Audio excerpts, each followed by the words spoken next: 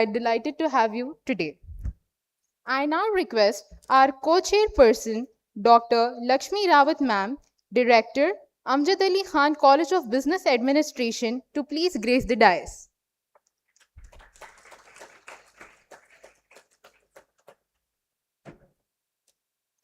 Dr. Lakshmi Rawat Ma'am, an accomplished educationalist with a wealth of experience in teaching, training, administration, and consulting. Ma'am has over 18 years of experience in designing and improving synthetic routes to support studies and also bringing about challenging and innovative technique and learning atmospheres. Her passion for creating a positive learning environment that fosters creativity, critical thinking, and problem solving skills is truly inspiring.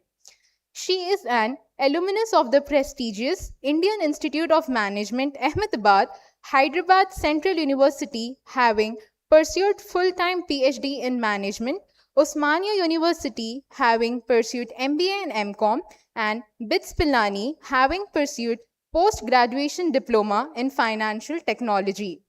Throughout her career, Dr. Rawat has held various positions in academic institutions, including Director of Admissions and Promotions, Dean, HOD, Associate Professor, and Corporate Experience.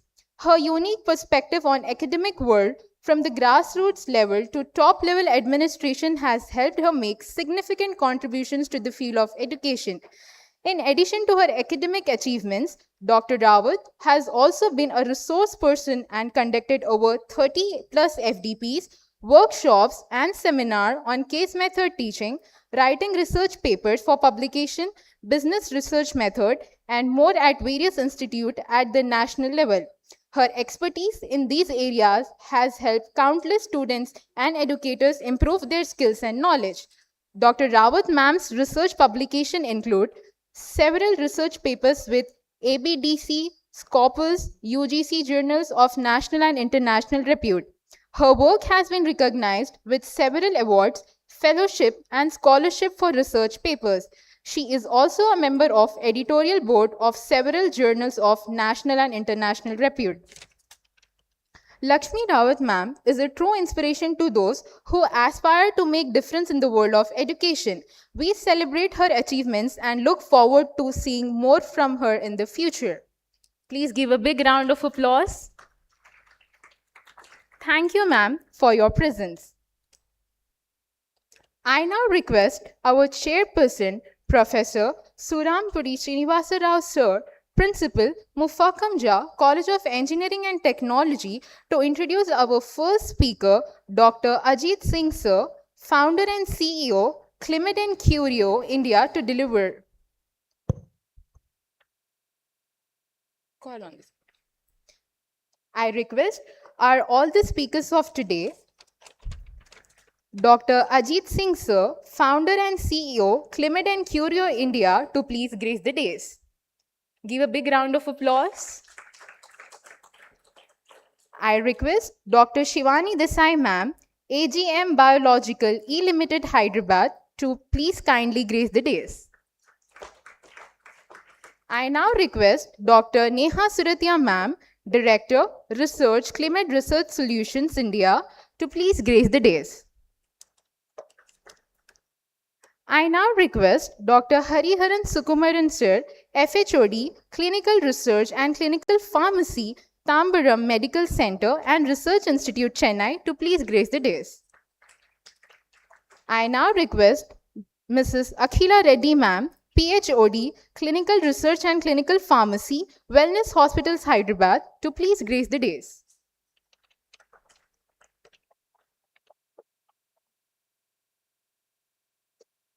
Thank you to all the speakers for having. I thank you all the speakers for having today. I now request our chairperson, Professor Surampuri Srinivasa Rao Sir, Principal, Mufakamja, College of Engineering and Technology, to introduce our first speaker, Dr. Ajit Singh Sir, Founder and CEO, CliMed Curio, India. Yeah, thank you. And good morning to one and all. It's my privilege and honor to introduce Dr. Ajit Singh. founder and CEO at Curio and CliMed Research Solutions, India. He's an young entrepreneur and scientist who has completed his PhD in July 2019 in cardiology from the eminent Manipal Academy of Higher Education, a leading organization in research and education in India. In March 2021, he was appointed as a research scientist for ICMR at the Department of Medicine, Kasturiba Medical College, Manipal. He also serves as National Director for Research at the World Youth Heart Federation and Principal Investigator for Manipal Heart Failure Registry. In July 2021, he was appointed as Vice President of the Medical Artificial Intelligence Wing at Indica AI, Mumbai.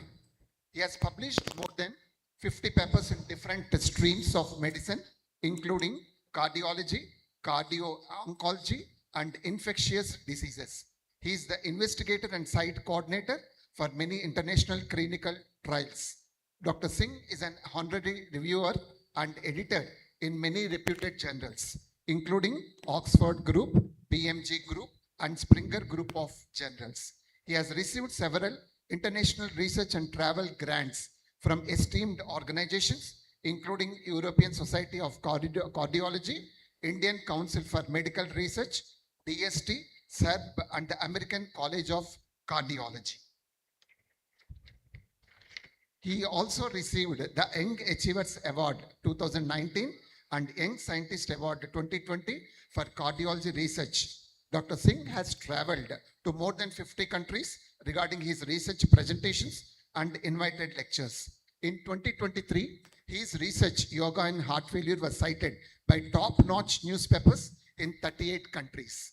After presenting 3 papers in ESC Heart Failure 2024 in May in Lisbon, Portugal, Dr. Singh recently completed the super specialization in cardiology from Naples, Italy, fully funded and offered by the European Society of Cardiology in September 2024.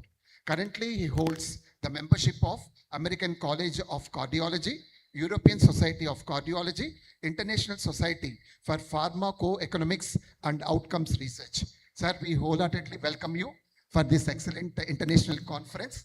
Once again, thank you for accepting our invitation. Thank you, sir, for your valuable words. I now request Dr. Ajit Singh, sir, to deliver a speech on entrepreneurship and pharma innovation leadership. Thank you.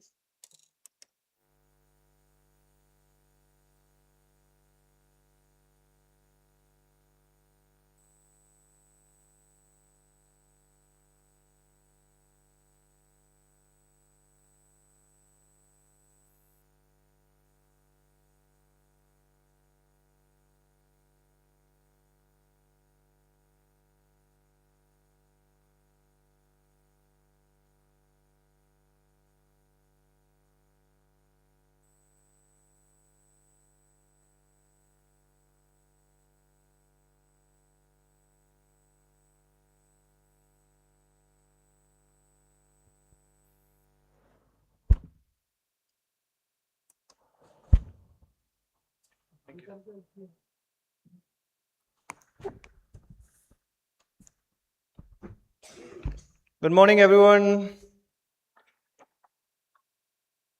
A little less number of people, but that's okay. So, guys, are you energetic? Pakka? Good morning again. Okay, so today let's learn some business. Entrepreneurship and pharma innovation leadership, that is my topic. Yesterday I said that I prepared the slides in 3 minutes. Today I will say that I prepared these slides in 3 hours. I sat last night, I sat today morning, and then I kept many minute details what all of you need. And I'm telling you, next half an hour, you are going to enjoy the entire presentation. Again, I would like to thank all the panelists, all the chairs, co-chairs. Thank you for giving me this opportunity. And thank you, Sultan-ul-Uloom College of Pharmacy, for collaborating, and entire staff, entire management. So, let me start. भाई ये काम नहीं कर रहा है No? You will change from there?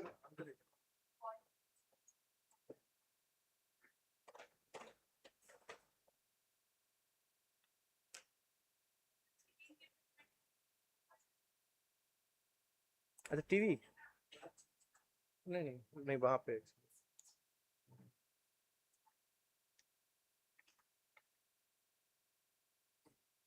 हाँ okay fine. Yes guys, so you got to know a little bit about me. I don't have much to say else. So why we are discussing this topic today? This is very very important because we see, we are coming out of the traditional methods of healthcare management, and now technology is taking over. If I say technology, that have started in 2008-9 only, when we shifted. You might not be aware of, the students might not be aware of that there is a trend and there are the levels. In 2006-7 there was pharma 3.0. Pharma 3.0 was when everything was manual. I mean, the production, the work, manufacturing, QC, everything was manual. Okay. And then the Pharma 4.0 came, right? 2016-17. Then they started using technology and, came towards the automation of the machines, right? They started using the machines, they started using the technology for the production, for the manufacturing, for the QC. I mean, every domain of healthcare. That was Pharma 4.0. And now the Pharma 5.0 has launched. And that is smartness. So smartness means completely, we are shifting even the machines, to the smartness, the AI integration, artificial intelligence integration. So with the help of AI, we can, we can fasten our process of clinical research. Guys, I request all of you, if you want to talk, please talk to me, otherwise don't talk. I can see from here everyone's face. Okay? I'll point out and ask you the questions in between of my class. If anybody I see speaking in my class for the next 30 minutes at least. Okay? Everyone? Yeah. So, we are rapidly transforming. The evolution has, taken place. Again, it is like 5-10 years we are starting, then we are reaching the peak, and then again something new is coming and taking over, right? And now it is AI and machine learnings and the smartness, if I say, right, smartness of machines, so they can take the decisions as well, right? So first thing, evolving healthcare, then job creators. Now, I'll show you the slides statistics, how people are shifting towards creating the business, creating the jobs, not seeking the jobs. I mean, definitely, if there is no job seekers, the companies will not run. Absolutely not, right? But now people are showing interest to create the businesses, to create the jobs. And it is very important because right now our ecosystem is very good and we need more companies, more startups, more manufacturing units, more QC units, and more AI units in India. And you must see that how we are running faster than any other country in the world, I'm telling you, right? And unmet needs, increasing the clinical gaps, demanding the innovative solutions. And definitely we are looking up to you, the next generations. We are looking up to you that you will come up with something more, something extra, something new, right?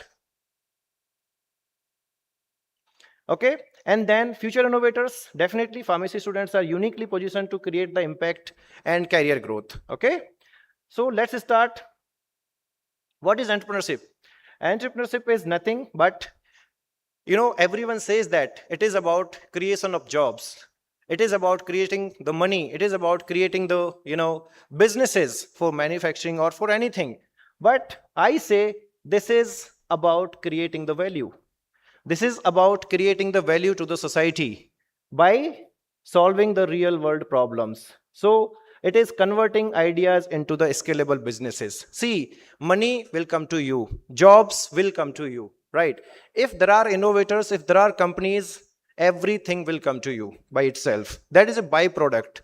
See, if somebody is running a company, definitely they need the people, right? They need the manpower.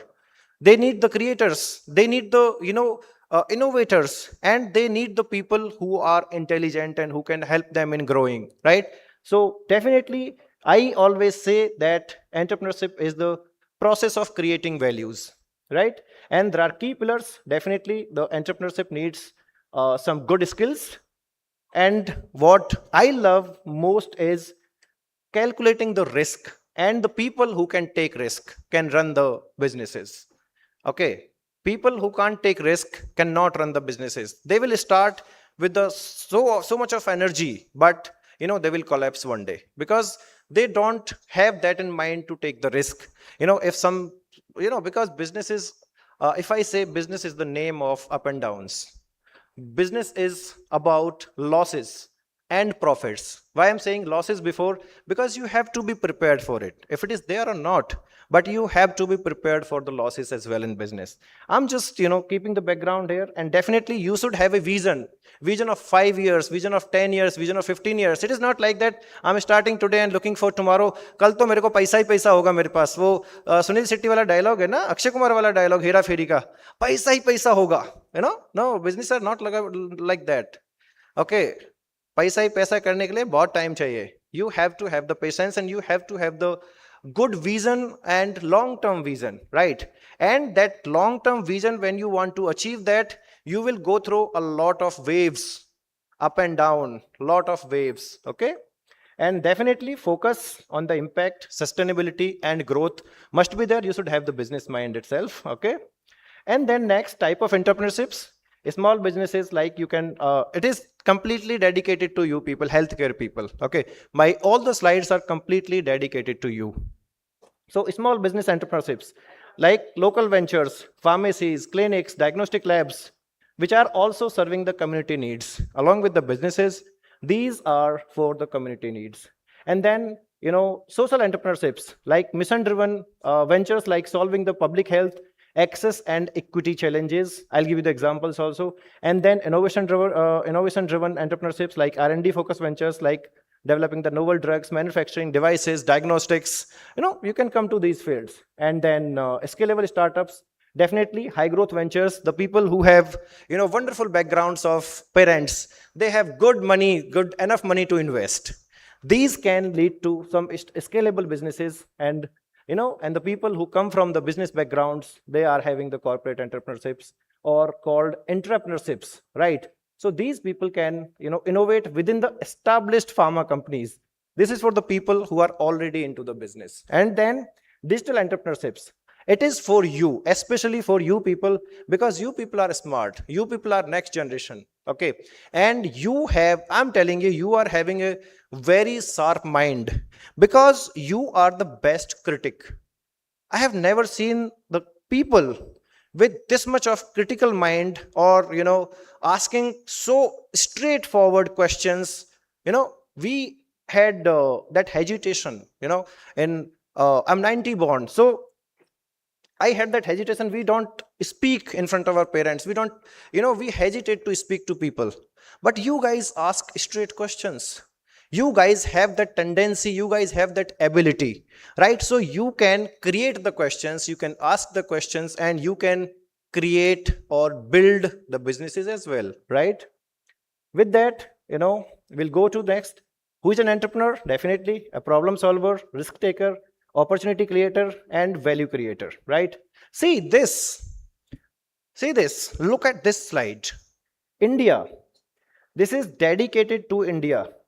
According to DPIIT recognized startup system, there are 2.2 lakh startups right now in India. India is officially recognized startup base in among the world's largest startup ecosystem. Okay, and there are 55,000 startups added recently in 2026. In first quarter of 2026, 55,000 startups. Can you imagine? Monthly, out of 4 months, you just think of every month 12,000, 13,000 startups are adding. Definitely everyone is not running long term, but at least they have courage. They implemented their ideas. And I always say, I have heard somewhere that the best compliment to your idea is implementation. If you have an idea, please implement it. That will be the best compliment to your idea. Okay. And then there are 23 lakhs job created in last 5 years. Look at this. This is for last 5 years. 23 lakh jobs have been created by the startup ecosystem in India. Okay, and these are the facts. And 48% out of you, I can see here 98% of my girl audience, and you are the young mind. See, look at this number. 48% women participation. Till now, right now, we have nearly half of all startups, including women founders and co-founders. So it's a wonderful opportunity for you to flourish the world, to showcase your abilities. Okay, every one of you, I can see only a few, boys here and there, but all girls. And this is the wonderful, choice to go for the businesses. And my slides are dedicated to you girls. Okay, see, the color also I chose pink. Okay, see the color combination of my slides. Yeah. So Indian pharma sector, by the numbers, look at this. We are right now having India's pharma market size, which is third largest globally by the volume, with $50 billion. And then 20% share in the global generic medicine, which exports from India. Look at this number, 3,000 plus pharma companies operating across India. Okay, and then healthcare jobs supported by the pharma ecosystem. There are 10 million plus jobs just by the pharma. 10 million jobs means 1 crore people are just working in the pharma industry. 1 crore people working in the pharma industry. So if you think we are in some wrong course, we are in some wrong place, please remove that mind, and please remove that person also who is filling your mind with these thoughts. Okay, just cut down today itself, block their numbers. Who is telling that pharma is not good? Okay, yeah. India versus global startup ecosystem. Look at this. USA is number 1, UK and China, very strong competitors, but India is number 3rd. Look at this, out of 197 countries, I'm not sure 197 or 196, what is the number of countries in the world? I'm very bad in that, but I'm telling you, out of 197, we are at the 3rd number. If it is 150 also, out of 150, 3rd number in the startup ecosystem. And then India is now growing faster than any other country in startups, 12 to 15% annual growth in the innovation. Now, why healthcare needs entrepreneurs? Rising disease burden, high treatment costs, accessing the gaps, because we have in India, we have most of the people who are underprivileged, who are in the rural settings, and they are not accessible by our healthcare system, or they are not accessible to our healthcare system.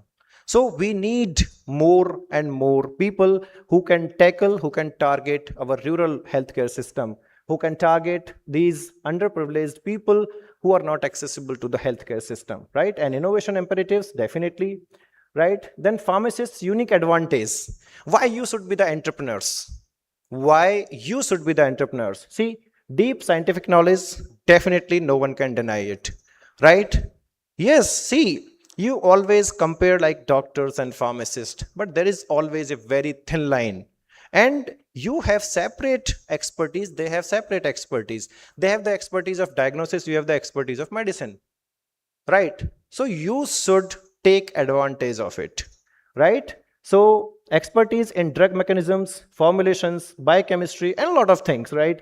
Clinical exposure. My PharmD friends, you have the best clinical exposure, direct understanding of patient needs, treatment gaps, care pathways, then regulatory, my M-Pharm people, B-Pharm people, interdisciplinary thinkings, ability to bridge the medicine, technology, business, and policy, and then global market access, because India is pharma export, one of the pharmacy hub or pharmacy of the world. India is the pharmacy of the world, Then see, entrepreneurship for pharmacy students, definitely a lot of things. You can go to the drug development, clinical research, medical writing, pharmacovigilance, digital therapeutics. You can create the tools, you can create the algorithms, you can create the devices, you can create the apps, applications which can be used for, the real-time problems, right? And then see in the pharmacovigilance, lot of things in the drug development, from the phase 1, phase 0, preclinical to the post-marketing phases. There are thousands of the spots where you can tackle, and you can start your own, startup. A little can change a big, big in the system. Little things what you start can make a big impact in the system, right? See, domains of entrepreneurships in pharma, manufacturing, pharmaceuticals, clinical research, pharmacovigilance, digital health, health tech, medical devices, public health and HEOR, AI and data analytics, wellness and preventive care, pharma education and edtechs. See, what is CliMed? CliMed is clinical research and edtech, both. We are into the education, we are into the clinical research. We are contract research organization, and yesterday we have launched another institution. Kirio is another institution, right? So there's a lot of scope anywhere you can come. See, pharmaceutics based startups on the novel drug discovery, innovative systems for targeted control release therapies, generics and herbals, manufacturing, nutraceutical brand building. You can go to the services. See, there are two types of jobs you can create, two types of startups you can create, either product based or service based. You don't need to create the whole building. Let me tell you, you don't need offices nowadays for business. Let me tell you, you don't need offices for the business. You can sit home, you can, manage thousands of the people sitting in your house. I have seen the entire big firms which just, they have registered the offices and they don't sit. Okay, they don't sit in the office. You need office only if you need machinery, like we have our CDM office, where we just work on the clinical data management. We need storage systems, we need cloud systems and all. So we need one office. Otherwise, for our edtech, I have no office. Okay, for our courses, we have new institution though in Bangalore, Curio, but CliMed Academy is running completely virtual. Okay, so think of, you have a lot of opportunities. You don't have to invest much. You just have to work on the creativity and innovation. Okay, and personalized medicine, tailored therapies based genomics and patient profiles. And see, other pharmacy domains, clinical research startups, CRO, medical writing companies, drug safety consultings. Guys, please sit down. Please sit down. Don't walk here and there. Please sit down. Okay, so drug safety consulting companies, pharmacovigilance and adverse event reporting services. See this, multiple non-traditional opportunities await pharmacy graduates beyond the clinical roles. As I'm telling, this is the era of change. You have to change multiple traditional systems to the next gen solutions.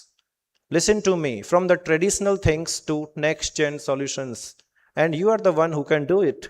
Digital health and startups, telemedicine platforms connecting patients and providers remotely, expanding access to care, AI based diagnostic tools, wearable and remote monitorings. Technology is fundamentally reshaping how healthcare is delivered and experienced. You have to be a part of it, guys. You have to be a part of it. And then examples of innovation. So look at this. AI-driven drug discovery, digital therapeutics, chronic disease apps, app for the self-management, app for the medication adherence, app for the lifestyle coaching. Many of you might have joined the yoga from health. There are multiple applications, I won't say the names. But you might be learning yoga from there, you might be getting health tips, you might be getting obesity tips. A lot of things are there, right? You might be getting mental health tips from the startup, multiple startups apps, right? Remote patient monitoring. So see, this pharma plus tech is future leadership. The convergence of these fields define the next area of healthcare, right? Now look at this, real world success stories. Guys, please sit down. Okay, so we built a telemedicine platform that reached 2 million patients in tier 2 and tier 3 cities within 18 months. Who says that? Priya Sharma, co-founder of MedReach India. Our AI-powered drug interaction tool is now used by 10,000 plus pharmacists across 5 countries. Rahul Mehta, CEO of Pharma AI.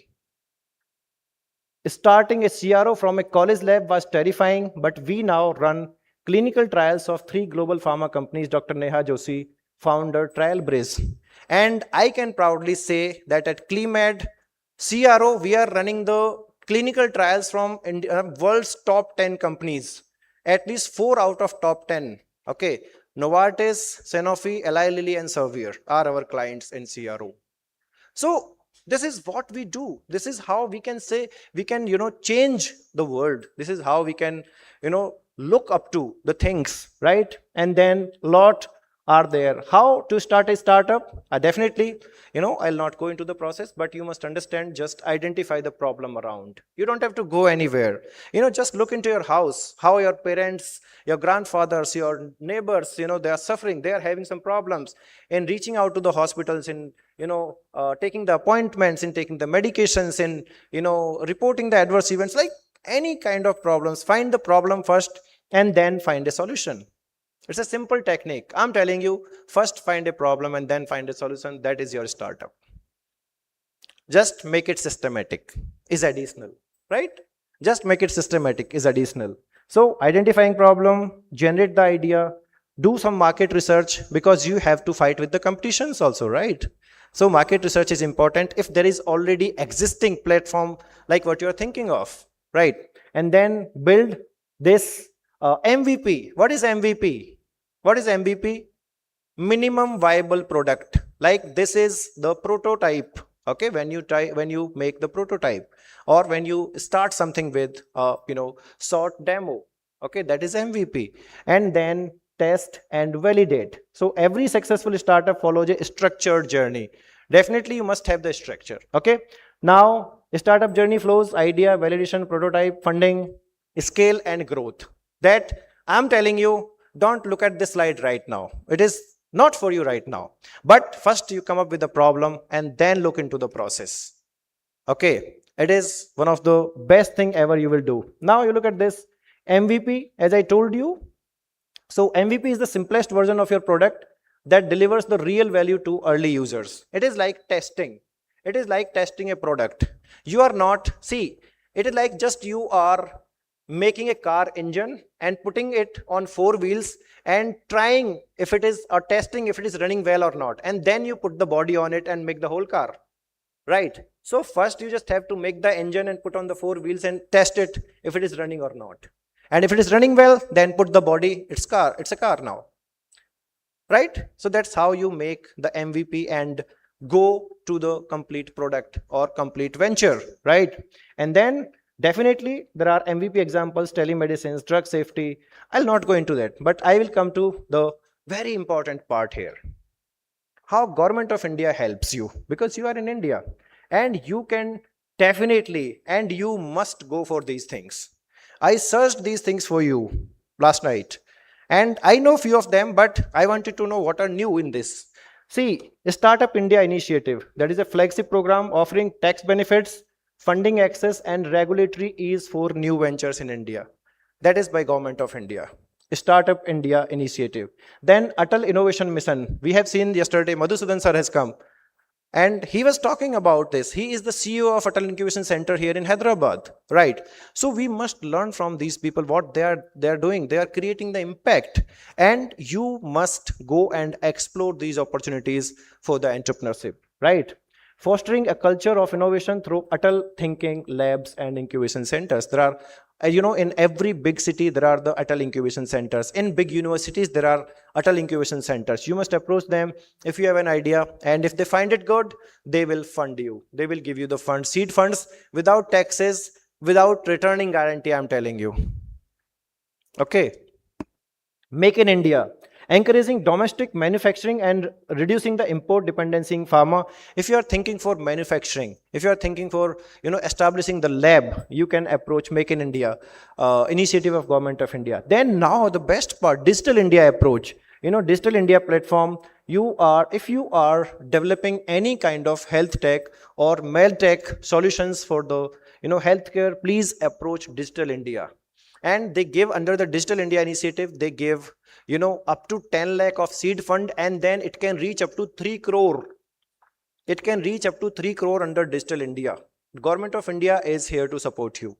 Okay. And then see, There are many others, grants and funding supports, Startup India seed funds, SISFS, biotechnology ignition grants. If you are into the biotechnology labs, establishment of labs, buying some, very hi-fi machineries or the tools or equipments, go for biotechnology ignition grant. And then MSME funding schemes. If you are starting a company, then incubators and accelerators are there, right? Especially for women, women focused benefits, dedicated startup quotas are there. So they have the quotas for women in India, and in the startups also they have the reserved funds for women in India. Our government of India supports women entrepreneurs a lot. Okay, and lower interest loans for the women. Their interest rates are half of the what they usually give to the public. And then collateral free funding. You don't have to show any collateral. If you are a woman, you want to start a funding, you want to start a business, then you don't have to showcase any collateral in that. Guys, please sit down. Again, I'm telling, CSR based financial support. Okay, there are multiple things. Tata Foundation, Tata Trust, Tata Trust is there. And if you look around, Reliance Trust is there. And there is one trust, they support almost every startup in India. Singania, you might have not heard. Singanias are there. They give up to 1 crore rupees. And there is a big startup, IIT Kanpur and IIT Chennai, the IIT Madras, right? They both have their own two buildings which are sponsored by Singanias, right? And there are multiple CSR based financial supports. Multiple funding pathways exist for every stage of a startup journey. Then see, these are some funding stages from idea to scale. First, you can get fundings for pre-seed. You can start your things, and then you can go for seed stage where angel investors, incubators, government schemes can work on. So pre-seed means like when you are just thinking of and you just have a prototype of your prototype, not even prototype, like you have the plan on paper, full-fledged plan of your business on paper. And then you can go somewhere, I have this plan, but I don't have money. So if you're getting that money, that is called pre-seed. And once you go the seed stage, when you want to build the product, when you want to build the company, when you want to establish it, pre-seed. Then series A, series B and beyond means when you are in the phase of growth. When you are growing the company, then you go for series A, series B and beyond fundings. Okay, so you must know these things. Definitely when you are building it, you must have some idea of it. But I'm telling you, when you are starting, you will get through it for sure. Okay, now see, look at this, dedicated to all of you. Women entrepreneurs in healthcare. With 48% of startups, including women participation, women are growing leaders in pharma and health tech, solving the key healthcare problems like, and they have multiple schemes. Government of India and other schemes are there. Startup India scheme, where loans for women-led businesses in manufacturing, services, tax-free, collateral-free, okay? And WEP platforms, women entrepreneurship platform, we call them WEP, which are providing mentorships and resources. Then trade scheme, trade-related entrepreneurship assisting in, for the developers and for the creators in India. Then state-level supports are there. See, in Telangana, women entrepreneurship hub is there. WE hub is there in Telangana. Women Startup Policy Karnataka, Women Startup Mission Kerala, Financial Initiatives Maharashtra. So every state also has the support to the women. Okay, if you are the women entrepreneur, if you want to start a business, you have a lot of advantages over the man, I'm telling you. And that is to encourage you. It is not like you are privileged or something. This is just to encourage you. So you can come out, you can put your ideas into the reality. You can contribute more to the world with your ideas, right? So please come up and start. Okay. So with that, I have a question for all of you. Tell me your favorite female entrepreneur's name. Yes, guys. If you ask me right now, in this chamber, we have Dr. Seetal Chauhan, we have Dr. Richa Goyal, are my favorite entrepreneurs. But I have others also outside, which are, running really good businesses. I love this lady, very young lady. I met her last month. Dr. Parul Gulati, she's Parul Gulati, the Malkin, if you have heard of. You know that? You know her? So I really admire her for her business ideas and for her marketing ideas. Yes, so tell me, who is your female entrepreneur name, favorite female entrepreneur? Who will tell me? Anyone?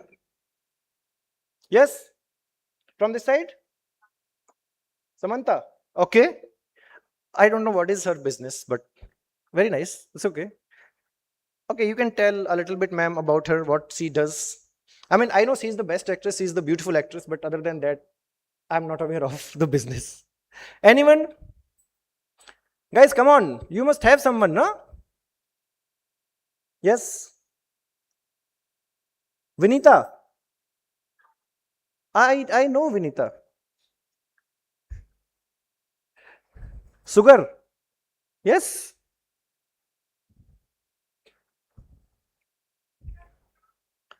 Who else? Namita Thapar. Oh, she was in the controversy recently.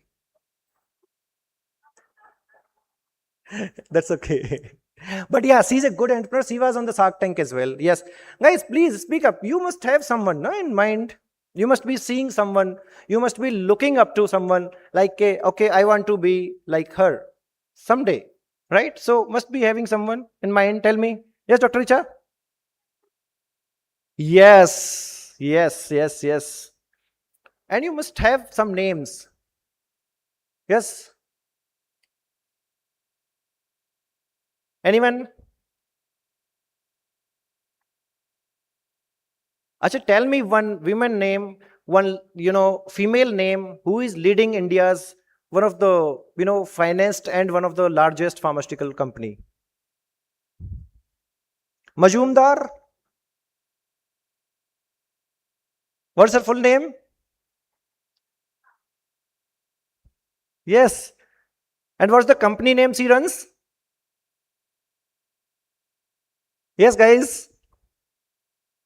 You must be aware of these things, literally. Biocon. Yes. Biocon. So, see,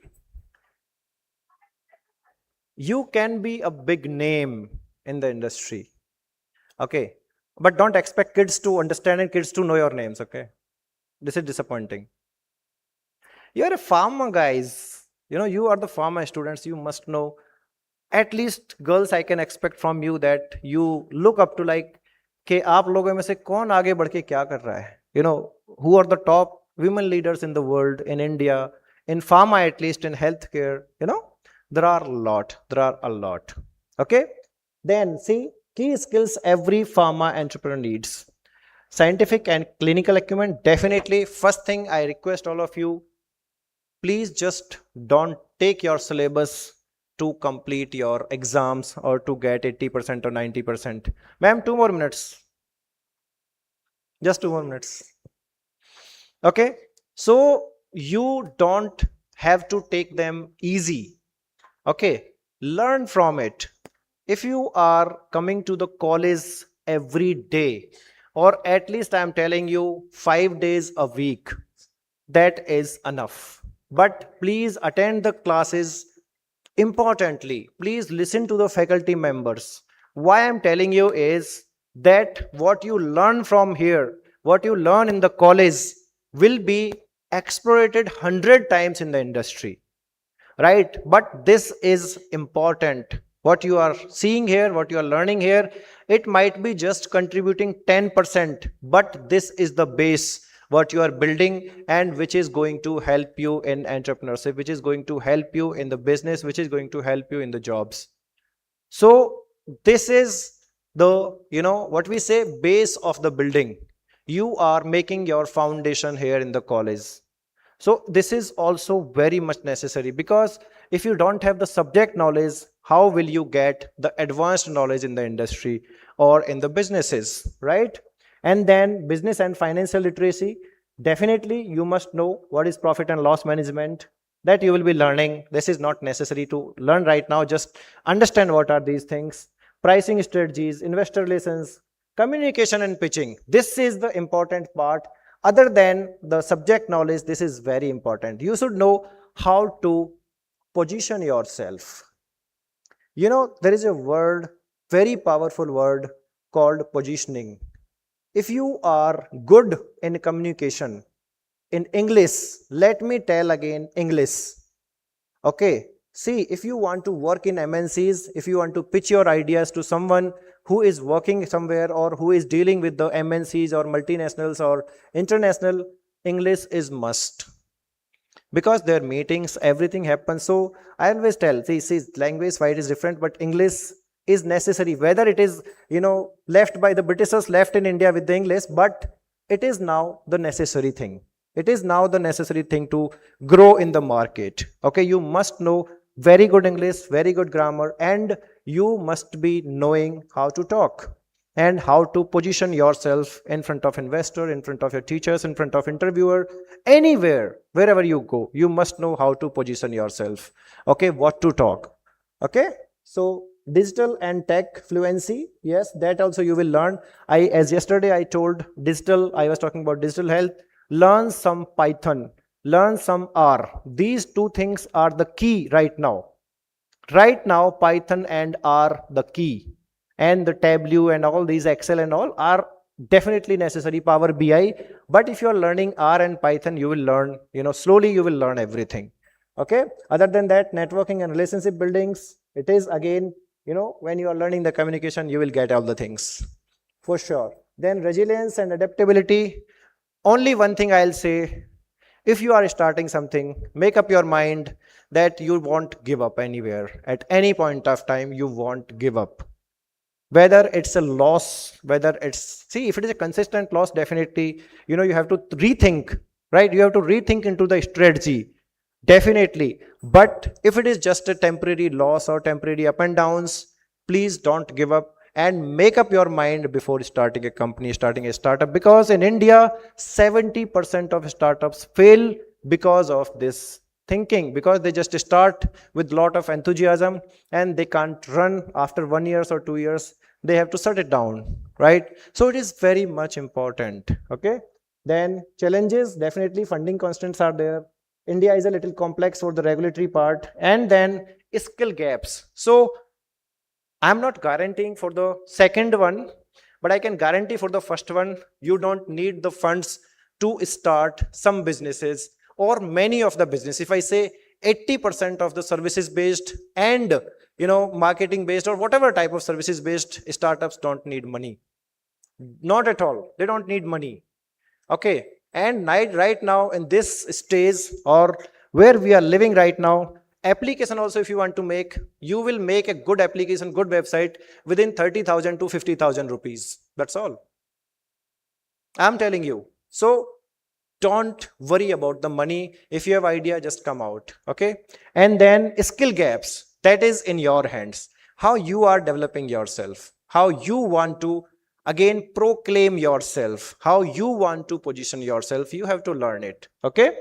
So your action plan for today, week 1 to week 2, identify your problem space. Then next 2 weeks, you have to research and validate. Then month 2, build your network. Month 2 to 3, develop your MVP. And after the month 3, apply for fundings and become the entrepreneur. Okay, so this is your action plan. This is not just a slide. This is for you. Take a snapshot or I'll share the slides. There is no copyright. Okay. I'll share the slides, keep it with you, but please, whoever is interested, start working on this. This is slide and this is the action plan for all of you. Start it today. Okay.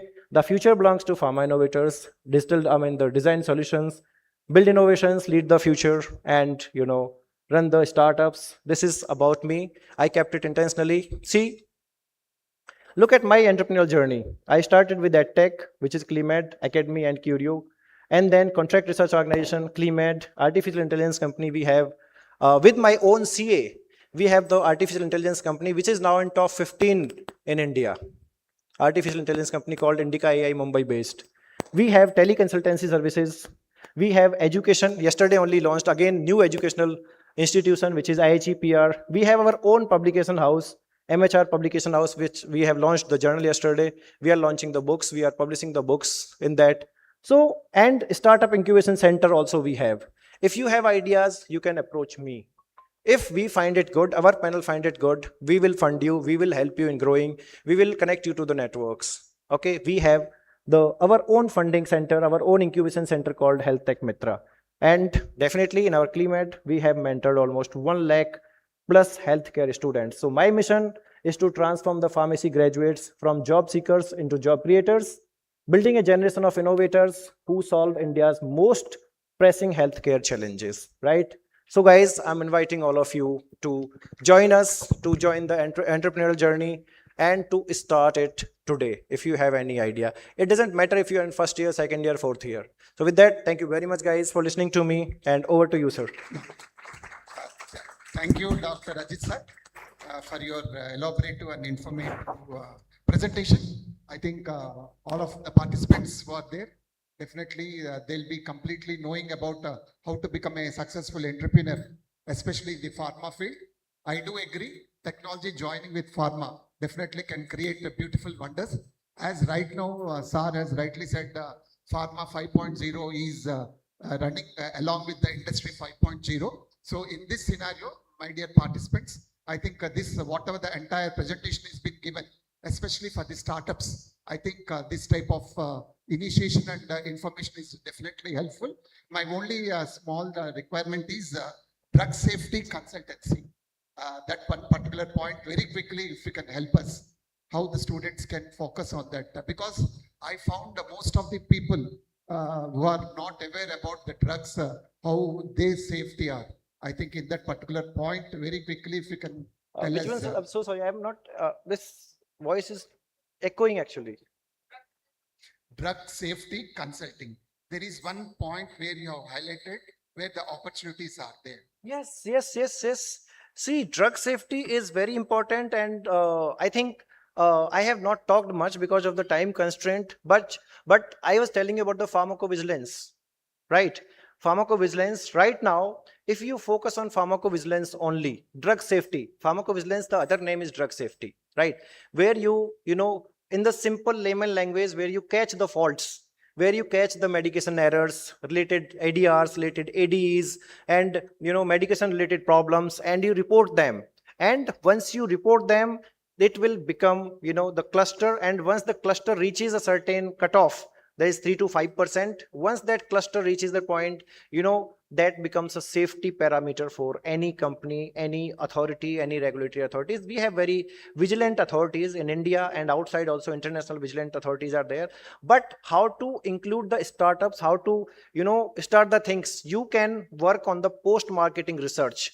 Okay, post marketing research surveys. You can develop the applications, you can develop the registry websites, you can get into the clinical trials, you can get into the ADR reporting systems, you can get into the literature review search, which can help you. You can get into the case processings, you can get into the case reportings. You can make the faster, you can make the process faster, you can make these things easier for reporting, and easier for the people to track, and easier for the companies to ask. Right now, let me tell you, you might have studied or read in the hospital, in the colleges, that you can report the ADR by filling the form in the hospital, or by calling the IPC, Indian Pharmacopoeia Commission, or by calling the PVPI, Pharmacovigilance program of India, right? You can write the email, everything. But you don't know now, you can post your ADR or ADE on LinkedIn, Instagram, Facebook, anywhere, and they can track it down. They can trigger the case from your social media also. That is the power of startups, that is the power of AI. They can track down your, if you are reporting an ADR on the LinkedIn, in Instagram or Facebook, anywhere, they can track it down and they can report it immediately. So this is the power of your innovation. Power of innovation. Because the people thought of, like, if the people are just writing, "Arey, I took paracetamol today, I got this problem, I will keep on Instagram." They even read your Instagram stories, they filter it out. If you're just keeping it for 24 hours, it will be recorded in there, because they have some filters. They have created the algorithms, like anywhere in the world, they just run the search for 2 minutes, and everything related to those key terms will be absorbed into the system. And then they will call you, they will track you, they will call, they will ask you all the details. Yeah, so there are a lot of things, sir. Right. Thank you very much. I think one more round of applause for his good presentation. Thank you. Thank you very much.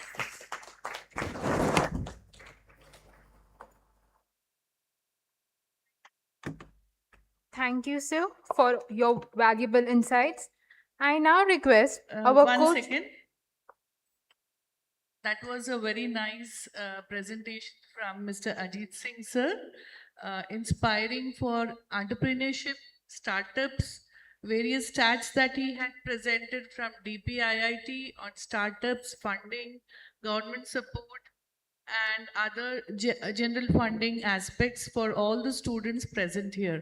My dear students, this is a very excellent opportunity to ask for any questions, queries that you have. We would give opportunity to at least 2 questions from your end. Do we have any questions? Please raise hands. Girls and boys?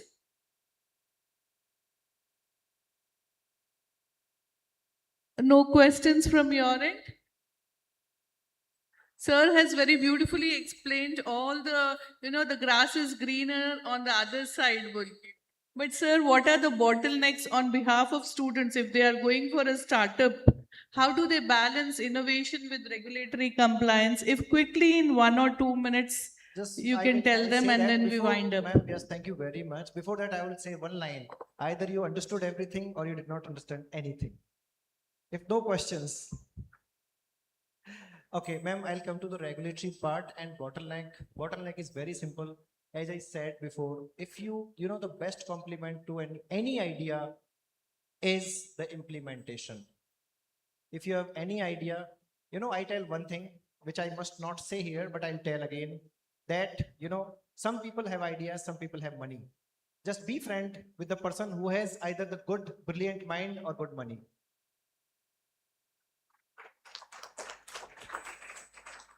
Okay.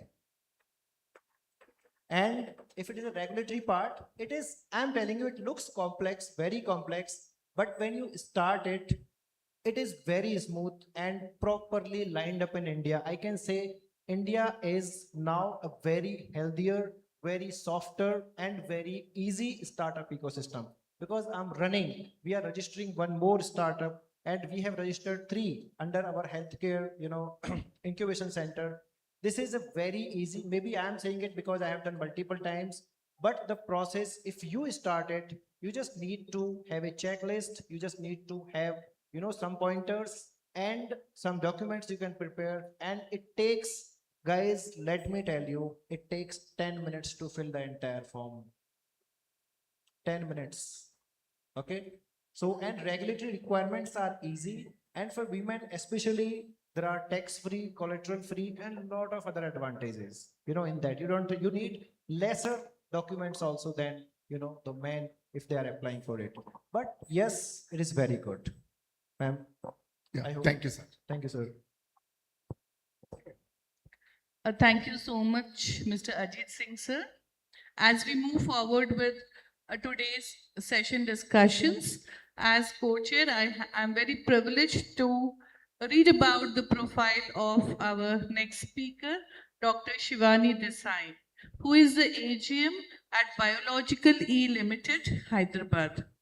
Dr. Desai is a clinical research and vaccine development professional currently associated with Biological E Limited, Hyderabad as Assistant General Manager. She has expertise in clinical development, translational research, vaccine innovation, stem cell therapy, diabetes research, and pharmaceutical sciences. She has contributed to several research projects and publications in the field of diabetes management, stem cell applications, vaccine development, and regenerative medicine.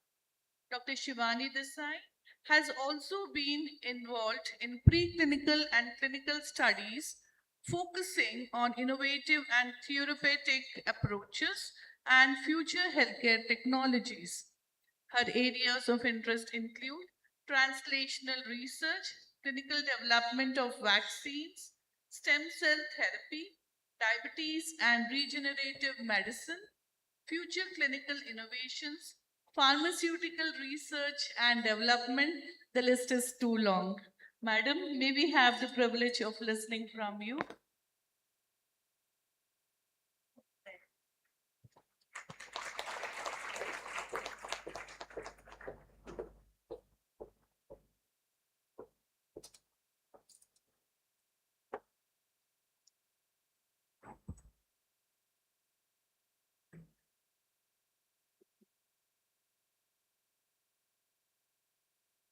This is just like same here, right?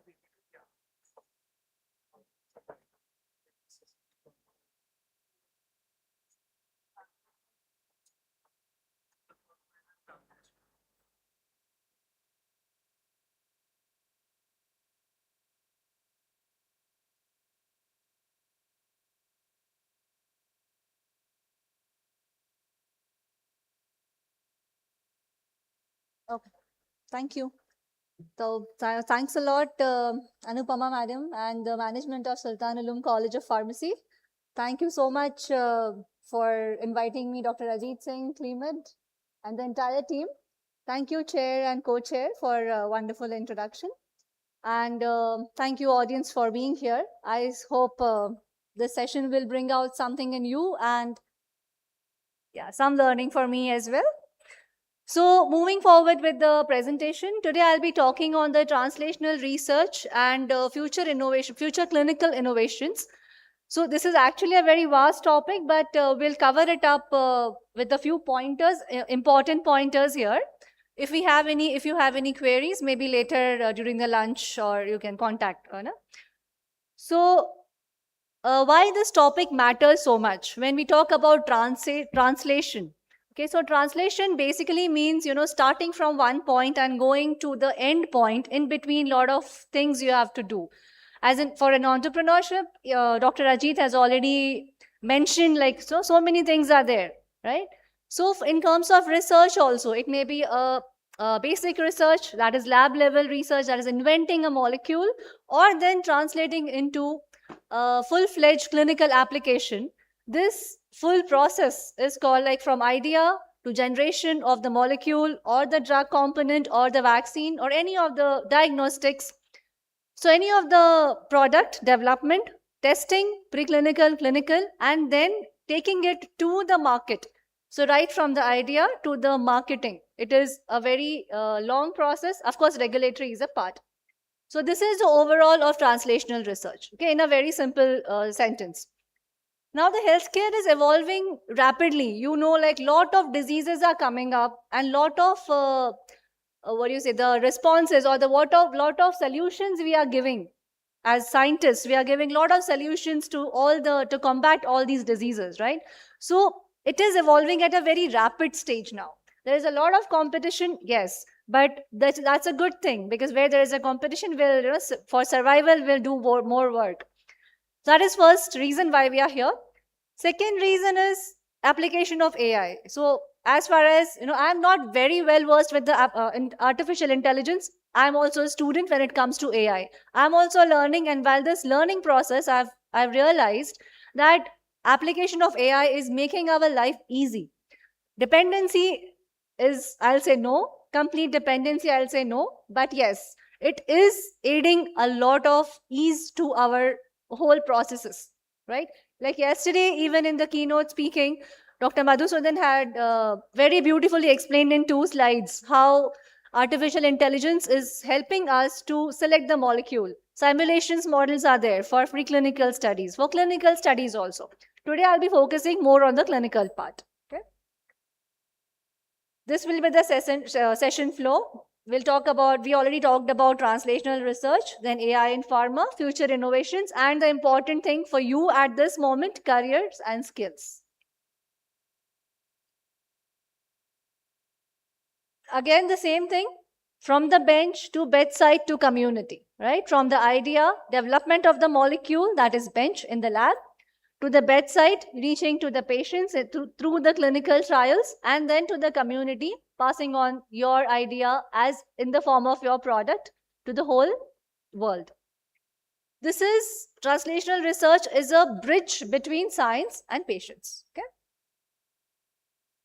Now when we talk about the gaps, there are a lot of gaps, but we'll be focusing only on these 2 pointers today. First is laboratory discoveries don't reach the patients easily. Okay, there are so many startups, like Dr. Ajit just mentioned about the healthcare startups. The number is like huge. Even I was surprised to know that. So number is really good. But the thing is, we are not able to understand where and what discoveries are happening. Just not in the world, in our own country, in our own state also. Even in big institutions, one lab is discovering something, the other lab doesn't know about it. So this is, of course, we're coming with the social media, it has becoming easy for us to reach. But again, AI is also going to play a good role in reaching out. So AI is going to, maybe it will try to bridge the gap between the lab and the patients. Time, cost, and regulatory barriers. These are really very important barriers as of now. Like time, it takes at least 10 years for a molecule to already identified molecule to go to the market. At least 10 years it will take, 8 to 10 years minimum. But again, coming with AI, we can fasten this process. Cost, again, research cost is lot. Sir has mentioned about a lot of funding opportunities. Why these funding opportunities we need and seed funding or the investors funding will not come from one thing. We need multiple funders because the cost involved in the development of the molecule is really high. And of course, regulatory barriers, which is a good thing that it will regulate our the overall process and our whole process of development. But sometimes, it takes like really long for this regulatory processes. And I will not go into much detail about explanation. I can share this slide with you, this particular slide. There are just 5 stages of translational research. First, we all know this, but there are some terms given to this. So this is just a technical way of representing the system which I just mentioned. First is T0 stage, which is the basic research we do in the lab. You all must be doing. Yesterday, I evaluated some wonderful posters, and I could see like a lot of ideas were there. In fact, I was learning from your posters. So that is where the basic research is. Next is translating to the human. Once the basic research, the lab level development of the molecule is done, their preclinical studies are done, in vitro studies are done. After that, it will be tested in the or evaluated for the safety and its efficiency in the human studies. So when it is first in human trial, first in human study, that is T1 stage, that is phase 1 of the clinical trial. Then goes the translation to the patients, that is going to the 3rd stage of clinical trial, and which is followed by the translation to practice, which involves real world implementation of that molecule after the passing of your molecule or your drug from the regulatory bodies. For India, we have, what is the regulatory body for India? CDSCO. I won't take much time in waiting for your answers, but you should know this. It is CDSCO. And the Drug Controller General of India approves all these molecules. Yeah? For Indian market, different countries have different regulatory bodies. And last is the population impact. That is the T4 phase, where you will be translating your research, your product to the whole world, to the whole world population. Okay? As I said, there are a lot of molecules which are under research, but out of that, like this is just an example, 5,000 to 10,000. The range is like really high, right? Because 5,000 to 10,000, why I'm saying, again, not an exact range. But as far as my research is concerned, I've put those figures. It will vary depending upon your interest of research. So from all these molecules, only one full final drug will be approved by the regulators, like passing through all this T0 to T4 stage, which we just mentioned, right? So target identification, like first 5,000 to 10,000 molecules or N number of molecules, depending on your research. Target identification and the validation of your molecule is really important. Target identification means what is the target? What is the target area where you want to, like yesterday there was some psoriasis, then colon diseases, diabetes, there were a lot of different diseases you guys were targeting. So identify the problem and target it. Then start the whole process of screening the molecules, right? And don't deviate. You will, as I mentioned, you will have failures. We all know we all have failures, right? But don't deviate. If you are confident, go ahead. I won't go into much detail about this slide because you all know this. There are 4 phases of clinical trials, starting from the phase 1, that is the safety study, which is very important. If a molecule is not giving its efficacy, it is not okay, I will say. It is still manageable, but it should not be giving any adverse events or adverse reactions, right? So safety is first tested, followed by phase 2, phase 3, phase 4. Phase 4, before phase 4, after the drug passes the phase 3 study, which is a large scale efficacy study or efficiency study, after that, the regulatory approval will be given to the manufacturers to market their product in the to market their product in the specific country. And after that, phase 4 will start. That is a real world evidence you will be able to generate. In phase 4, majorly safety is the primary concern. Of course, efficiency is also studied.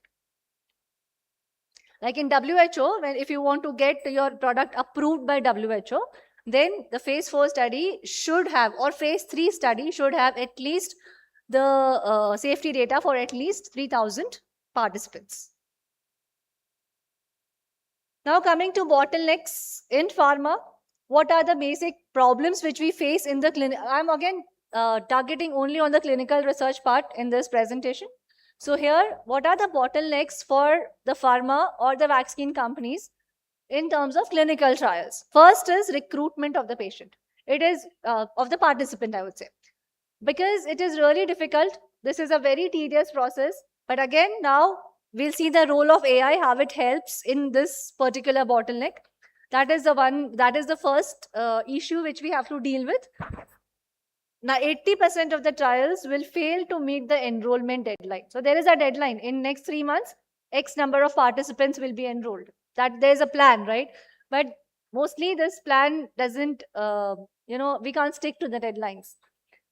Next is the trial design and complexity. Again, I'll not go into much details about the trial design. There are various types of clinical trial designs. And you have to finalize one clinical trial strategy, like which design you will follow. Again, then site selection is a problem because, we need like one molecule. Like for example, I'm working on one vaccine. There, the clinical trial should be conducted across India. So it depends. It depends upon the disease. It depends upon if it is an infectious disease vaccine or some antibiotic. It will again have this area has more number of incidences. So that area should cover maximum number of participants. And all these criteria are there. Then regulatory documents, dealing, then even financial and resources constraints. All these are the bottlenecks which we face in the real-time application of the clinical trials when it comes to pharma and vaccines. So now, how AI will help to overcome these few mentioned bottlenecks or few mentioned issues. These issues I have not gone into detail. There are a lot of technical issues coming in between. Regulatory barriers are there. Manufacturing barriers are there. Sometimes the whole lot will, the lot which is manufactured for clinical trials, that whole batch may fail. A lot of issues can come up. Now the AI, first and foremost, the issue which I discussed was the recruitment problem. The participants were not getting recruited, doesn't get recruited at the pace which we really want to. Here, by using the artificial intelligence, by using some programs, we can then go into the trial designing and optimization along with the site selection, and that will impact the recruitment of the participants. Next, after recruiting of the participants, after site selection, next is we will do the trial as per the designing. Even in designing part, the AI will help, and then we get the data. Now, data analysis, yesterday also there was a nice talk on the data set, data science, right? So that is again one of the career options for you guys to become a data scientist. Now, collecting the data, we have like enormous number of data. What will you do out of it? That is important. So data management is, clinical data management is a department which is there, which is a very important department. Okay, one data going here and there, it will disturb the whole result. It can impact your output of the trial. So data analysis is very important, where human errors are, they can happen. It is bound to happen. AI errors can also happen, but the chances will be less, right? So data analysis and regulated reporting, AI plays a very important role because it will streamline the whole process, And then coming to the supply chain management, we'll not go much into detail. This is the production side, and maybe if you have interest, we can discuss this point later.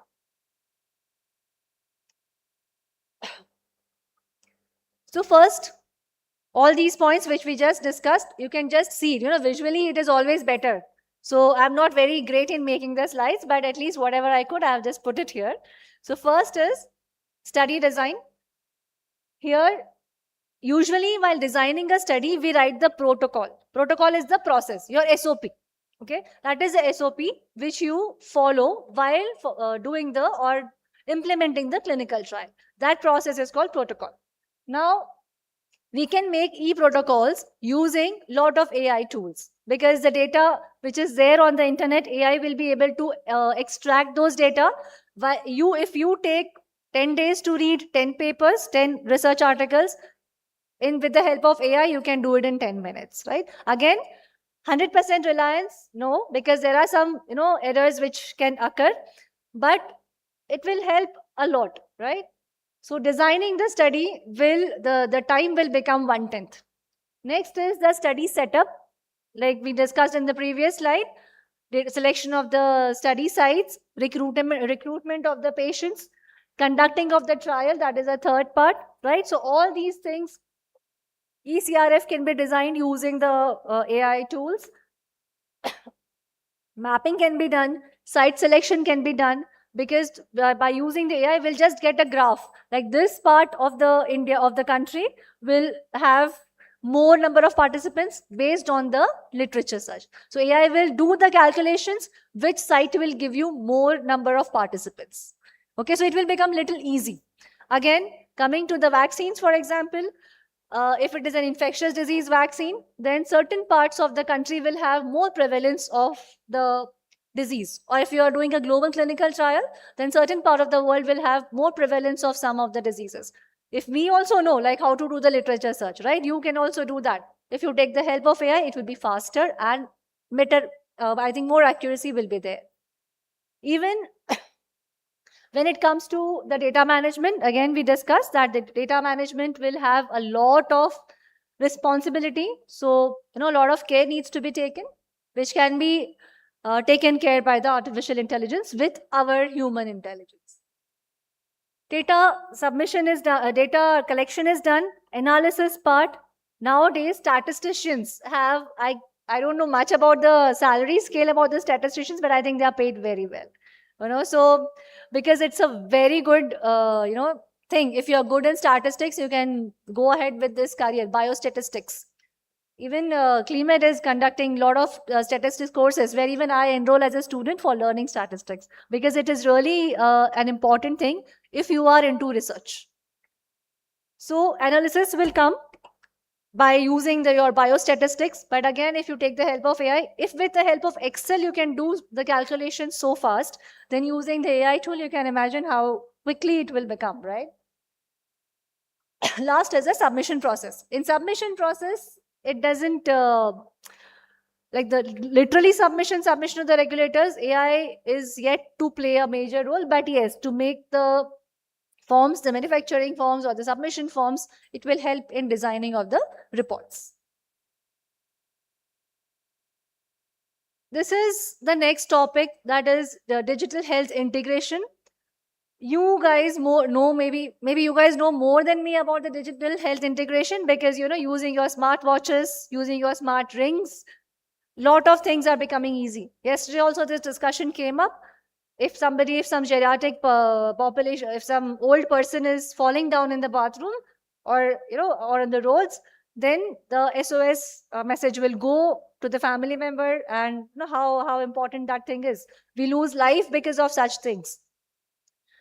So that is the the beauty of the smartwatches and smart sensors.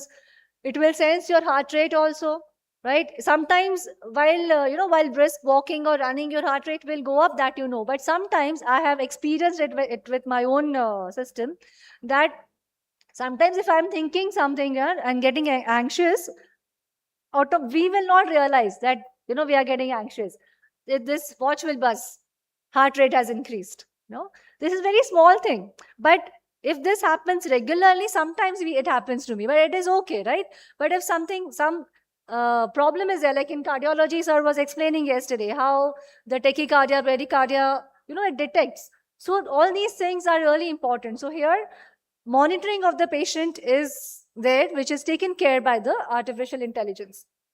Again, telehealth and virtual care. One important thing, we'll discuss these points in the upcoming slides. Coming to the future innovations about the clinical trials.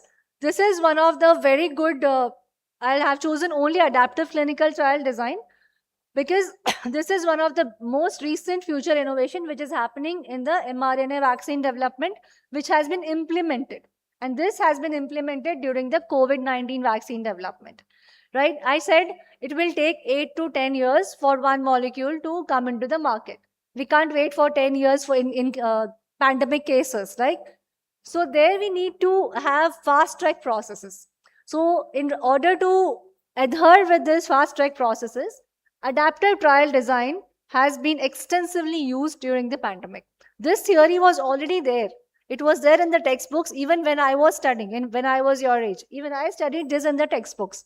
But application implementation was not there because we are scared. If we do it fast track, will regulators approve? And regulators will also not approve because it is not needed, right? But in case of emergencies, this has been implemented. Usually, you can see in the first this row, traditionally fixed sample sizes there. Like before starting of the study, we fix one sample size. We design the project, we design the clinical trial, conduct it, analyze it. Same system. 10 years, 8 years minimum. Coming to adaptive design, what we can do, there are various modifications we can do. We start a trial with some number of sample size. Sample size means the number of participants in the clinical study, right? So going ahead, after the first phase, we feel that the resampling is needed. We need to re-estimate the sample size. We can do it in terms of adaptive trials.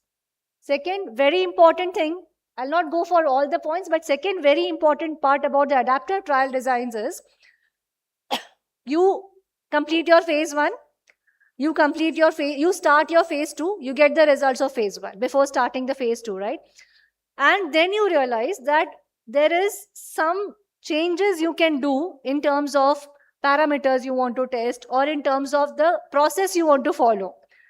In the conventional system, we have to follow what is written in the protocol. Here we have the chance, we have the ability of this trial is we have the chance to restructure the whole process. We can restructure, we can redesign in between also. We take some samples, that is called interim analysis. If there is the sample sizes of 500 participants, we collect the data of some 100 participants first, right? And then analyze those samples if we are not sure about our results. We analyze those samples, and based on the results of that interim data, in between data, we can change the process. So this is the beauty of this adaptive trial design. Okay.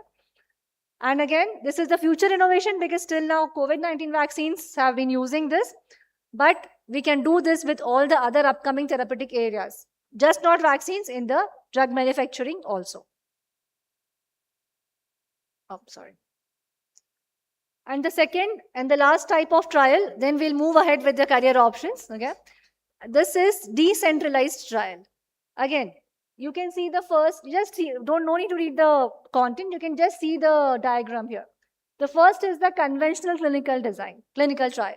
Conventional, what we just discussed. The participant will go to the center. Center is their hospital where the trial is conducted.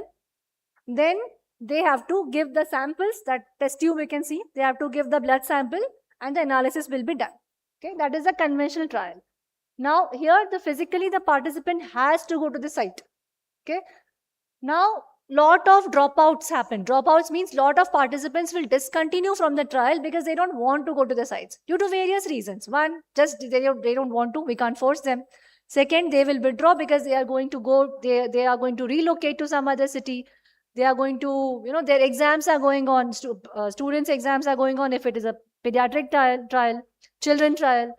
If it is a trial on the adult humans, they will have other works to do. some emergency will come in their family. They are not able to go to the site to give the sample or take the drug. Okay. In that case, next is the remote monitoring has come. The second one, hybrid. Hybrid means it is a mixture of physically going to the, like if I have 500 participants in my trial, some of them 100, 200 and even 499 also can come to the trial site, and one or the remaining participants can do it online. Okay. Online means how you will give the samples online. So it is not that, right? The system will come to you. Okay. The system will come to you. The trial sites will send their, whole collection person, the phlebotomist, along with a junior doctor. And, or if you have to give the vaccine or give the medicine, then, accordingly the nurse will accompany.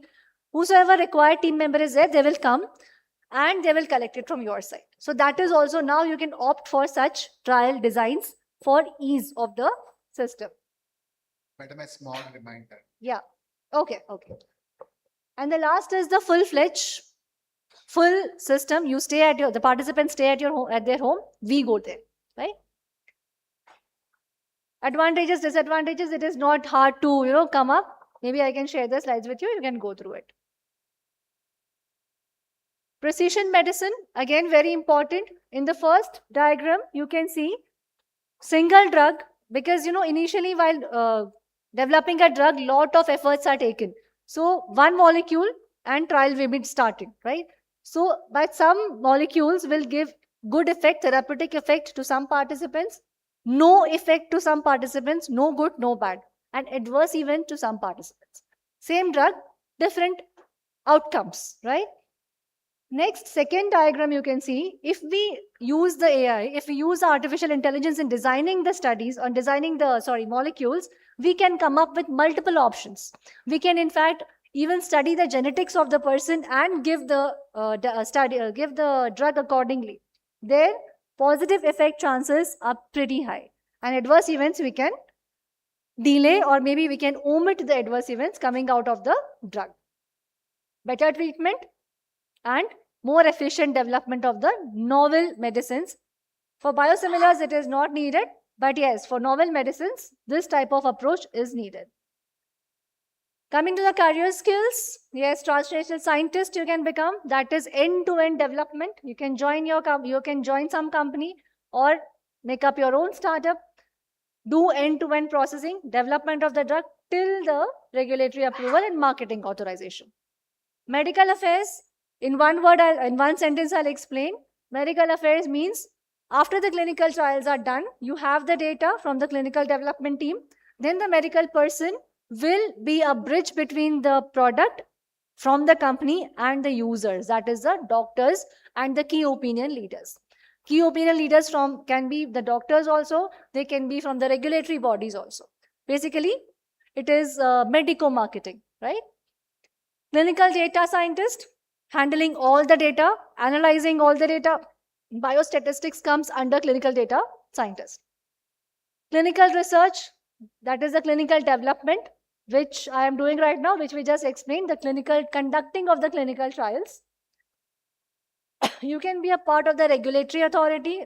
Of course, that is a very good thing, but before going to the regulatory authority directly, you can start your career by joining some company into the regulatory division. So there you'll be learning what all documents, what all SOPs needs to be prepared, how the protocols are submitted, how the protocols or the results are submitted from the company to the regulators. Okay? All the guidelines you will be implementing here in the regulatory division. And digital therapeutics, that is self-explanatory. For this, along with the technical knowledge, of course, technical knowledge is really important, but along with the technical knowledge, you should be able to read the data. That is data literacy. If your results are coming, some results are coming, you should be able to interpret the results. Only reading, anybody can do. But interpretation is needed, right? So here your technical skills will be implemented in reading the data. AI literacy, as I said, even I am learning that, right? So everybody of us, for you people, it is much easier to learn as compared to us. because you are still adapting. We have adopted some system, now translating into some other system. So for you, it is easy. Start learning this. Thinking, clinical knowledge, this is all important. Communication, I won't go into details. Sir also explained about the communication. You know everything. Yesterday, the evaluation was done. One of the parameters was that also. How you communicate your ideas to the evaluator, right? Interdisciplinary should be there. Industry, academia, collaboration. So my journey started with this only. I was into academics, collaborated with industry. Now, no, dealing in between, right? Networking, such conferences, networking you can do. So many good speakers I met. I'm learning from them. You also learn from them. Ask them questions. Not now. If not now, you are shy. Again, you can ask. But if you are shy, ask later. Okay, but ask. So the key takeaways, translational research. I hope it is pretty easy to understand translational research. The terms are, very fancy, but when you go into detail, it is really easy. So translational research is very important for bringing the molecule from bed to the community. AI is a game changer, right? Because the bottlenecks I showed you, and then you can target like what is the bottleneck, where you can implement which AI tool. And the future is interdisciplinary working. If I'm a pharmacologist, I need the help of a pharmaceutics person for my formulation. Who will formulate it, right? Pharmaceutics will need the help of a clinical scientist, because who will do the clinical trials for them? They will develop, but who will do the clinical trials, right? So it is all interdisciplinary. And just 1 minute, raise your hands who agree with this question. Will AI replace humans? Yes. How many? Just raise your hand. You don't have to talk. Just raise your hands. Will AI replace humans? Who all are saying yes? Nobody. Okay, who all are saying no? Okay, so you are alive. Okay, fine. All right. Great, thank you. That is it for today. And if you have any questions, you can ask maybe now or later. It's okay. Yeah. Thank you, Shivani Madam, for giving elaborate explanation about translational research and the future clinical innovations. One question from my side. Yes, sir. That adaptive trial design, is it situation based or disease based that can be adapted, and what is the success rate of going for that adaptive? Yeah, so situation based, yes. It is like if it is a pandemic kind of a situation where we really need the molecule to come into the market really fast, yes. For biosimilars, not needed, because we already have the reference molecule, we already have the competitor molecule, so the patients are taken care of. We don't need, there is no urgency. But some mRNA vaccines have been developed recently by Pfizer. One of the vaccines was from Pfizer also. So they are, if it is an innovation system, if the prevalence, even not even a pandemic, but still if it is the prevalence of the disease is increasing at a very high rate, like for example, autoimmune diseases right now, prevalence is going really fast. In that case, yes, we should use adaptive trials. Success rate is good only, sir, because the results will be faster. It will not be modified. Results will be, the authentic results will come, just the process gets faster. And it does get faster. Yeah. Okay, ma'am. Right. Thank you. Thanks. Now Thank you so much, ma'am. Coincidentally, the question which I wanted to ask is already there on the slide. To the audience, students, faculty, participants, do you have one or two questions? Please raise hands. Anyone? Yes, can we pass on the mic, or you can stand and ask a little loudly.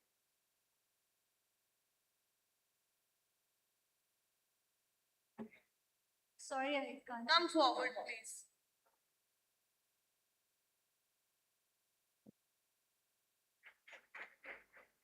I think it is. Sorry, I little bit joined late, right? But the topic are very good, and these are the very current trending topic. I just want to ask that any regulatory guideline to use the AI, right? Because in India we are having, if you see that we are having a regulatory guideline, schedule Y we are having, drug and cosmetic we are having, and recently we are having a clinical trial 2019, right? So any specific guideline to use the AI in India, right? Because we are using the AI, right? So many times if you go for the designing of the clinical trial, we are having complete guideline for that. But if you see the schedule back, we are having the almost guideline. Like even the single step, if you want to take in a clinical trial, we have to be follow the clinical trial protocol. So if any specific guideline to use the AI in India we are having, or on CDSCO they launch any regulatory guideline to use the AI? That's a very great question, actually. So, as per my understanding, I have not come across any such guideline, but I may be wrong. I would like to pass on this question, Dr. Rajiv. We have our own guidelines in India. Those are ICMR's AI in clinical trials guidelines, which were launched in 2019. We are unaware, but we have those guidelines for last 7 years. Please go and read. We have full-fledged ICMR guidelines for GCP also, and separate guidelines for GCP, which is called as, drug information, clinical trial rules, CT rules, okay, 2017. And we have our own ICMR AI in clinical trial guidelines 2019. GCP also advanced last year. Yeah, that is E6, R3 E6.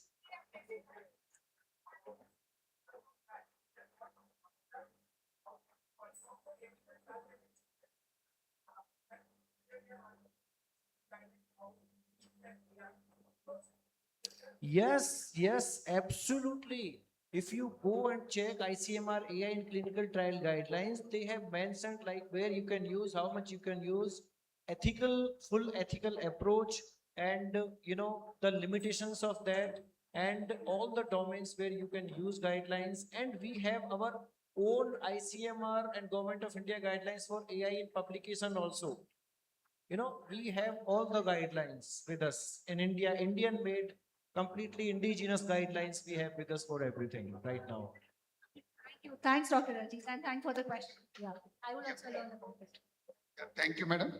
I think now we'll move to the next session. Let me take the privilege to introduce Dr. Neha Suratia. She's a Deputy Research Director and Course Director at Clinical Medical Research Solutions, India. She designed and delivered specialized programs in various recent and important areas related to antimicrobial stewardship, diagnostics, de-prescribing and polypharmacy management, vaccine science and immunotherapy, and genomics. A former assistant professor at Pearl University, she also contributed academically at Anand Pharmacy College, Gujarat Technological University. Dr. Neha is the author of a book, Drug-Related Problems and Their Overcomes, and has published 13 research papers in reputed national and international journals. She is actively engaged in conferences, workshops, and panel discussions. Her professional journey reflects a strong blend of academics, research, and healthcare service. She is certified for her service during the COVID-19 crisis at Dheeraj Hospital. Dr. Suratia holds expertise in clinical research and pharmacy practice. Her vision is to drive a shift from the traditional supply-based model to a patient-centered, service-oriented approach through advanced clinical skills. Madam, we once again welcome you, and now you can take the session. And there is one more co-speaker, Dr. Hariharan Sukumaran. I request Lakshmi Madam to introduce about him. Thank you so much, sir. Before I introduce, I request all the students who have been excellent audience till now, please be seated. Students, please be seated.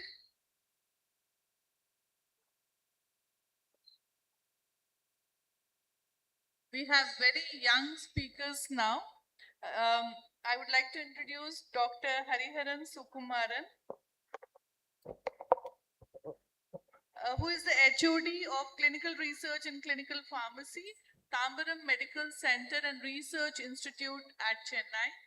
Dr. Hariharan Sukumaran is a healthcare professional and researcher associated with Tambaram Medical Center and Research Institute in the Department of Clinical Research and Clinical Pharmacy. He is actively involved in clinical research, healthcare innovation, pharmacovigilance, and evidence-based pharmacy practice. He completed his Pharma D program from CL Bed Mehta College of Pharmacy, Chennai, and has participated in various academic, clinical, and research initiatives. His professional interests include clinical research, clinical pharmacy, pharmacovigilance, health economics and outcome research, patient safety and healthcare quality, translational and evidence-based healthcare. Dr. Hariharan Sukumaran has contributed to workshops, healthcare awareness programs, and collaborative research activities. He has also been associated with ethical committee initiatives and clinical research proposal development at Tambaran Medical Center and Research Institute, Chennai. Over to you both. Thank you so much. Before that, I have an announcement, guys. We have a wonderful panel discussion after this session. Please be with us where you are running right now. Just, we don't have the sessions in afternoon. We have all, that's why we kept all the sessions in the morning, We have no sessions for you in the afternoon, and you will get sufficient time for the poster evaluation also. Please be patient a little bit, okay? And listen to us. You are going to get a wonderful, wonderful things, and the panel discussion also. So please sit down, please stay back, and afternoon you're completely free. Just only valedictory session. Okay? Please go ahead, Dr. Neha. Thank you. Can I ask you all to stick to the timelines and keep Yeah. it around 20 minutes or so? Sure, sure. Thank you. Good afternoon. Good afternoon. Is it good? Yes or no? I need energy. I need energy because you can see the title here. You can see the title, right? Are you able to see? We are talking about innovations, we are talking about growth, we are talking about opportunities, and that has been common questions from the students all the time. Where do I fit? What I do next? Right? So I need energy. I'm repeating my words again. Good afternoon, all. Okay, that's fine. Thank you so much once again for the opportunity the Sultan-ul College has provided. Dr. Anupama Madam and my mentor, Dr. Ajit Singh, whole CliMed Research Solution team, though I am a part of the CliMed only. But yes, thank you so much. Thank you, sir, chair, co-chair, ma'am. Thank you so much for the opportunity. Okay, let's start it with the title. We are discussing today the emerging career opportunities. Okay, you will be relating with my words. Okay, I'm a few years older than you, so you will be relating all the things I'm saying to you. Okay, so let me tell you, your why should be very clear, guys. Why this topic? Why this half an hour? Why I'm standing here and delivering this, talk to you? Why we are discussing this topic? Your why should be very, very strong before we move forward with the next slide. Let me tell you, there is a direction, okay? The healthcare is growing like anything in India. I have some statistics with me today to present in front of you all. You will be getting the things clearly that where do you fit, in which domain suits you and in which domain you can play a huge role while jumping in, okay? Let me ask one question to you, then it will be very clear. How many of you has already figured out that you are going to jump in the entrepreneurship, or maybe you are going to work in clinical or non-clinical? How many of you has already in mind? 1, 2, 3, great. How many of you is still figuring out what is happening? Be honest with yourself. We are not here to judge you. How many of you are still figuring out? Very nice. I'm impressed. That's the reason why I'm here with this session only, right? My teaching objective is very clear with the slides, guys. You will be getting lots of things, and my objective is very clear. By the end of this whole session, you will be able to understand where do you see yourself in the next upcoming years. What are the opportunities in the market, okay, which are waiting for you. So we will be going to discuss a lot of things. This module is the whole track 7 is, I will be talking about few things, and Hariharan sir has his own expertise. So he will also bringing something very important roles you can play in the market, right? We will be discussing on These things you can see here, the roadmap is here. We will be talking about vigilance today. We will be talking about regulatory affairs. We will be talking about pharmacoeconomics. We will be talking about real world evidences. I know it seems heavy. This word seems heavy. Yes or no? Yes, it is heavy. Let me tell you, these are the very important aspects you can work on. These are the very important aspects where you can contribute a lot. Okay, very important areas to play a huge role. Please settle down if you can. Please settle down. Okay, so let me start with this particular slide. We all want a clinical relevancy everywhere, right? But what lies in between the efforts? Many things. Nowadays, the perspective has been, changed. Nowadays, we are not focusing towards the product related things. Now we are more thinking about patient-centric approach. Are you agree with me? Everywhere there is a patient. Everything is evolving around a patient. We are all being a pharmacist for the patients. It is at the end of the day, we want to save lives. Yes or no? Yes or no? We chose biology after 10th. Okay, we chose paramedical field. I know that some of you might be by choice, some of you might be by chance. That's fine. But, choosing your course, choosing your curriculum is as important as choosing your life partner maybe. You need to deal with it till the rest of your life. Am I right or wrong? So we need a partnership with the course. Okay.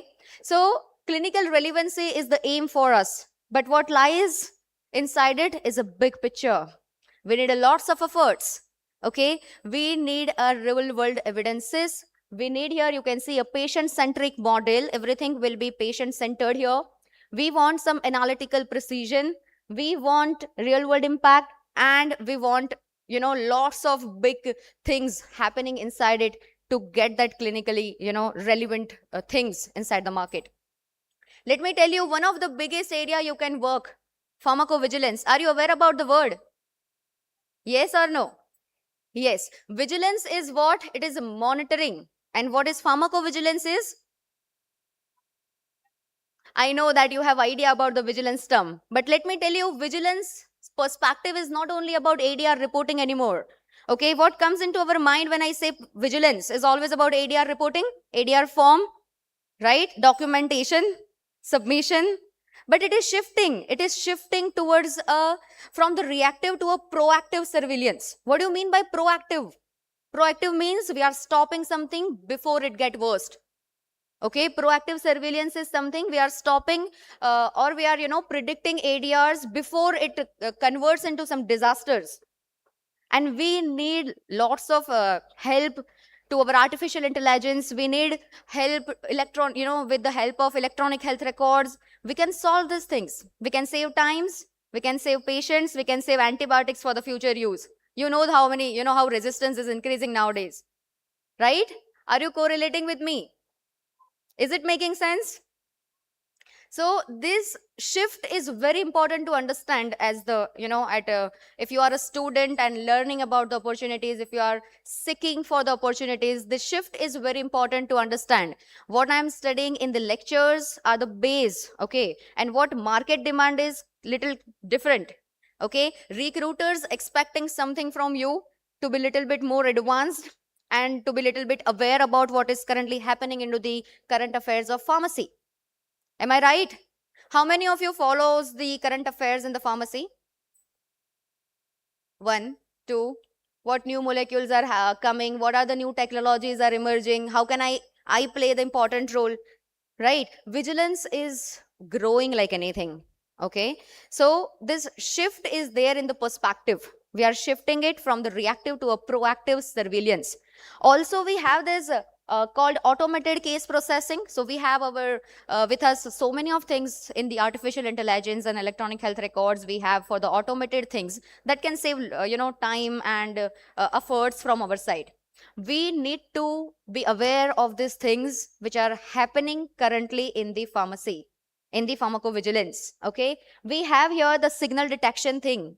Okay, you should be aware about what are the softwares available, what softwares we can use in the healthcare, and how to manage alerts. These all things these are very important skills you can acquire, right? To work in the pharmacovigilance, we have the regulatory adaptability. We should be aware about what is happening in the regulatory things.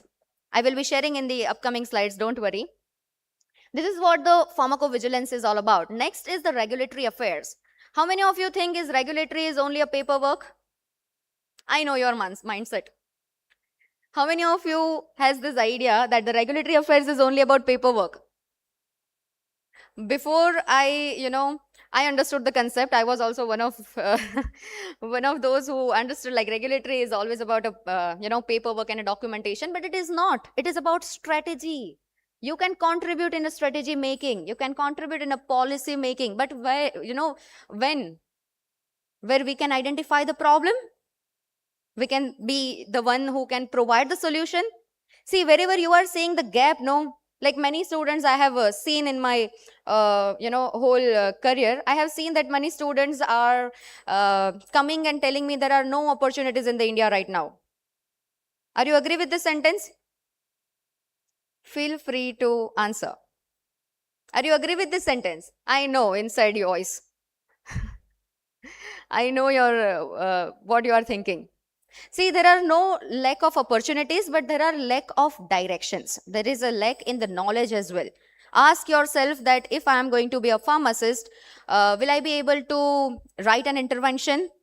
Will I be able to contribute in research? Am I doing it right now? Am I publishing anything?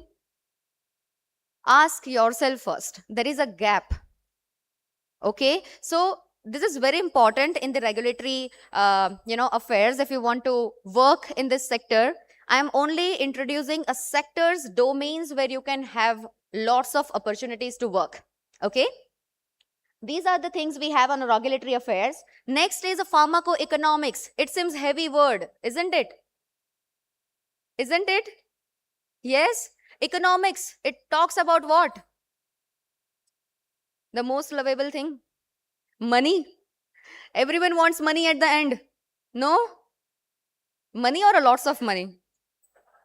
See guys, let me tell you, money is the, I agree, it is required, but let me tell you, area of interest is very much important. It is playing a huge role. If you don't have interest in your field, you will drop it in 6 months.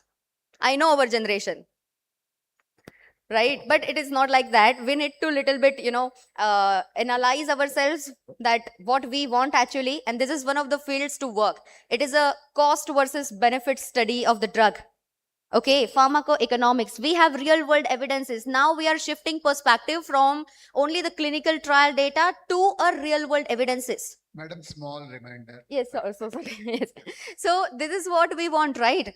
Economical study and real world evidences, if we are combining these two tools together, we can achieve a lot of things later, right? Because of the time constraint, I want to discuss a lot of things in this particular sector, but yeah, we are moving forward. See this, India's evolution. You can see, don't think about there are lack of opportunities. You can see here the 732 million, right? The market size. And we have 8% annual, this, compounded annual growth rate. That means the pharma market is growing 8% annually every year. It is showing a steady growth. There are no such things as a lack of opportunities, guys, in the market. This data is not from my home. Okay, it is not from my side. It is showing evidence that our market is growing. I just want to be here and make you aware and break your myth about there are no such opportunities in the market.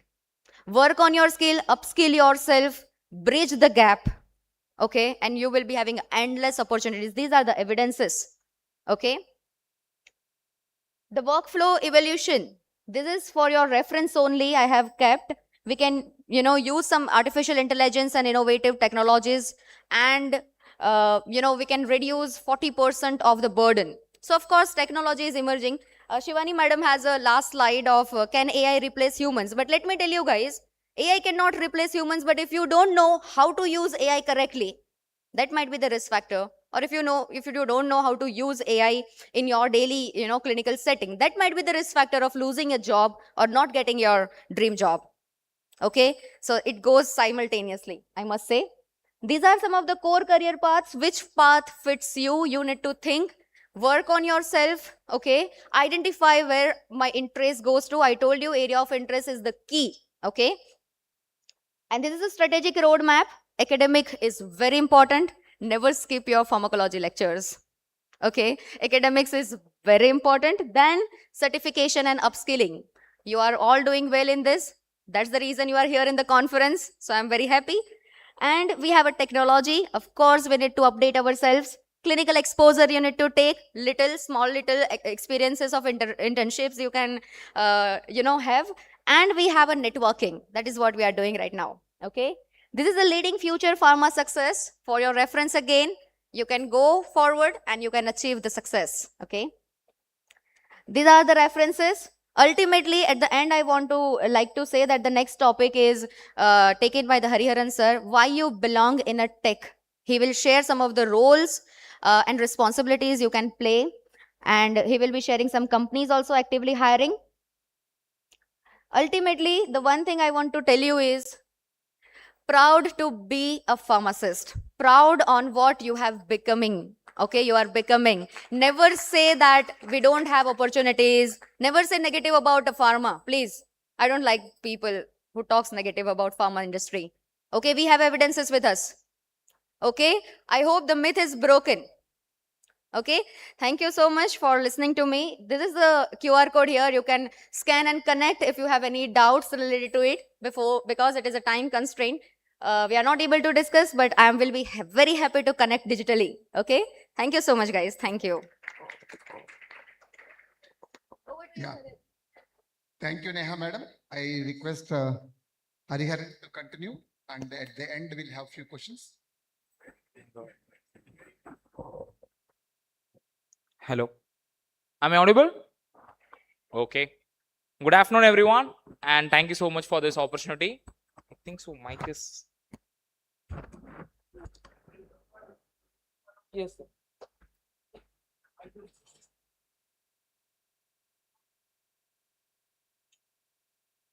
Yeah. Good afternoon, Hyderabad.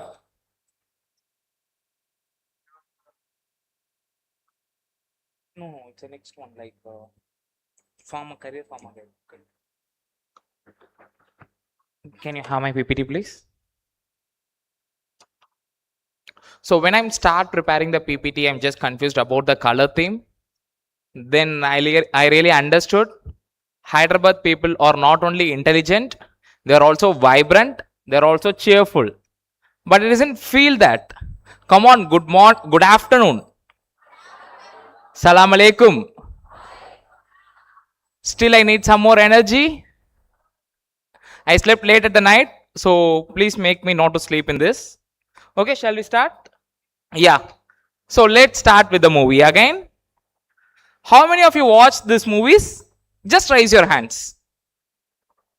Okay, very few. Okay, then I cannot say the insights from that movie. This is the movie will say how the tech persons can evolve in the life. It's completely about the tech movies both are. So if you have a time, you can see that. Now I'm entering into my session. Before I'm entering into my session, I want to know about my audience. So I'll just ask the question, just raise the hands. And no other things. See, I have a two important tasks. First, I need to complete on a time. I will complete in 12:43 maximum. And another important task, I also keep you interacted and engaging because that's essential for me. Okay? So now I will ask few questions. Just raise your hands. Okay? So we already over the session. How many of you want to go into the field of pharmacovigilance? Okay. Regulatory affairs? No one. Oh, very few hands. Very good. Clinical research? Clinical pharmacist? Okay. And health economics and outcome research? Who is want to be the tech experts? AI experts? Very few hands. Hope so this proportion will change after this session. So we'll dive into the sessions right now. So the pharmacy graduates in the digital and the data age. I will tell you one thing. You please keep your phones ready and take a photo shots of the slides, because in the slides I make it very clear what to do to become that profession. That's it. It's very simple. So with that confidence, I said I can complete in 10 minutes. Okay, and one more questions. I will ask you few more questions. Okay, just 2 questions. You just again raise the hands. Okay. What is the tools? I will tell the tools name. You just raise the hand if you are using it well. Okay. First, ChatGPT. Instagram. Threads. Okay, it's not okay. And Snapchat. Oh, again. Coming to the Claude. Very few. Emergent. Vibe coding.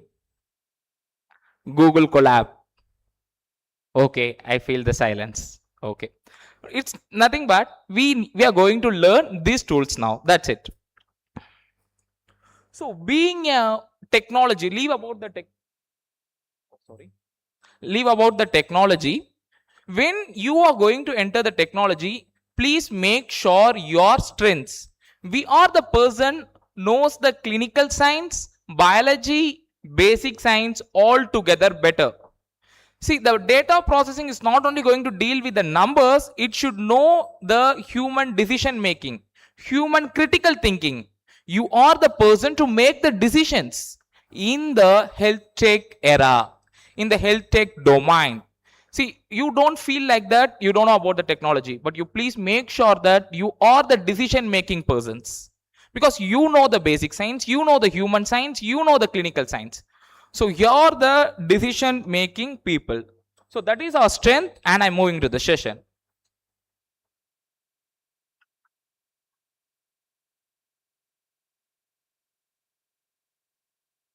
Yeah, coming to the tech and IT roles, I said.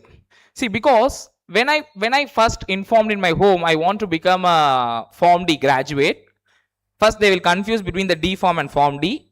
I need to have a 5 minutes clarification to come over it. And they will ask what you will do. First, one of my relative asked, so you're going to dispense the medicine in the pharmacy. Why you're choosing that? No, I said that, no, I'm not doing that job. It's my different kind of job. And the next relative asking that, so you are going to the doctors and explaining the medicines and waiting outside the doctors. No, I'm not going to do that. I'm going to something different. And still now, it's very difficult to make them understand, but it's okay. So we are not like 1 or 2 domains. We have a lots of domain for us. So the one of the domain here is and tech and IT roles. What you can do? See, sometimes they don't differentiate whether you are working in the software company or tech company, whatever this. You just go to the MNCs, work and do the IT jobs. That's okay. But we are working in our own domain as a proud pharmacist. So what you will do in the tech jobs? Health informatics. It's a very important thing. See, from yesterday onwards, everyone speaking about the data. The data is starting from the clinic level, hospital level, global level data, company level data, real world data, lots of data is there. But who is going to compile it and make it in the proper flow or proper way or proper storage format where everyone can access? See, if the data is valuable, it's easy. The person who handles the data is also valuable. Am I right? And you all know the data is a next digital era. Data is the next crude oil, they're saying. Am I right?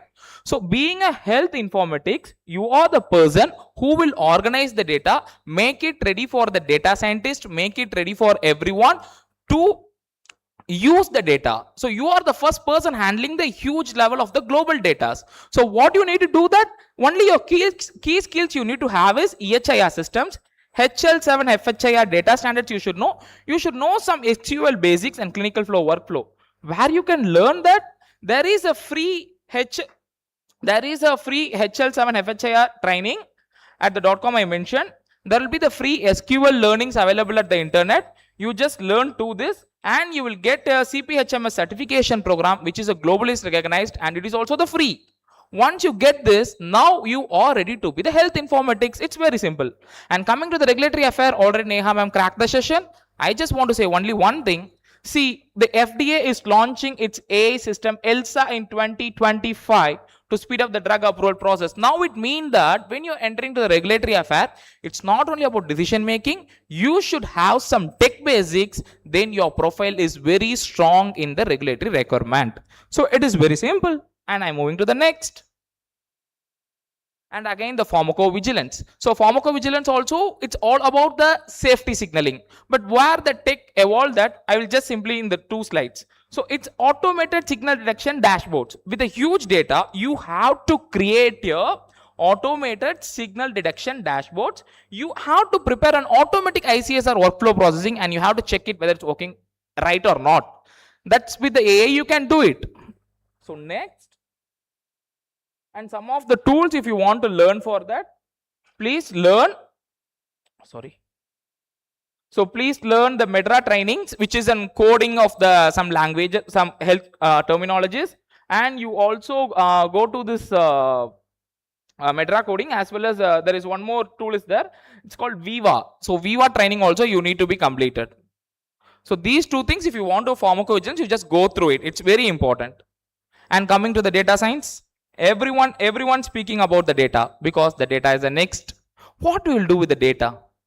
See here, the AI cannot replace the humans. Maybe the emotional intelligence once comes, it might be. But as of now, we are privileged to have the emotions. We are privileged to have a critical thinking. We are privileged to have which is right, what to give to the society, what is the innovation and everything. So at this time, we are the king. As of now, even though AI is there. So please make sure in the data scientist, you're just going to learn the basics of the Python, SQL, or and biostatistics. And it's all about your creativity. You play in the playground with the data. That's it. And you create whatever you want. If the model is validated, and you are the next crorepati. And what else you need in the data science? The only thing is, first start for the existence, then play and make it as a perfect. That's it. It's very clear. So what we will do as a data scientist or whatever it is. Yeah, healthcare data scientists and big tech giants. So here in the clinical research as a biostatistics or CDM, we used to analyze the data. We have to make a statistical interpretations, all those things. But here we will build the models. With the data, I can build the models. I can build the dashboards. See, I can say when the person can get an heart attack, or when the person can develop the complication of diabetes, when this person taking this drug, when the chance of side effects will come, I can build anything with the data. I can make a safety signals. I can make a outcome progressions. All of this I can make with the data. It's very easier than anything because we have a data. And now you may think like, so becoming a data scientist, I need lot of things. Nothing, everything you already have in your hand. I will just explain you now. So you do only one thing. First learn 1 to 2 months Python basics. Then it's free in Google again. You get a Google Data Analytics certificate. This is also the free is also there, paid version is also there. Then obviously all you know the statistics. You are all clinical researchers already. You know the statistics in your subject, so it's a privileged. And learn the machine learning. Machine learning is nothing. Machine learning is nothing. You just go for this website fast.ai. You will have a lots and lots of machine learning YouTube videos. They will handpick your best videos for you and they give it to you. So you take that, and where I get the data. See, I learned everything, but I don't know anything to practice. No, like that, there is something called Kaggle.com. It will give you the real-time data for the practice. Play with that. Build the models. Build your portfolio. Put it in your resume. You will be a next data scientist. That's it. And you will be hired by Amazon, Google also. It's possible. Google is making a lots of healthcare projects now. And bioinformatics, again, it's already covered by the ma'am, and yesterday Sarah has also wonderful covered that. Once you learn the proteomics and bioinformatics with the help of the AI, you can build the AI drug. It's very simple. Now I will quickly complete with one slide. Yeah, and medical science liaison. Yeah, this is the leadership role where you can discuss with the health leaders, where you can discuss with the doctors, practitioners, and you're saying that you will say the suggestions, you can discuss the protocols, you can make the trials. So you are in the leadership position, the MSL. I know everyone know about the MSL. So I'm going for the great shift now. So you don't think about the CRC. Think about becoming a clinical data scientist. That difference is huge. Don't think about the team of associate or CRA. Think about becoming the digital trial tech manager and remote patient monitoring expert, because you can manage the entire world global level data in a one country in your home. It's very simple. When you handle the huge data and you are the crorepati once again. So change from here. And again from the PV, don't think about the pharmacovigilance, becoming a AI safety signal analyst, because everywhere there is a human required to validate the AI. See, I can make my chat GPT to say whatever I want, but not all the informations are right. So I need some human to validate it. You are the proud one to do that. Then what else you need? So these are all the shifts you should focus on.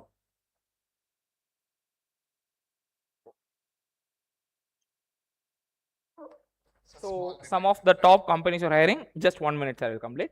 Yeah, just one more minute for me. Yeah. So IQA, Paraxel, Cognizant, Amazon, Google, Novartis, Oracle Health, Optum. What else you need? All our MNCs already hiring lots of people, and you are the next one. So it's very simple.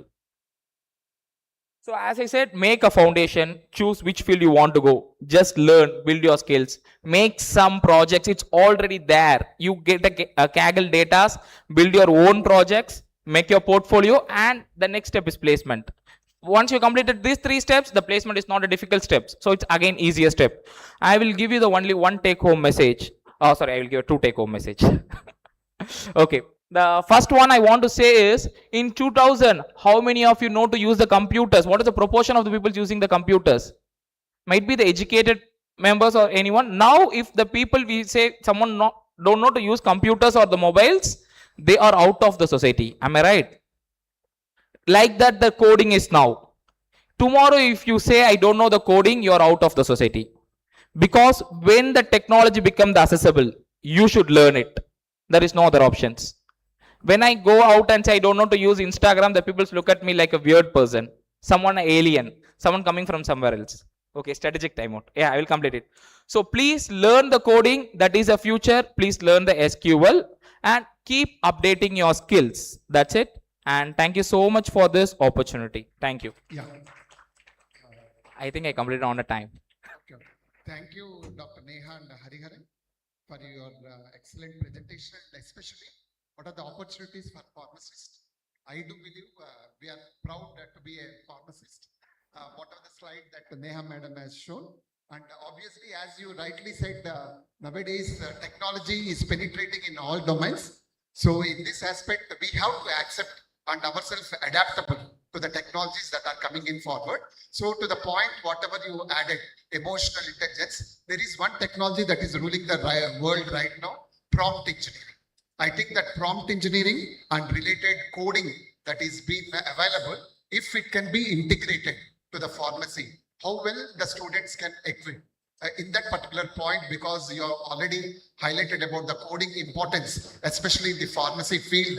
Can you quickly tell them how important to make them adaptable to the latest technologies so that they can make strong their career?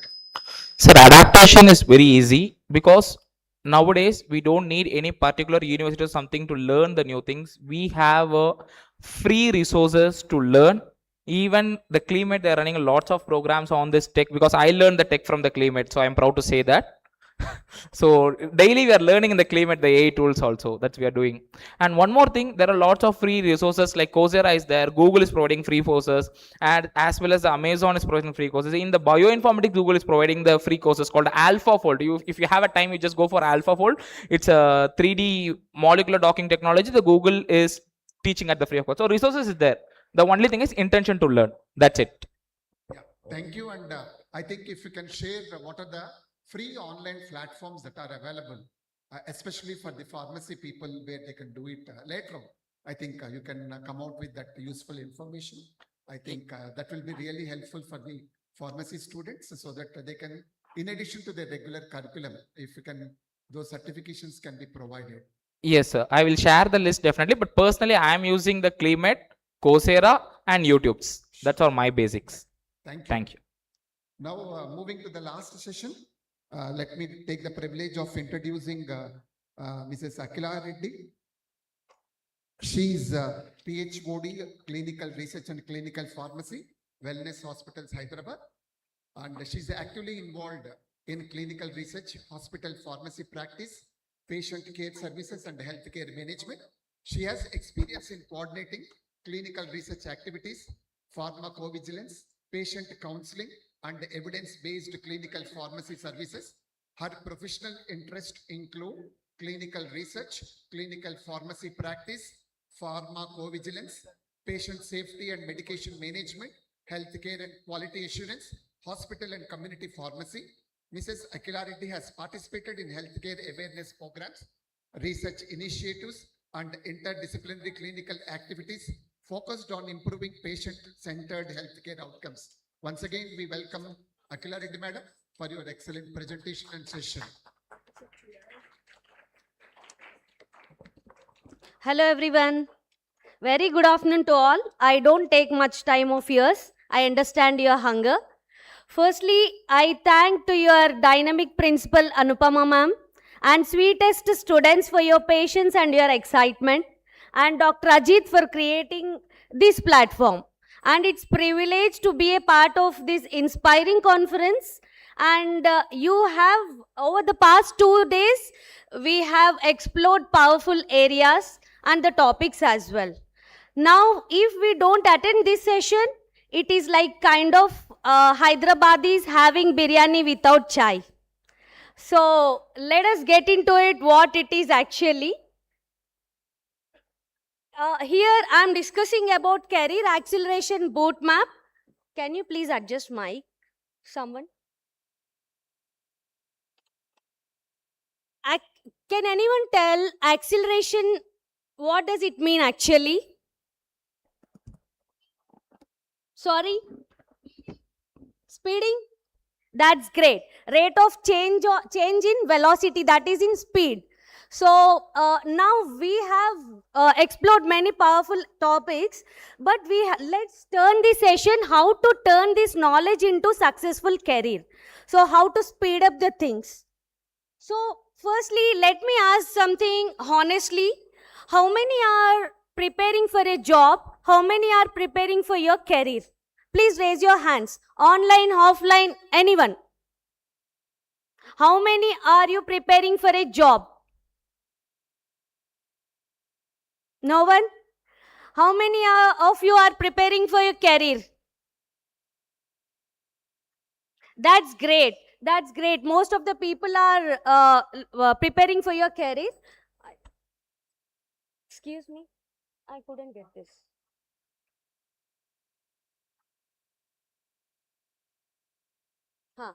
So now let us understand from degree to direction in pharma health. Now pharma and healthcare is rapidly transforming into different areas. AI, data science, global health needs and innovation. So now the industry is moving from drug focused, what is the patient and outcome focused, knowledge based, skill and data driven, and traditional roads, hybrid careers. So this is how the transformation has been changed right now.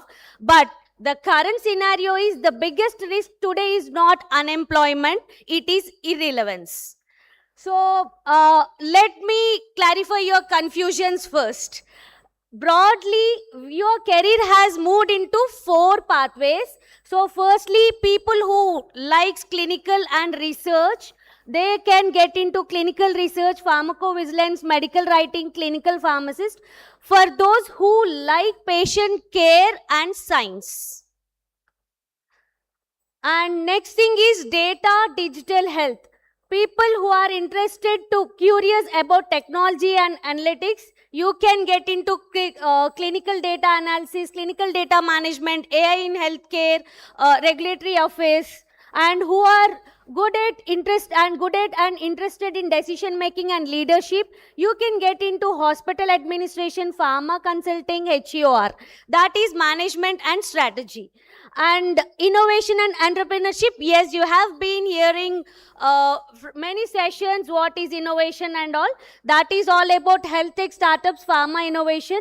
This is mainly about problem solving, as we are seeing many problems in daily things, and this is all about problem solvers and risk takers as well. When we are innovating something, obviously there would be some risk, so we are called a risk takers who are working in this domain. So these are the 4 pathways to simplify your confusion. And next thing is, there are 4 pathways, but you need not to be perfect in everything, but you choose something where your interest plays. This is how where we cannot get into diversified. Plan your path first and work on it. And the next thing is core framework. This is all about how you have to. Foundation. What is mean by foundation? Your academics. What you are studying in your right now in your college, and these are academics. That is your degree, B Pharm, PharmD, MBA. That gives basic knowledge. Wherever you go, that is kind of gate pass, but it is not a growth. It is only gate pass. You are D-form people are not allowed to the patient side. So you must have some kind of degree, kind of gate pass, that is PharmD or B-form or M-form. So that doesn't give you any entry. Apart from academics, you have to upgrade your skill. What is that skill? Data literacy. Now we have changed manual to automation, but now all the delegates have taken AI, and what does it mean? AI is always an assistant to human, and AI is designed by human, and it acts as always assistant, but you should know how to use it. So Excel, analytics, AI tools and all. Communication and presentation. Though you are good at subject, if you are not good at communication, then that is a kind of lack of skill. And understanding AI tools, research and problem skills. Why this skill is very important? Your foundation is knowledge, but this skill convert knowledge into value to get into industry and to get your recognition that easily, and need not to take any rejections when you enter job. And visibility. This is first and foremost important is visibility. When we present ourselves, then we are visible to world. If not, people don't know what we can do exactly, and they assume that we don't know anything. That is the reason we have to visible ourselves. Like we have to present in our LinkedIn, all the networkings, projects, internship, and these kind of things are most important apart from your skill and this knowledge. Firstly, knowledge is your academics, that is from your college. And the second thing is skill upgradation. You have many platforms. Even today, though I am part of CliMed and though I am industry expert to CliMed, but I am student of CliMed. Usually, I learn many tools, AI tools, which is necessary and mandatory. It became mandatory to learn. So we have to upgrade our skill always. And at the same time, we have to visible ourselves. If not, we cannot get into market, and they cannot understand our skill even. And let me ask simple question. How many of you have at least one project to show your skill right now? People might be in different stages of your career, B Pharm, M Pharm, PharmD, MBA, whatnot. But how many of you have at least one project to show your skills right now if I take interview? If you are saying only academics, we are behind. So work on it. Let us fix that gap. And next thing is the reality check. In every batch, of course, I am last bench student and I am proud to say that. And there is some reality check. There are 2 types of students. Student A attends classes, gets degree, waits for job. And student B builds skills, does projects, networks actively. So, can anyone say what is the difference between type of student A and student B? Skills? And next, a common thing and the difference between type A and type B students. Very good, fantastic. See, they have come from same class, but the outcome would be different. Based on the type we are, firstly, student A, I repeat this slide, student A, what is this?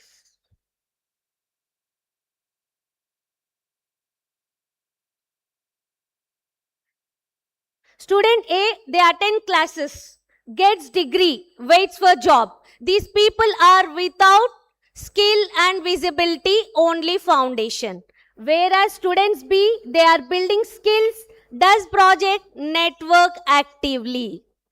So the degree, same degree, but completely different outcome. I think you can, you need not to answer anyone. You can know about yourself and you work on it from today, from now. And what is action framework? How to work on it right now? How to start? Firstly, explore. Explore your place of interest. Talk to professionals who are working exactly in that domain. Talk to your seniors. Get into different domains like kind of courses or whatever things are there. You talk to them and explore. And next thing is build. You might be knowing about the skill or whatever which we are supposed to learn. Apart from our academics, we have to build our skill. That kind of, we have to maintain some clinical studies, do some projects on it, do some networking, case studies, and if you are interested in research, try to post some abstracts. There are many platforms to work on it and to build it. Next thing is position. You have to present it somewhere, right? You have to post in LinkedIn, network, and many areas. You have to position your things. So in this way, you have to work on it. Explore, build, position. And next, I have a small activity for all the students. I have next only very few slides, nothing more than that. If I ask you someone randomly, I don't want to point out anything, anyone, I'll ask directly. If I ask you, if I am taking interview, why should we hire you? What will you say? Why should we hire you?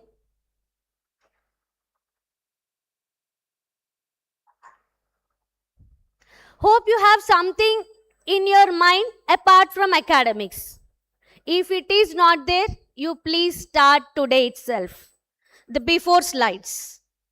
And if we say only academics, if we have only degree, then we are far away to the industry. And to all the domains, not only to the specific domains, to all the domains. So you work on it right now. And there is only powerful message, and which is most important in today's world, degrees are common. Skills are most valuable. And at the same time, executing degree and skill is very rare. So you must follow this skills and execution. Develop your skills apart from your degree and you execute it and you present it and be visible. You may not be a perfect, but you start at least from today and from now, from the basic level. Need not to wait till you are perfect. Just start working on it. And the next thing is a simple thing. Don't aim to be job ready, aim to be future ready. Stay average. And if you stay average, you should be ready mentally to take rejections. Rather than taking rejections from the industry experts, you can start small today itself and you can start from today. That is whatever your skill and your place of interest. And right now you have spoke with many different areas and different experts. So you might be getting some idea about it. And you work on it and don't stay average right now by the time you hold your degrees. And this is all about this session. Thank you so much for your patience. Yeah, thank you, Akila madam, for your excellent identifying and telling the importance about the boot camp with respect to the career acceleration. Definitely, we do agree.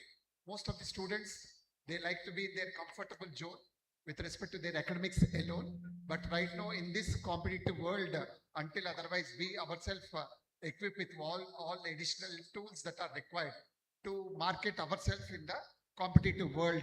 This is what is required. Thank you for your all valuable slides that you have shared. Once again, congratulations for being a part of this particular session. Thank you, Madam Indu. Thank you so much. Do the audience have any questions, students? Thank you all. We now move on to the presentation of mementos.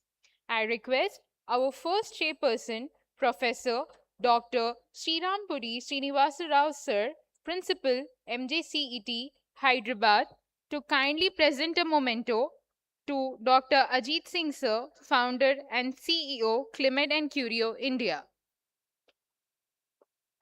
Please give a big round of applause.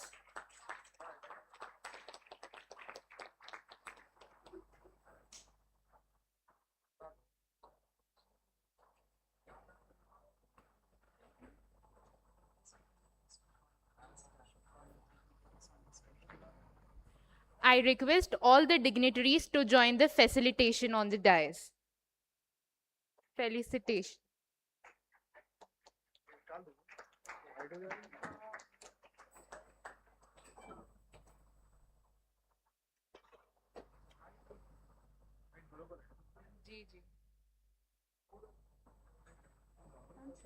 Repeat.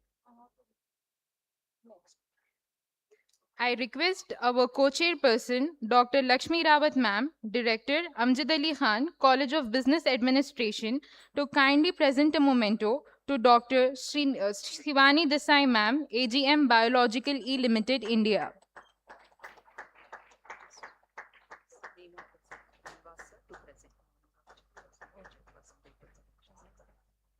Now, I request Srinivas Sir to present a memento to Dr. Neha Suratia Ma'am, Director Research, CliMed Research Solutions. I request Dr. Lakshmi Rawat Ma'am to present a memento to Dr. Hariharan Sukumaran Sir, FHOD Clinical Research and Clinical Pharmacy.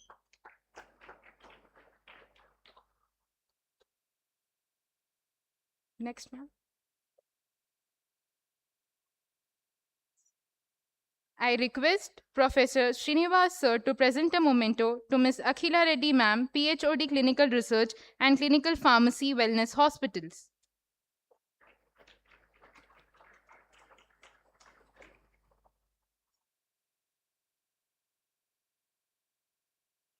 I now request our Principal Ma'am, Dr. Anupama Koneru Ma'am, to present a memento to our Chairperson, Professor Sriram Puri Srinivas Sir Rao.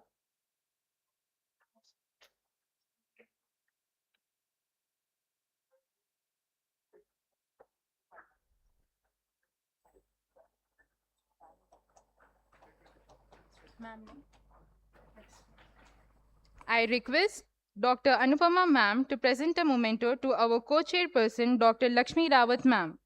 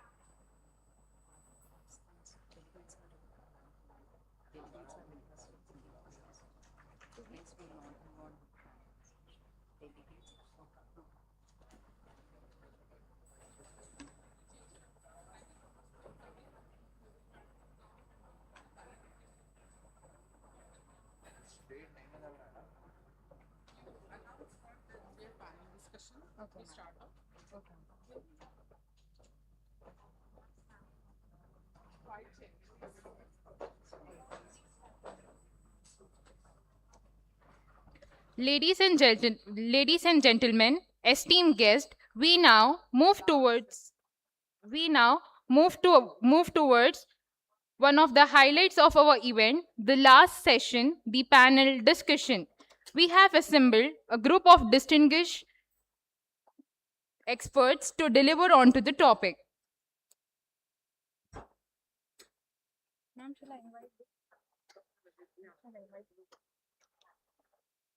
Please welcome our esteemed moderator and panelists to the stage with warm round of applause. I take privilege of inviting Dr. Ajit Singh Sir, founder and CEO, CliMed and Curio, India. Give a big round of applause.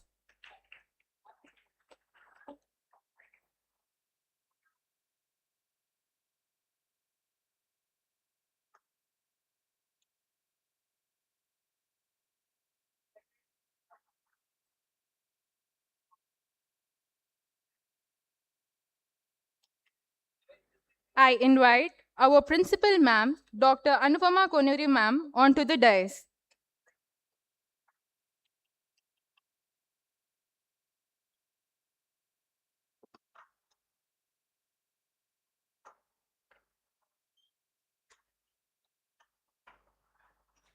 It's my honor to invite Dr. Shivani Desai ma'am, AGM, Biological E Limited, Hyderabad, onto the dais. Give a big round of applause.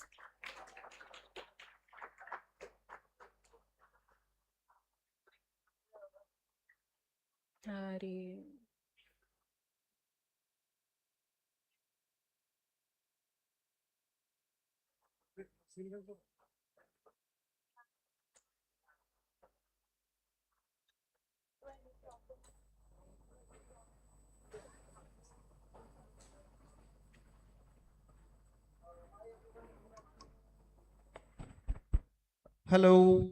Hi, everyone. Good afternoon. We'll just take 25 minutes of yours. Okay. And this is going to be a fantastic, very nice panel discussion. You can see the beautiful ladies, I will say, and they're talented. They're, best at their, work, their positions. Everything is admirable for all of us, not only me, all of us, right? So today we are here, we are gathered to have a panel discussion. Okay. I'll be the host for this panel discussion and I'm asking the questions to these people and they are going to answer some wonderful things. And why I have, like this panel discussion, because this is something what we all should know, the ethics.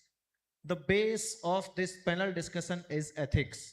Every one of you in the healthcare system and every one of you needs to clear your exams to get your degrees. If you are into the industry, if you are into the academia or anywhere, you need at some time, some point of time, you need to write. Okay, you need to write either that is papers, that is reports, that is emails or anything. And when we are talking about writing, we have to be ethically correct. We have to be legally correct, right? And we have to be regulatory correct, right? So today we are going to talk about ethics in publication and writing in medical writing, right? So we have this wonderful panel. You got the introduction. We have Dr. Anupama Madam, the principal of Sultan-ul-Uloom College of Pharmacy, Dr. Shivani, Dr. Richa Goyal, Dr. Sarabji. So I'll start with Dr. Sarabji ji because she comes from the core background. She is from the clinical trial transparency and medical writing, so she will be keeping her perspective. My first question to you, madam, is where do you draw the line between AI assisted writing and authorship? Is it not working? Ma'am, my question. Wait, let me complete. Yes. I got. So the question is, where do you draw the line between AI assisted writing and authorship? At what point does it become ethically questionable? Okay, so I will try to answer from industry side, right? So we are already having AI tools we are already using. And what is the difference from the open AI tools and what you are using in the industry? That they are having their own tools. Why? So that they can maintain the confidentiality, right? So coming to the second question second part where you draw the line. So even I guess when you are doing a publication also, someone has to take the ownership. You can use the AI tools. You can declare that this AI tool has been used, right? But verification that I, Sarabjit, take the ownership or that this is correct information. That is the one you have to give. I hope you understand in very lay language I have explained to you. Second thing, like how we are using AI tools. There are multiple ways. Suppose example, you have drafted a protocol, right? Easiest example I am giving. So earlier, do you know the contents of protocol? One content is protocol summary, or you can say protocol synopsis. Just like the way you write abstract, right? So now there are companies, we are developing tools. In colleges and universities, we are not taught like this. We are not English literature student. We are science students, right?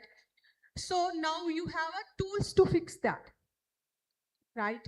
So the only thing is in a crux that some human has to take an ownership that information presented in this is correct, accurate. Even if you connect to E6 guideline that recently has been revised, if you connect to E6 guideline that recently has been revised, this is the crux. किया AI ने किया था, right? You cannot punish AI in all practicality. So yeah, so human QC, that is must. If you ask about me, yes, I use AI. I use AI in my processes to make them leaner. I use them as enabler, not as a dependency, but as an enabler, at least as a starting point. Because many a times I am also confused which statistics tests need to be used, how should be the study design, right? So I basically use it as enabler, and QC is must. Dr. Yes, Ajit. absolutely, madam. Thank you very much. Now I have a question to Dr. Shivani Desai. She comes from the clinical background and she is very much involved in the clinical trials.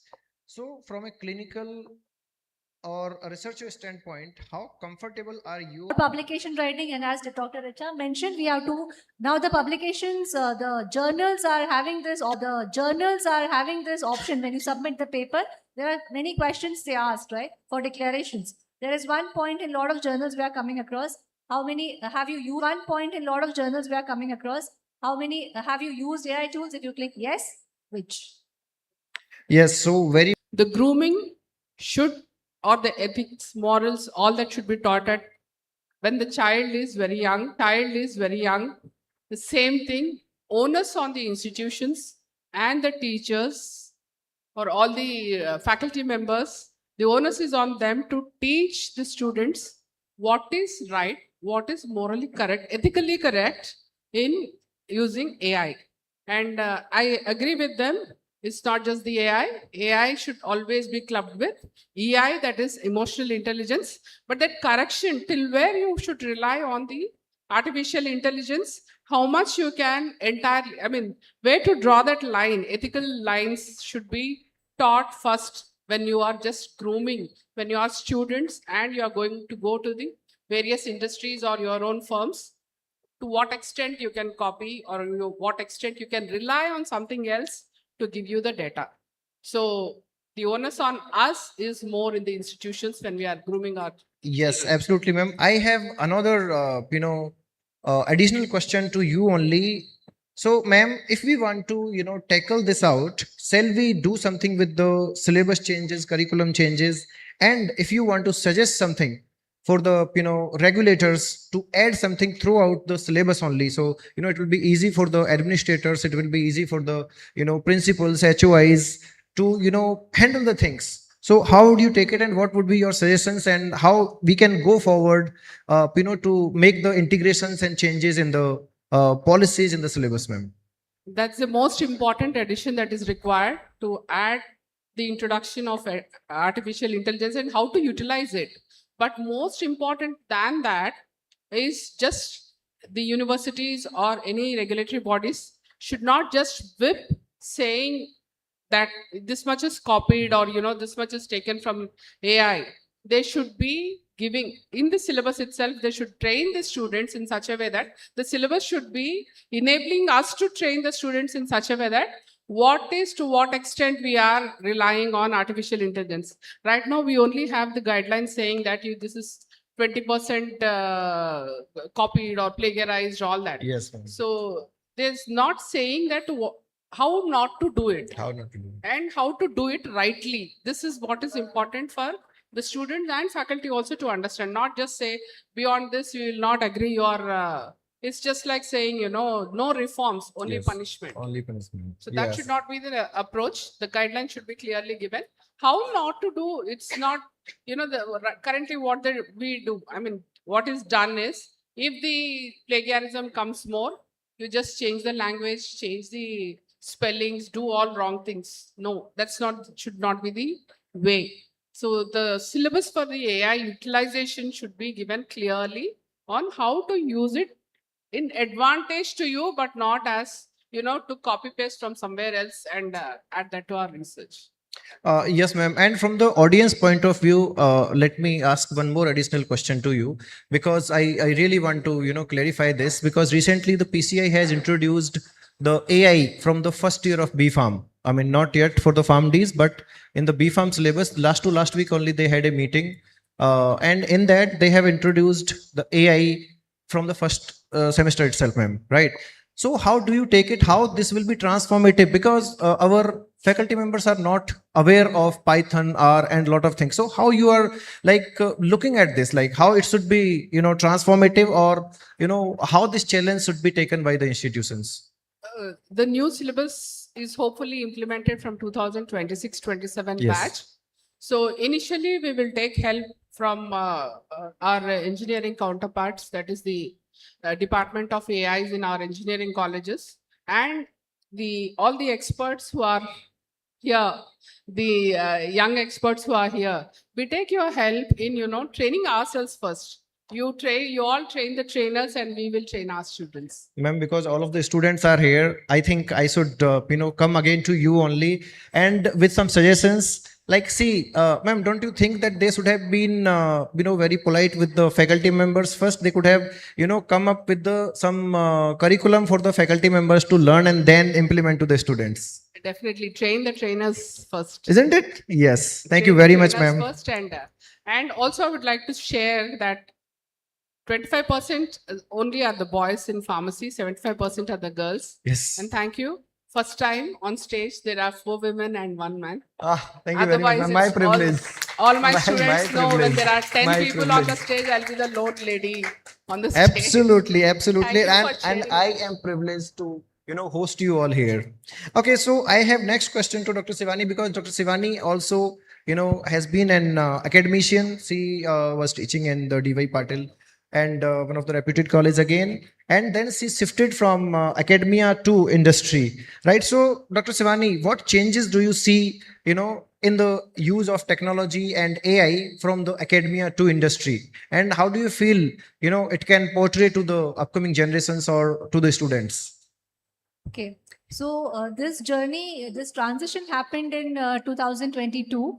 At that time, AI was still upcoming. I mean, recently it has lot of reach. The AI has reached lot of places. But yeah, to answer the question, in industry, the application, what I'm seeing right now, maybe because the application of AI has in general increased right now, but still I would say that there are various processes, like starting from the, as we discussed in the lecture also, starting from the molecule identification to the trials and to the manufacturing also. The applications have been increased a lot. So I would say it is more applied AI is there, I can see, in terms of industry as compared to academia. Because academia, again, it restricts us to the teaching. But if we want, as madam's suggestion, that we can, implement the policies and bring out new things in the policy system, education policy system. So I would say right now I can see industry has more application, but yes, we can apply. There are a lot of scope to improvise both in industry also, but more in academia now. Yes, thank you very much, Dr. Sivani. Yeah, yes, correct. And Madam is saying we should learn and come to the industry and use that application there. Yeah, absolutely. I think you Yes, should that be, is true. if you are skilled at this level of, your education in the third year, fourth year of B Farm, or, in the fifth year or sixth year of your PharmD, if you learn R, I am repeating this third time, if you are learning just R, SPSS, W, and, a little bit of Python, nobody is stopping you from, a better job in the industry, guys. Okay, so we have talked about the academia in India. Now I would like to ask Dr. Richa, how the international regulatory bodies take it, because you have the, you are working with multiple countries, their governments also. So how they take the use of AI in the system, and how it is different from Indian system when you submit any dossier or submit any reports to the Indian regulators or Indian companies, and suppose UK or Australia or Middle East or somewhere. So how it is differentiating and how the international bodies are taking it up? Thanks, Dr. Ajit, for the question. I think HTA bodies also they know that they have to adapt with AI and they have to work along with it. So I talk to a lot of AI body people across the world, and the problem and why they are slow in adapting these things is it's the demand and supply ratio. People who work for the HTA body are pretty less, and the amount of drug approvals and applications they receive are pretty high. Further, there are a lot of tools which are upcoming day on day. See, they are getting there. Like for systematic review, NICE is already saying, like for screening, it has allowed percentage of AI to be used. They are making for some more formalized guidelines. In fact, Dr. Ajit, we all are contributors. I believe you are the generation who can ask more questions than anyone else. Good afternoon, ma'am. Good afternoon, respected dignitaries. Good afternoon, sir. One question I would like to ask to you itself, what do you think is the big missing part in Indian pharma market? Indian pharma market? Yeah. You are asking in aspect of students or in aspect of exports, import? You be specific little bit, I'll definitely. To get the ideas, like what is missing in the Indian pharma market, so we should come up with the ideas with. Okay, see, let me be very clear. There is nothing which is missing out or which is missed. We are up to date. We are even, the step ahead from other countries. The only thing which is, missing from the student is exposure. Either they don't want to expose themselves or they are not getting the exposure. Okay. That is my only take to your question. Because see, I always feel exposure is the key. Along with the communications, definitely exposure. See, if your college has restrictions, I don't blame any college for anything, because everyone has the restrictions. If they are restricted, you go to conferences, you attend online sessions, you go to value-added courses, you learn from them. Who is stopping you? And see, suppose you are telling India is not very much forward, like in the technology, in the AI. You attend international webinars. Who is stopping you? Yeah. The only thing is, your curiosity is stopping you. Yes. You should be very curious to learn. You should be very much, pretty expert to expose yourself to the national and international audience, to the international technology. You should upgrade yourself, right? I always tell this, not only you, I'm targeting everyone here. Yeah, yes. You should target yourself first, and you should expose yourself first. And then if you find any mistakes, then come to us. Yes. That is my take on this. This is the biggest missing link between the technology, between the industry and the students. So true, sir. Thank you so much, sir. Thank you so much. Next question. One more question I'll take. Anyone?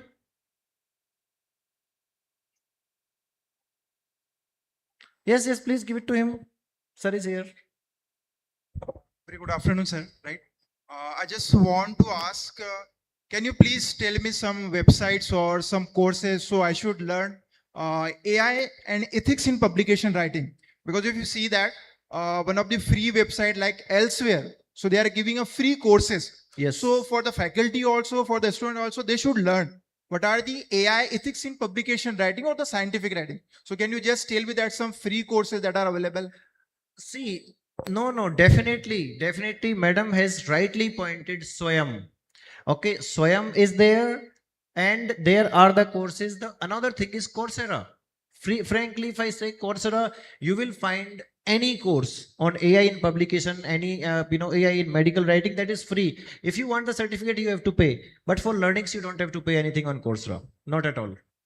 Everything is free on Coursera, but for certain courses, if you want certificate, you have to pay for it. Right, but for learnings there is nothing restricted, and we also have the courses AI in publications, but we charge for it 500 rupees. Thank you, sir. Thank you very much. That's not free, yeah, sorry. So one more question. Yes, ma'am, please pass on the mic.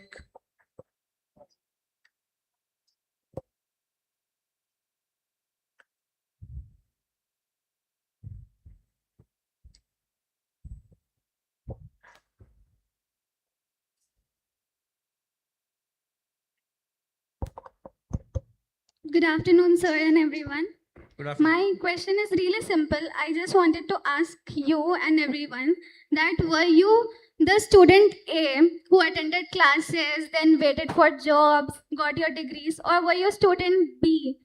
Like first did you got job, then you got in these skills, and where did you actually started? Like as a first year student, how would you guide us to start? You said you gave all the explanation on how to build a startup and everything, but how to actually gain those ideas, because I don't think that on this surface level, on our understanding in subjects, we could actually get great ideas because everyone is studying.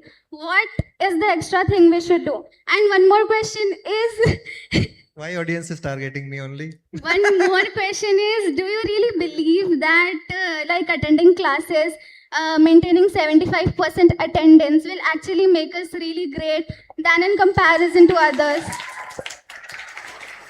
Very, very great question, and I would appreciate that you have asked this. So, see, I will divide this into two parts. What was your first question? Can you please repeat it? My first question was, were you a student A who first got degree, attended classes, got degree, and then waited for job? Or were you student B? No. I'm finding the answers in herself, actually. I know. She was asking from the first year how we can prepare ourselves. Yes, That was the my question. second question. No, first, पहला वाला question answer करेंगे. See, I always tell everyone, all the students know my mantra, value addition. When you are in the first year, many universities, they have taken up it very seriously, and we conduct value added courses in many universities from the first year. Okay, and this is not mandatory that only university will implement or college will implement, but I always tell all the students from the first year, take 3 months or 4 months of certificate course, any certificate course, online, offline, at the end of the year or any time, prepare yourself for the industry. If you are in the first year, learn something relevant. If you're in the second year, learn something relevant to the industry, not the syllabus.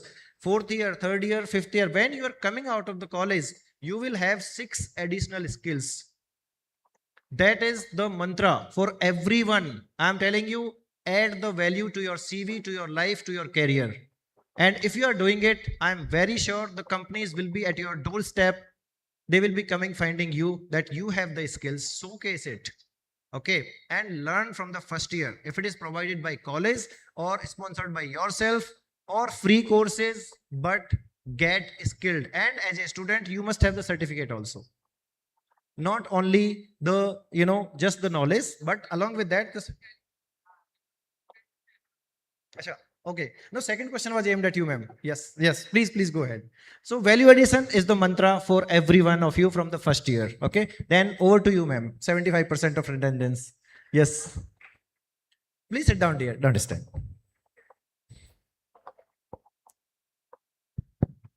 Yeah, I just want to, let the question go back again. Yes. How many of you who don't want to come 75, I understood it could be aimed at me, but if you are not attending the college, how many of you are doing something constructive? Yes. If you are doing constructive, please don't waste your time in class hours, sitting in the classes, but provided you are doing it, using it constructively. That's what the whole conference we aimed at, bringing the youngsters who are just few years senior to you, and to make you understand and realize what all they are doing. And of course, we brought the old experience only in the inaugural and valedictory. I butted in between today for the panel discussion, but if you have seen, it's all the youngsters. There's so much that they are doing, and we are learning from them what all to do. If you utilize your time effectively, even I am against that 75%, 80%. It's 80% for B Farm and PharmD now. So I'm against that. But why we are forced to enforce all this is there is a laid back attitude that is creeping in. Of course, post COVID this happened. We just want to lie down and sit with our mobile and serve YouTube and Instagram with all our energies, our valuable time to them. If you're not doing this, please go ahead, don't come to college and utilize that time to learn. Ma'am, first I want to add two things into this. This is very important because this question has come from the students. Guys, as I told, syllabus is your foundation. It might not be necessary for you. You feel like, okay, this is not translating 100% to the industry, but this is the foundation what you are, creating here. And this is translating into the industry. Maybe, you will be utilizing 10% of it in the industry, but this is the foundation which will build your definitions, which will build your abbreviations, where you come to know, at least if somebody see, if you are going blank to the company industry, if they're talking something about microbiology, something about telemedicine, something about this, you are not clinical research, phases of clinical research, what you will answer? How will you cope up? You will say, oh, this is toxic environment, I cannot run here, I cannot be here in this environment. So this is important. Okay, this is important to be in college and learn the syllabus. And the second part, 75% attendance. I don't know if it is a correct word, 75, it should be 80 or 60. But if you are in the class, two advantages: you will not be using your mobile, and you will be at least learning 10% what the faculty is saying. Okay, at least 10% whatever the faculty is saying, either forcefully or प्यार से, या at least board पे देख के भी कुछ तो सीख के जाओगे घर, and that will build your career. So please don't stick or stuck to this ke 75% क्यों है, 80% क्यों. You must attend the classes, whether it is boring. I'm telling you, we used to miss, and sometimes I miss that. लड़े यार ये class मैंने क्यों miss कर दी थी? Because now you are coming to me to find the answers, and I don't know sometimes because I missed that class. So it is very important. Over to you, ma'am. One last thing I would like to add. Sorry if I'm taking up time. One real-time example actually I want to give. I was doing one research while working at DY Patil, and there a very simple experiment was there. It was a part of the big experiment. I wasted almost 10 months of my research because I did not know one thing which was taught in B Farm second year, analytical chemistry. Absolutely. Practical. I didn't used to like that subject. Sorry to the chemistry teachers here, but I didn't used to like analytical chemistry that time. And because I was not attending the experiments and the practical and theoretical sessions that time, I could, understand the value of that 1 hour in this 8 to 10 months, and which has actually laid back the project by 2 years. So this is, a real-time example I'm giving. When I went back to my mentor, why this is not happening, he said, this is how it is done. He brought that second year B-Farm practical book, and he said, my sir said, you can follow this experiment. I said, oh my God, I didn't follow that time. So 2 years of the delay of the project happened. Right? Take care of your time. Before you realize like us, do it now. Attend the classes now. Okay, so I will ask one more question. The last question, one-liners for the students, one-liners for the audience here from everyone. Yes, ma'am. Starting from Sarabji. Please don't sleep, Sarabji. I'm just kidding. Just making the mahal light. Yes. I was just thinking that if they don't want to attend classes, what is their plan? Yes, absolutely. Because one side we see, I'm not discouraging you, one side we see that people are trying to find a job. The another side is that sometime we wait for 5-6 months to find the right candidate. Recently we took interview of at least 50 people. There was not a single person eligible for a medical writing. Why? Can you think why? Because people are not skilled. So if you want to skip a class, make a better plan if you have, right? So stay focused, make your career. Thank you very much, ma'am. Thank you very much. Thank you. Yes. Dr. Richa. To start with the school, college attendance first, I have a teenage daughter. I told yesterday, right? And in Singapore, there is a concept of HBL, that's home based learning. So, in a month, there are 3 to 4 days when you have HBL, which means you get assignments and all, and you have to complete it from home. Okay? For doing that, she takes 1 to 2 hours. Rest of the time, as a parent, I am stressing how much time she is spending on screen. I have an app in my phone, I was showing to all of them, where I actually monitor kitna YouTube dekha, kitna WhatsApp pe time diya, and I have the access and I suddenly switch off her phone. Okay, so coming to everyone's point, if you have something productive to do, and then go for it. But Netflix or Prime dekhna hai, it's better you all come to the classes. 5%, 7%, 10%, itna hi aim hota hai. At least this much you will learn. Yes, absolutely. Right? Absolutely. Yeah. And one liner, as the motto of my company says, learning and growing. Let's learn and grow. Keep on learning. Thank you. Dr. Shivani, your take. Okay, so I want to close my session with the career perspective. Follow your passion, because if you don't like what you are doing, of course you have time to go there. In these 4 years, 6 years, you evaluate what are you interested in. For that, you have to come to college and see what the subject says. So after your graduation, post-graduation, you can decide based on what you like, because you won't be able to sustain for long in the career if you don't like what you are working on.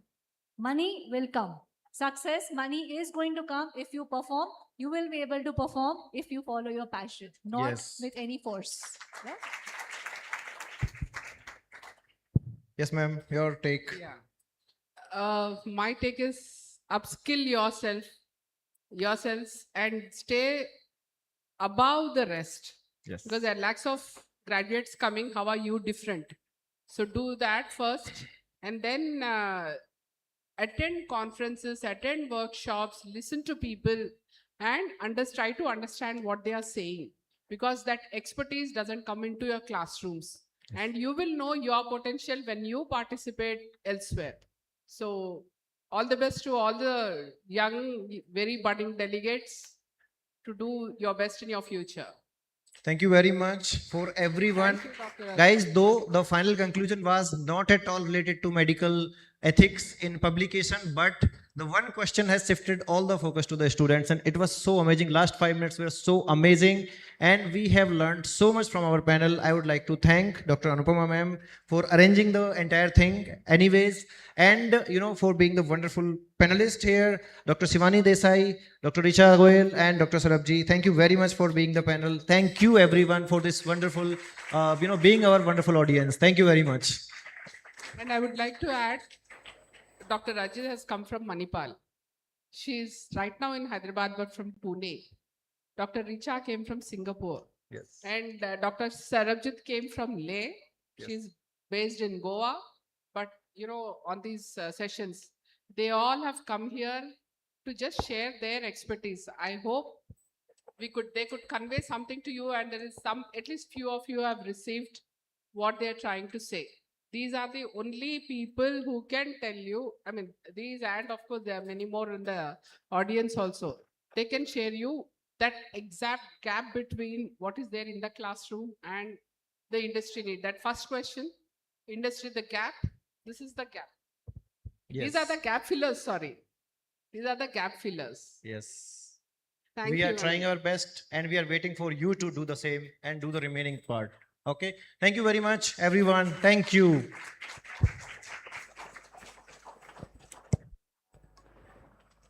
Thank you all. Thank you all for all the valuable thoughts. Now let us join for valedictory session after a short break of lunch.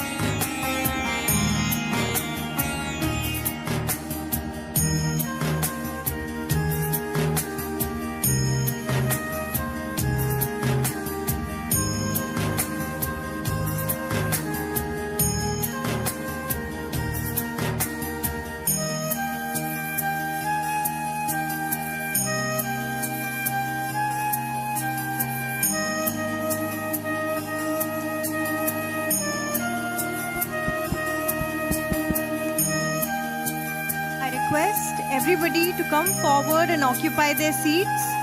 The valedictory session is starting shortly. I request delegates who are sitting in the last, please come forward.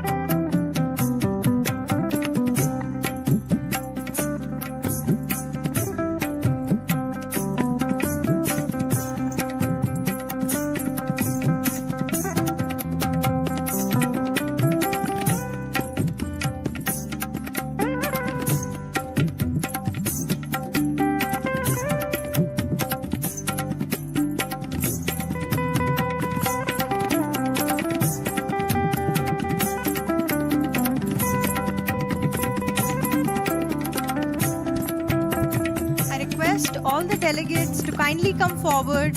Please occupy the chairs in front. The session is starting. I request all our students, delegates to kindly come forward. Please occupy the chairs in the front. Last, students at the last, kindly come forward.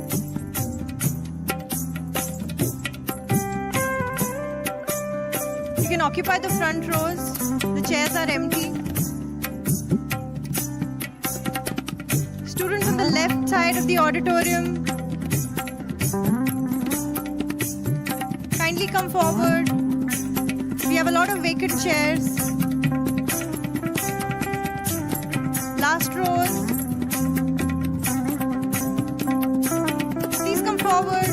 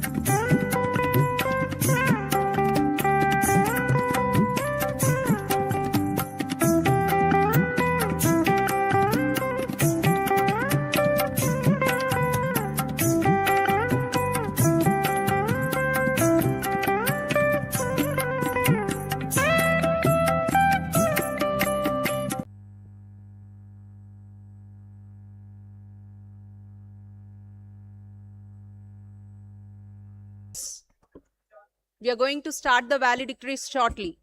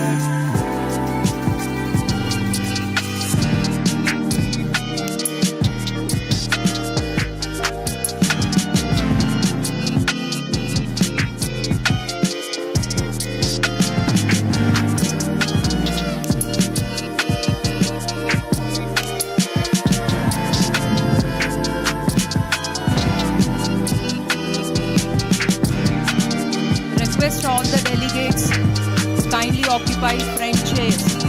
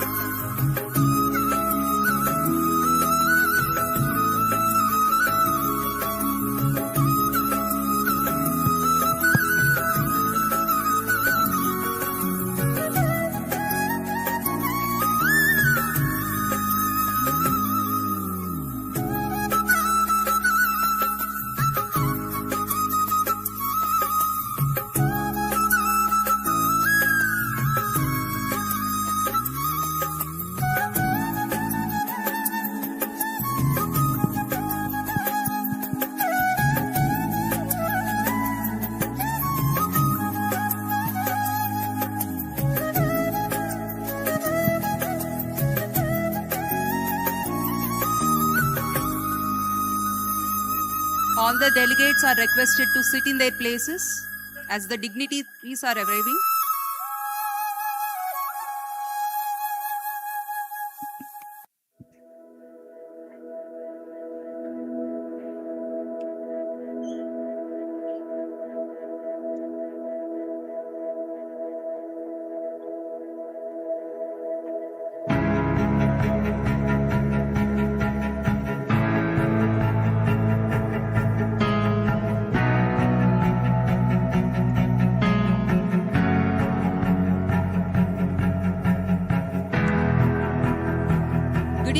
Ladies and gentlemen, after 2 days of intense intellectual exchange, we have reached the concluding chapter of this international conference on advancing pharmaceutical sciences in era of AI, innovation, global health, and career transformation. This conference, organized by Sultan-ul-Uloom College of Pharmacy in association with CliMed Research Solutions,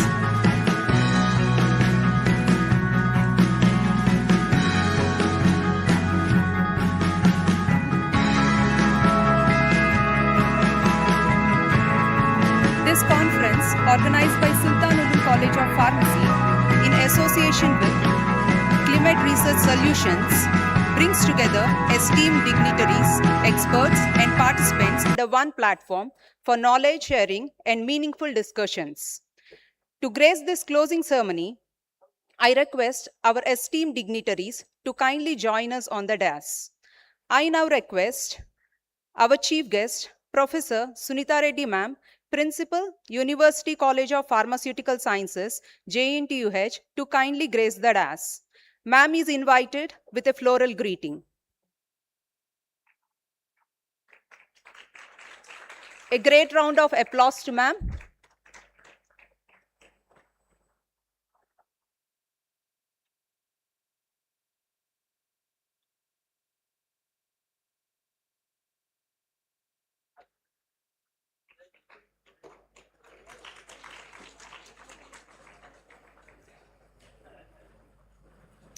I invite our presiding dignitary, Mr. Mohammad Waliullah Sir, Chairman of Sultan-ul-Uloom Education Society, to grace the dais. Sir is being invited with a floral greeting.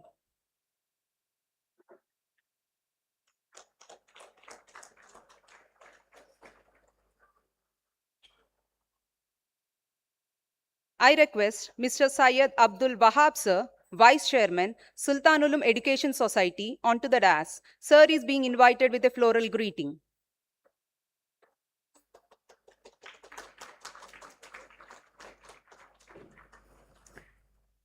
It's my privilege to invite Mr. Zafar Javed Sir, Honorary Secretary, Sultan-ul-Uloom College of Sultan-ul-Uloom Education Society. Sir is being invited with a floral greeting.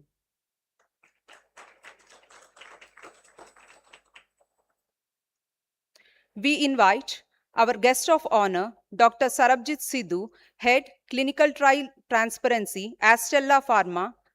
Ma'am is being invited with a floral greeting.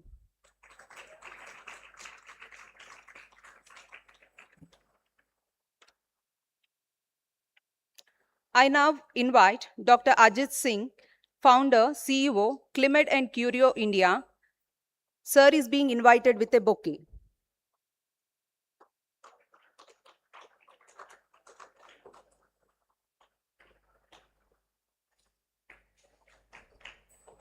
We invite Dr. Anupama Koneru Ma'am, Principal, Sultan-ul-Uloom College of Pharmacy. Ma'am is being invited with a floral bouquet.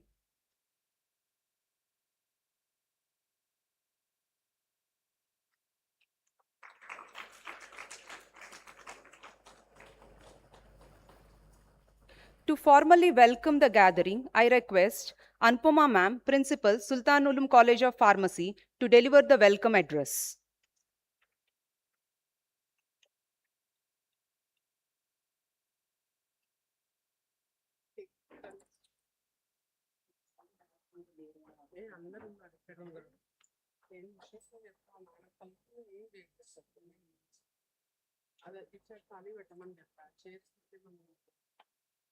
A very good afternoon to all. Why the circulation has shifted from brain to the digestive system totally. A very good afternoon to all. We all had hopefully we could give the food to our brains in the last 2 days with so many deliberations happening and so many speakers coming and addressing us. And now it's the finale of the 2-day event. It's my privilege to welcome our Honorable Chairman, Mr. Waliullah Sahab. You have seen him yesterday morning at 10:30, the delegates, and also now. And today also we were suddenly seeing sir, we were shocked. We are late, but sir has come on time. Thank you so much, sir. Same goes with our Honorable Vice Chairman, Mr. S.A. Wahab Saab too. So we always emulate and learn time management from and being punctual and be on time from you both, sir. And we have our chief guest today, Professor Sunita Reddy, Principal of JNTU College of Pharmacy, University College of Pharmaceutical Sciences, JNTUH. And she has also traveled 100 kilometers and came again on time before time to be the chief guest here. See, that's what we call time management, and I hope all our young delegates will emulate the same. Thank you so much, ma'am, in spite of, you're having so many works in establishing a new pharmacy college, and each day will be like a new challenge. But by managing all that, just now she had given a list of grants, and I was praying, array, why is she telling all this in front of our management? They will put pressure on us for the same, doing the same thing or same level of work in our institution also. Thank you so much for coming, ma'am. And you have all heard Dr. Sarabjit Sidhu since yesterday, and she knows her topic very well, and she wants all of you to listen to her also very well. So we had seen her policing also yesterday and the knowledge also yesterday. And thank you for telling us, including, I said, even the principle, what is the difference between medical writing and medical scribing. Thank you so much for being with us. And you are spending more time in the aeroplanes from Goa to Leh to Hyderabad than on the ground. So in spite of these schedules, for spending your time here, and thank you so much. I welcome my co-convener for this event, who brought all the young minds. This time we had, as I said, the old is only for the sharing, or guiding us, sharing their experiences, but the youngsters, the team that has come to address you all, is to bridge the gap between the academics and what the industry is needed. And none of them talked about production, manufacturing, only clinical pharmacists in hospital. Did any one of you hear any topic like that? Most of the times they were focusing also on how to become an entrepreneur and how many options are there. And so welcome you. And so of course we are finishing today. Thank you so much for bringing all these young minds. And besides this, I would like to thank all our speakers who are all sitting in the front row, and also the evaluators who have come from various colleges, and our campus constituent institutions principals, and all the dear team of Sultan-ul-Uloom College of Pharmacy that you have been putting so much hard work. And I was thinking just now, there's so many times we have been into AC and outside AC. I hope you'll all be very healthy tomorrow too. And this change of temperatures didn't take their toll. Thanks, a big welcoming all is another thing. Thanking you all from bottom of my heart for this teamwork, for which I'm taking away the credit at the end of the day. But it's the entire teamwork, all the faculty members and the teaching staff, non-teaching staff, everybody has put in their own, and the office staff, auditorium staff, everybody. Thank you all. And also I'm welcoming you all for this valedictory function. And once again, it's the most importantly welcoming all our delegates to the last day of, or the last session of the two-day conference. We look forward for more interaction. This time we will still, in spite of continuously talking to so many institutions, their faculty, their principals, there are many delegates who said they were not aware. In future, we'll try to ensure that the event is advertised in a lot better way, so that we can reach to all these delegates who have joined yesterday, and till yesterday evening you were joining us. And some people were telling us that they didn't get the information for participating. So we'll take care of all this next time. But once again, welcome you all for this valedictory function. Thank you.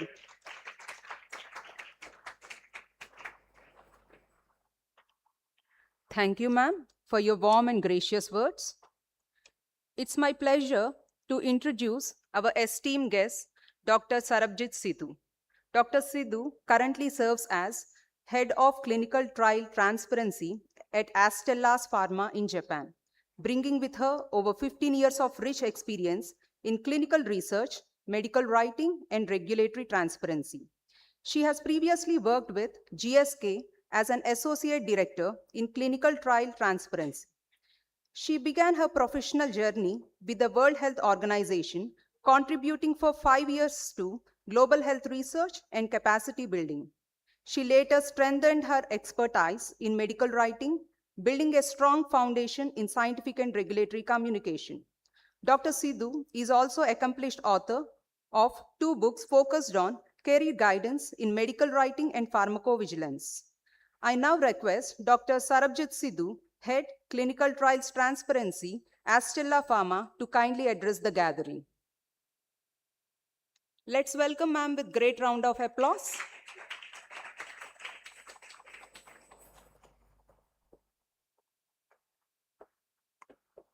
Hi everyone, good afternoon. How are you?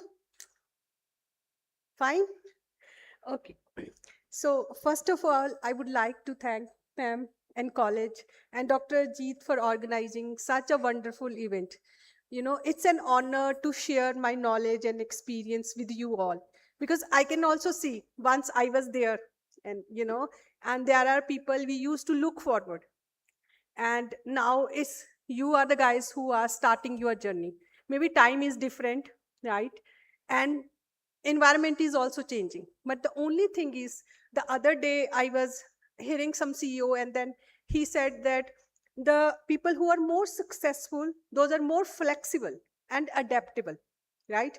See, even if you see my career, right, I started with WHO, public health, operations, completely operation jobs, and move to medical writing, from medical writing to a niche clinical trial transparency, right?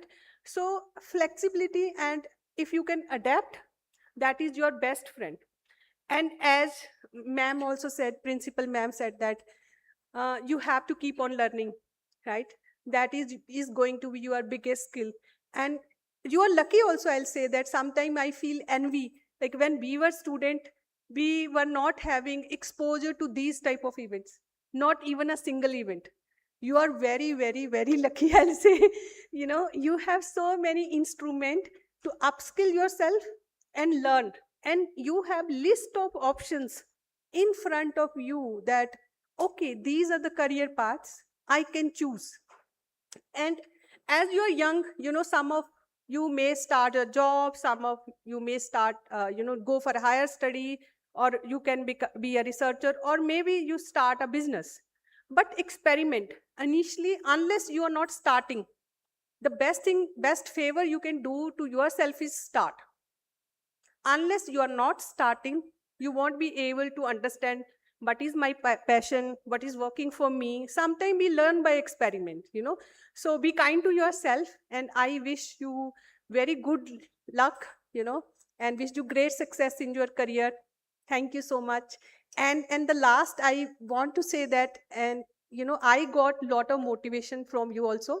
The way you are interacting, the way you were serving us food, that experience was very, very, good, and I felt very humble.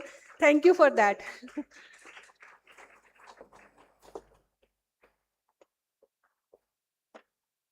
Thank you, ma'am, for your kind words.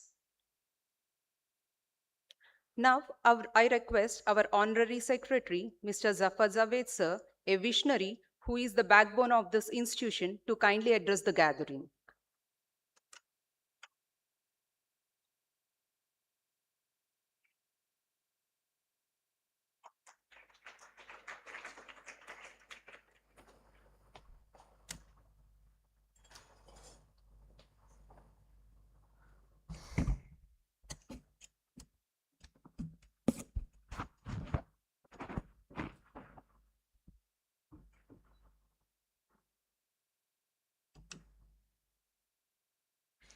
Chief guest of the valedictory function, Professor M. Sunita Reddy Garu, Principal, University College of Pharmacy, JNTU, Honorable Chairman, Sultan-ul-Uloom Education Society, Mr. Waliullah, Mr. S.A. Wahab, Sarabjit Sidhu ji, Mr. Ajit Singh, dignitaries of the dais, Richa Goyal ji, Shivangi Desai ji, and the Principal, College of Pharmacy, Professor Anupama ji,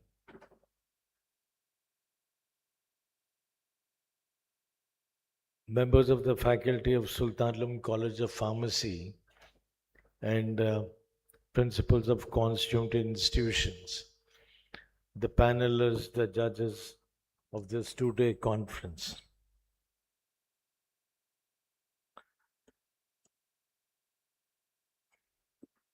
I'm very glad that this two-day conference, as I hear, was extremely successful.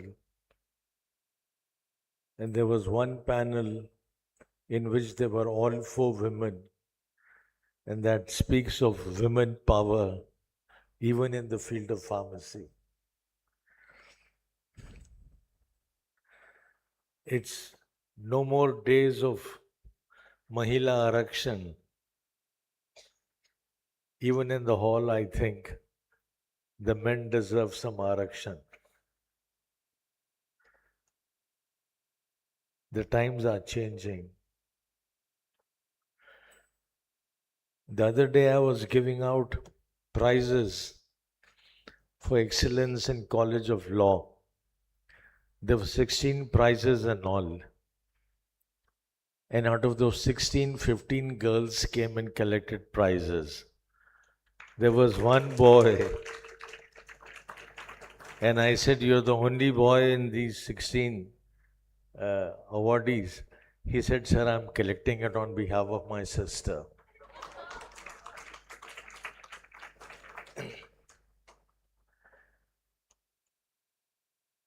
Certain areas where the women have really excelled, and for any country to develop, I think this other 50% also need to contribute very positively.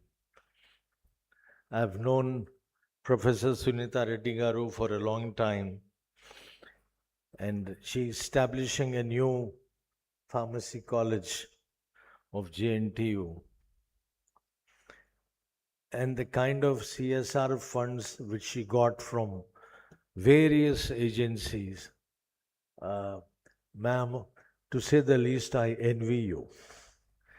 You've been so dynamic that, I mean, she was reeling out figures like 60 crores from there, 70 crores from there. And you know, I was all in awe to hear all that. And even we have a principal who we are very proud of, who doesn't restrict her contribution in the society just to the College of Pharmacy. In fact, if I might say so, she, to quite a good extent, manages the society.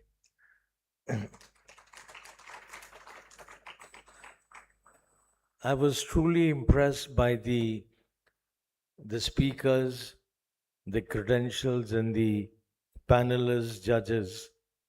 I don't know how she could rope in so many eminent people. I'm sure Ajit Singh ji played a pivotal role in getting most of them here. Thank you so much, Mr. Ajit Singh Saab. We appreciate the relationship which Sultan-ul-Uloom enjoys with you, and you have been extremely helpful. It was a galaxy of speakers, very eminent researchers, speakers, industrialists, and I'm sure the delegates really benefited from all of them which you both gathered. And because it would be a rare instance where so many distinguished speakers would get together, and such a lovely interaction. Students, I'm sure that after the second day of your conference, you are really enriched from yesterday morning, having listened to so many people, so distinguished, and from all walks of pharmaceutical industry. I'm sure you're totally prepared with what the world awaits you, the challenges which await you in the outside world. I once again individually thank all the speakers, judges, panelists who took the trouble of making it to this. Mrs. Sidhu, who traveled from Goa to Leh and then here. That's an effort which not everybody would take. And thank you so much, ma'am. Thank you so much, everybody seated here, seated there. And the Sultan-ul-Uloom Education Society is indebted to you. And we thank you from the bottom of our heart for having taken all this trouble and enriched all our students and delegates offline and online. The registrations were also quite impressive, and I think the online registrations were also quite a few, and this blended hybrid conference which you had would greatly benefit people not only in Hyderabad and Sultan-ul-Uloom but all over the country and elsewhere too. Thank you once again. Jai Hind.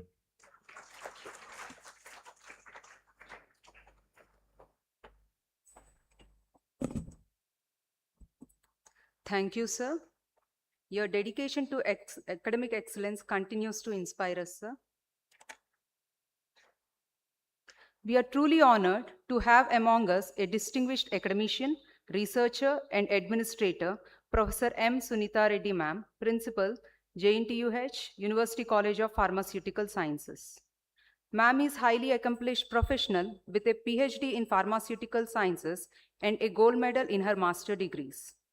With more than a decade of dedicated services at JNTUH, she has been marked contributions in teaching, research, and academic leadership.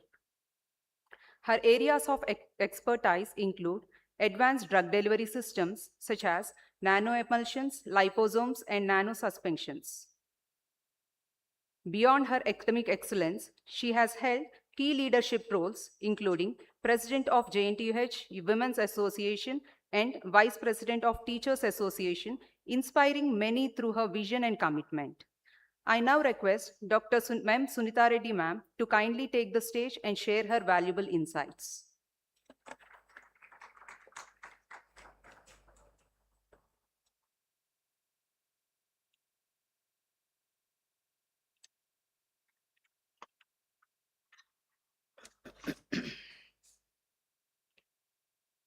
Congratulations and good evening to everyone.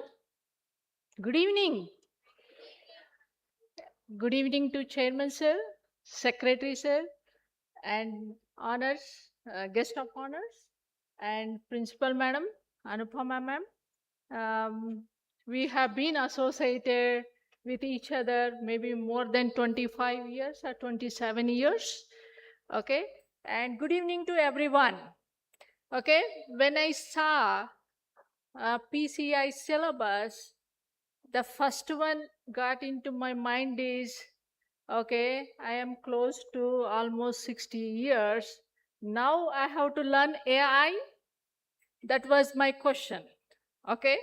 But, we have to go with the flow.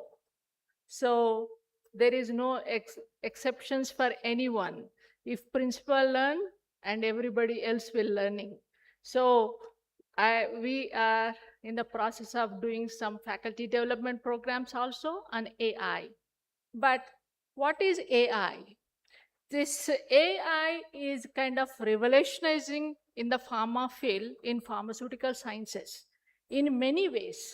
First thing, actually, to have some one molecule drug discovery, we have to work for 15 to 20 years in laboratories. We might, if we are lucky, we might get something. If we are not lucky, we may not get anything. But how much money we are spending on that drug discovery is enormous. And that's why many people are not able to try to innovate a new molecule. Okay, but AI, when we implement in our research, it will be accelerating the drug discovery with a minimum cost, and it will predict us whether we can get it a new molecule or not, what way we can do it. That is one advantage of AI.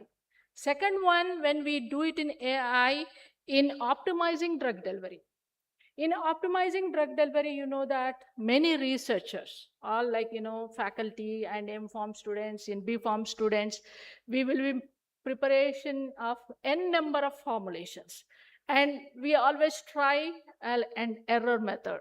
So one way we increase the polymer, one way we increase the solubilizer, one way we increase the permission enhancer, we increase some different things, and we take and we try to use the QBDs, DOEs to make a good formulation. But still, we will be on trial and error.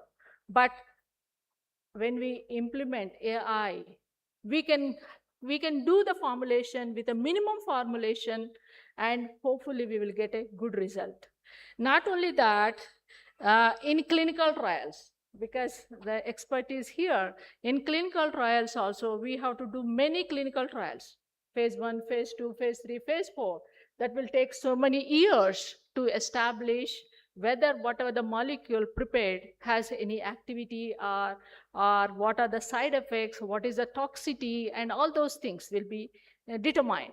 But when we implement this AI, so the time interval will be coming down very drastically. So we have to, in our all pharmacy professionals, we have to be in learning stage, or we have to be get into the mode of AI, not only for teaching, for the research also. And this AI will be helping us in trial designs, and also a patient recruitments. And not only that, we can analyze the vast data which is produced during these clinical trials, or producing during the formulations, because there is so much data is available. The data which we get it, to analyzing it, it takes a lot of time.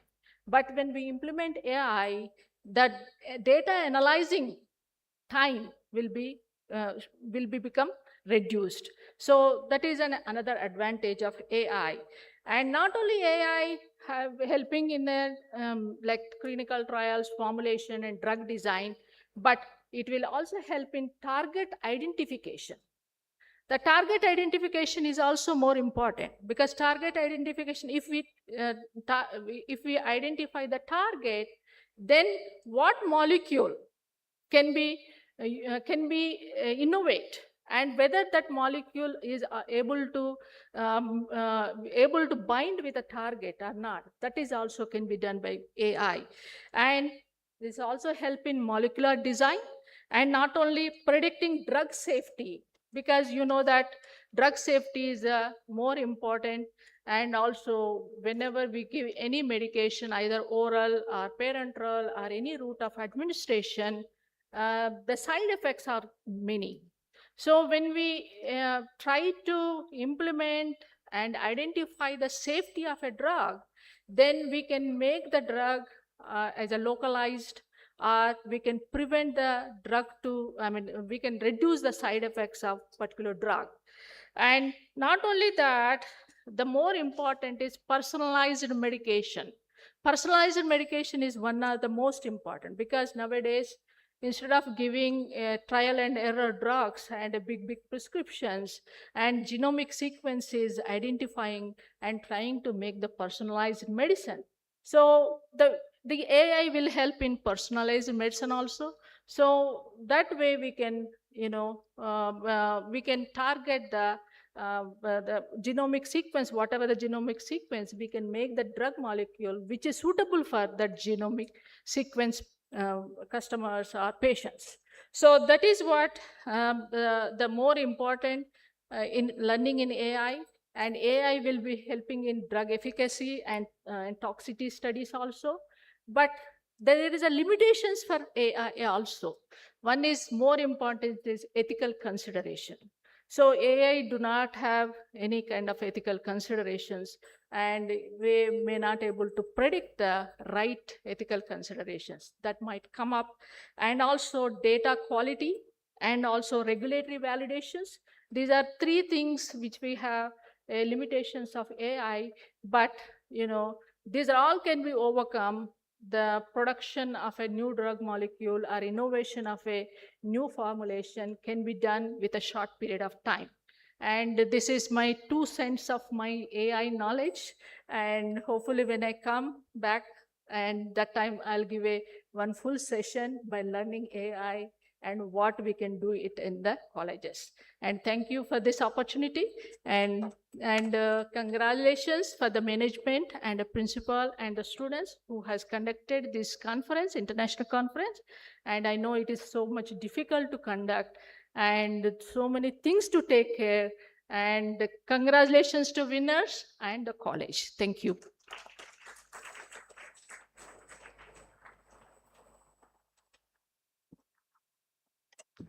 Thank you, ma'am, for your valuable insights. Now let's proceed with MOU signing with Magic Bus Foundation. I call upon Mr. Dontamalla Shekhar Garu, Deputy General Manager for Telangana and Andhra Pradesh states, Magic Bus India Foundation, to take us through an overview of your organization.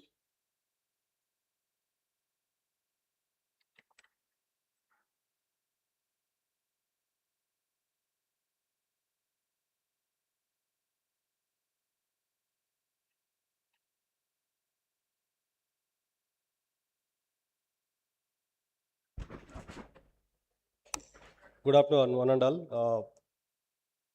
So thank you, management, secretary, and principal of the college. So we are from Magic Bus India Foundation. We are the 27 years old NGO, where we used to work with the young people empowerment, like training and placements. So we have operation of basically into the life and employment skills along AA also. So this is what we are offering for courses are different, 7 to 12 days. And 7 days will be life and employment skills, and 4 days will see AA skills. And after that, and we used to support with the placements. So about the Magic Bus India Foundation, it's a 27 years old NGO where we are working across 7 countries along with India. Almost we have every state, every district we have operations. So Magic Bus is a apart from the empowerment activities, we used to work on the schools. We used to work on the enterprise programs also, which is completely free of cost program. We don't charge anything. So motto is of Magic Bus India Foundation is the empowering young people and the training and the life and employment skills along with the training and placements. So not only placements, and we used to support from then for the till 6 months as well as 12 months, till even after placements also will support. So we are going to have a program here also in shortly, and request to all the students, please utilize it. It's a complete free of cost program, and where you will get placement support also. And also Magic Bus India for AP and Telangana, we are done MO with the different universities like Telangana University, Kakatiya University, and Yogi Yavana, Krishna University, and Andhra University also. So I think all the very best student, and not only training, I'll get a certificate from the Infosys, which is provided by Infosys India, Infosys Foundation. And also for wherever second year, third year, fourth year students also, we have program called with support of IBM, where we will give the basic AA skills, and we will get certification also. Which in going future, AA, as said by principal madam, and everyone has to be equal in terms of AA learning. So what Magic was thought, we have to do, get into the these skills into the students where future, 21st century skill is. So request to all students and utilize this, and where you will get good opportunity also. So thank you all, thank you one and all for this valuable time and valuable support. Thank you.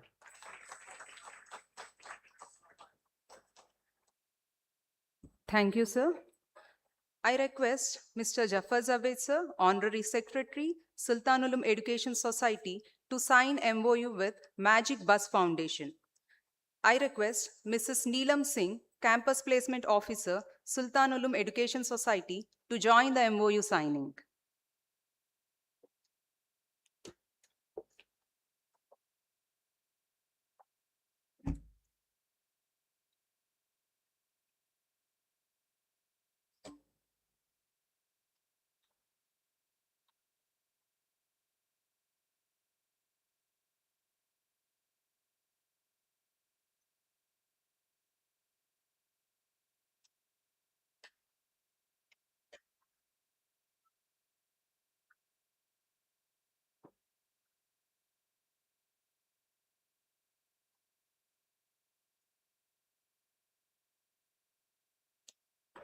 A huge round of applause, please.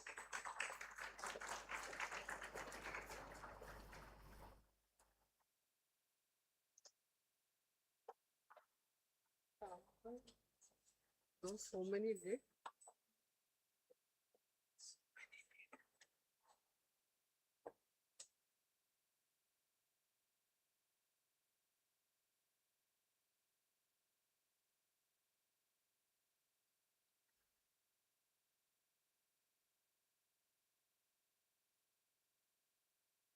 We'll have a special edition for all of us, but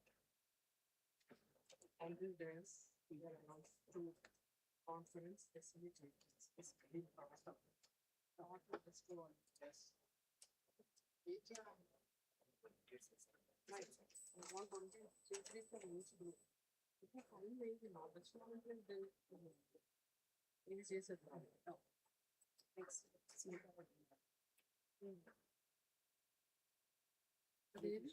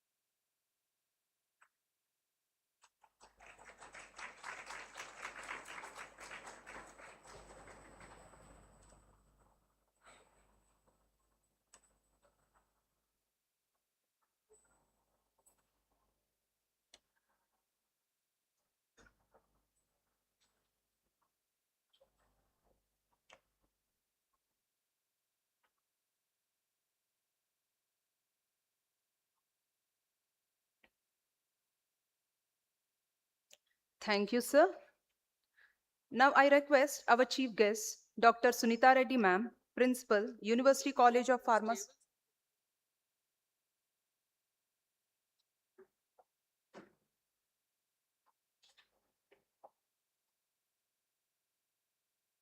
Now I request our chief guest, Dr. Sunita Reddy ma'am, Principal, University College of Pharmaceutical Sciences, JNTUH, to release the conference proceedings.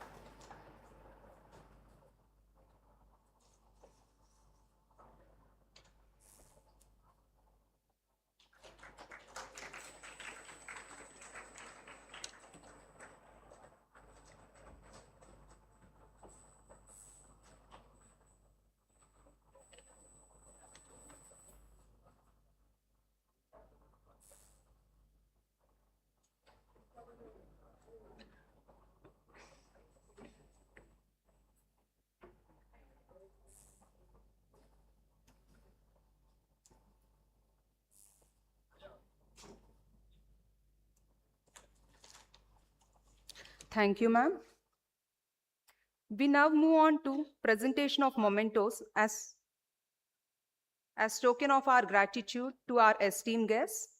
I request Mr. Mohammad Waliullah sir, Chairman, Sultan-ul-Uloom Education Society, to present mementos to our chief guest, Dr. Sunita Reddy ma'am.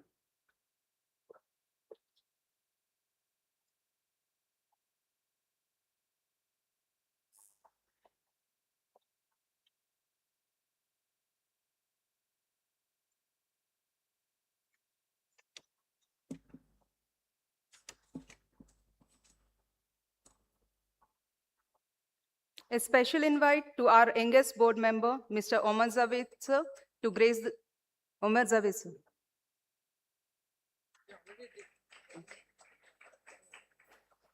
Mementos to the guests.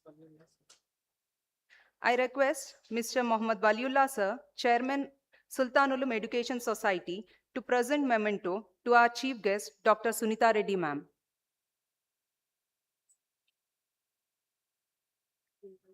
And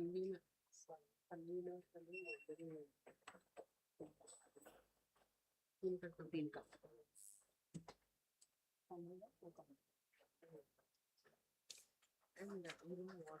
On staff and everything, we have a special transportation program and swiftly we start with.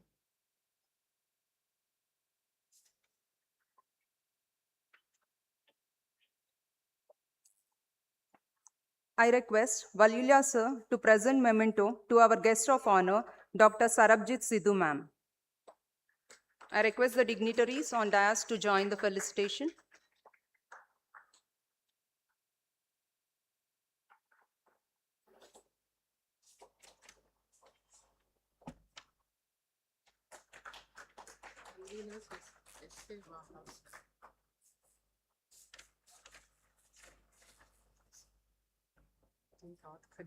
Facilitators.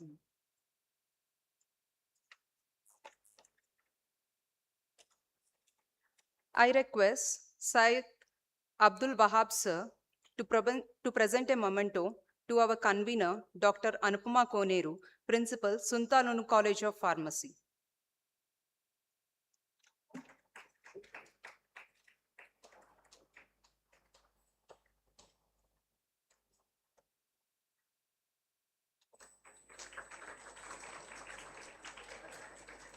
I request Wahab sir to present a memento to co-convener Dr. Ajit Singh, founder and CEO, CliMed and Curio India.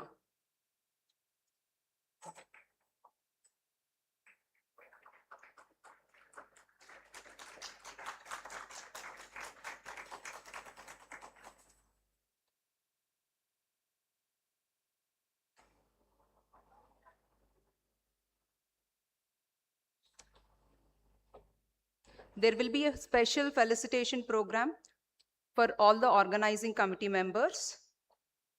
Now, I request our Honorary Secretary, sir, to kindly present a memento to our conference facilitators. I call upon Mr. Syed Hussain, sir. I call upon Mr. Syed Hussain, sir, Assistant Professor, Department of Pharmaceutics.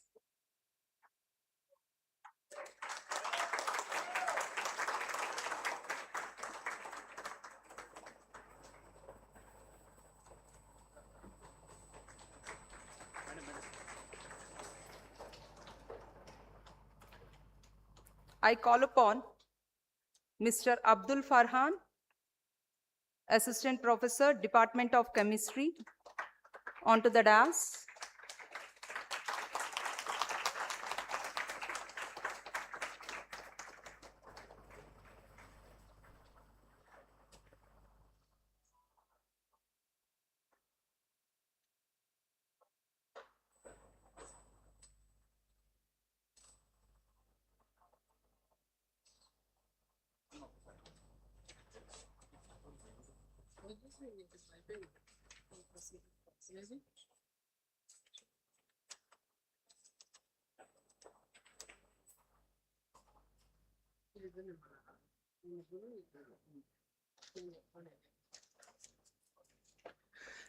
All of us have worked overnight, team from CliMed, team from Sultan-ul-Uloom, but we'll have a separate felicitation program because of paucity of time of our secretary, sir.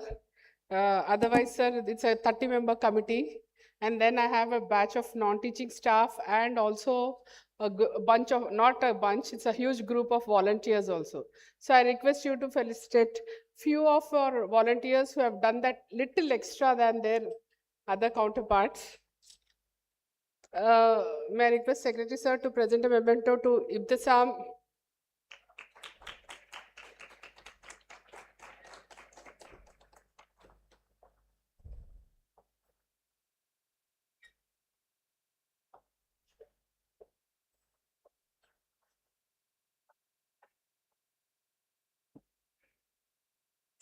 Next, Afan.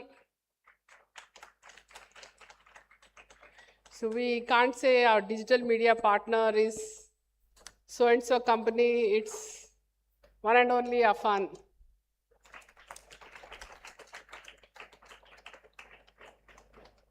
Mohit.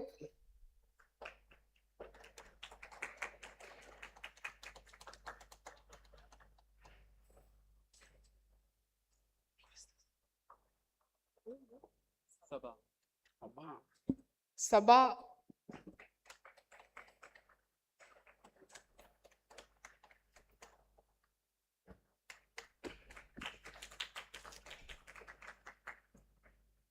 Sania.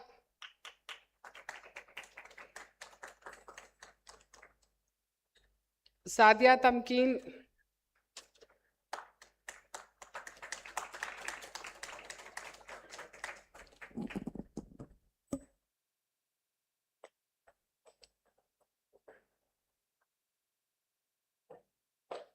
So, Honorary Secretary, sir, you had been a pillar always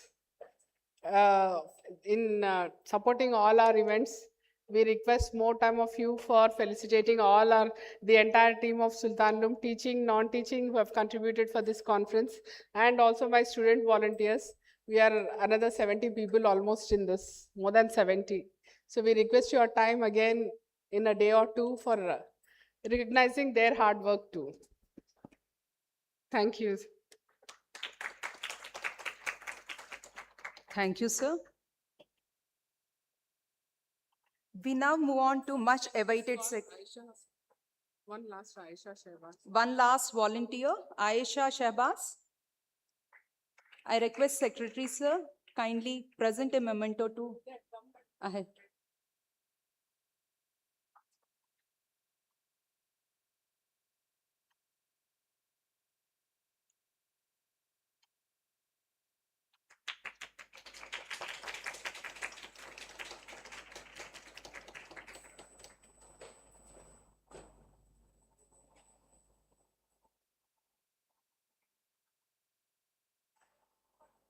Thank you. We now move to much awaited segment, recognizing the excellence of our researchers. We will now present certificate and awards for best poster presentations. I request the dignitaries to kindly do the honors. I request Dr. Haima, Professor, Sultan-ul-Uloom College of Pharmacy, to announce the results. Over to Haima, ma'am. Thank you, Anusha. I request all the dignitaries on the dais to please move forward for the prize distribution ceremony, the much awaited among our students. I am indeed privileged and honored to read out this list. Sir, I request all the dignitaries to please occupy the space on the dais, the forward space for the prize distribution. We have a winners for a two-day international conference offline poster presentation. For day one, pharmacy practice department, we had 14 posters in total. The first prize goes to Mr. Abdullah Khalid, Mesco College of Pharmacy. A big round of applause. This was evaluated by Professor Nishat Fatima, Principal, Dr. VRK Institute of Pharmaceutical Sciences, Mehdi-Patnam, Hyderabad. The second prize goes to Miss Afreen Fatima, Sultan-ul-Uloom College of Pharmacy.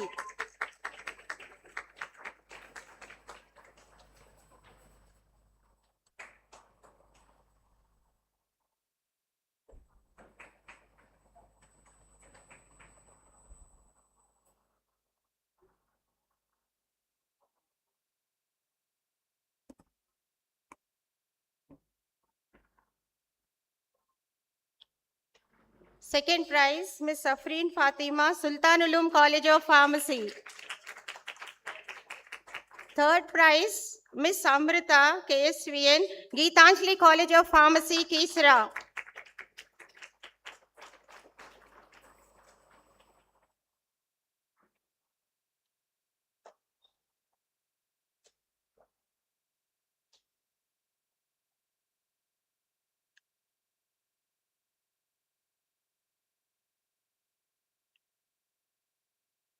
Moving on to the poster evaluation of Artificial Intelligence Department, we had 10 posters. Dr. Asima Mahveen, Associate Professor, NRIU MSD Hyderabad, has evaluated the posters. The first prize. The first prize goes to Miss Deena Faisal Nedi, Sultan-ul-Uloom College of Pharmacy.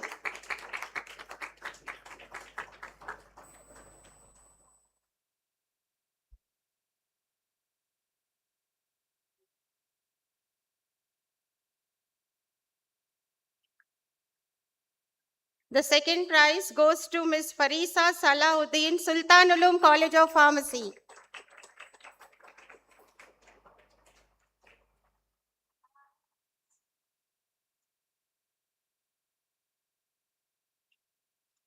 The third prize goes to Ms. Rishmita Gundagani, Vijaya College of Pharmacy, Hayat Nagar.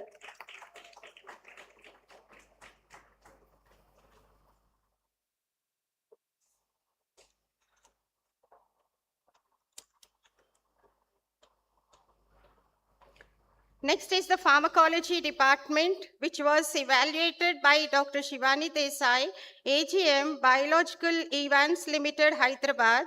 First prize goes to Dr. Zunaira Fatima, Deccan School of Pharmacy.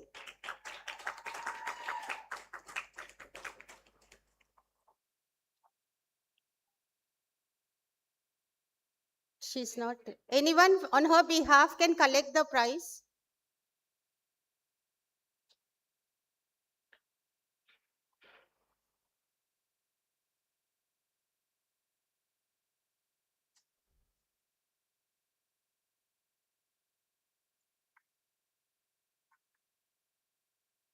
Second prize goes to Ms. Shumasya Fatima Yaqub, Sultan-ul-Uloom College of Pharmacy.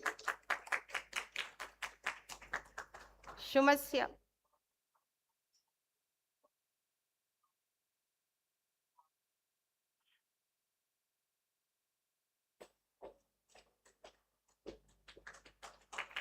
Third prize goes to Dr. Shaima KP, Government Nizamiya TP College, Hyderabad.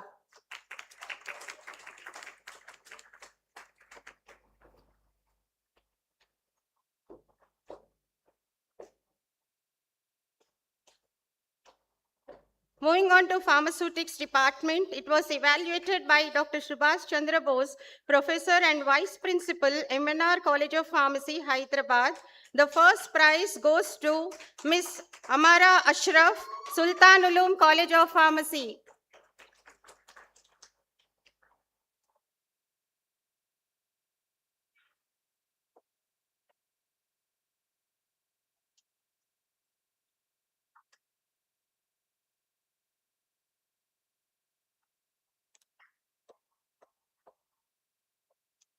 Second prize goes to Ms. Meghna Aruri, Vijaya College of Pharmacy, Hyderabad.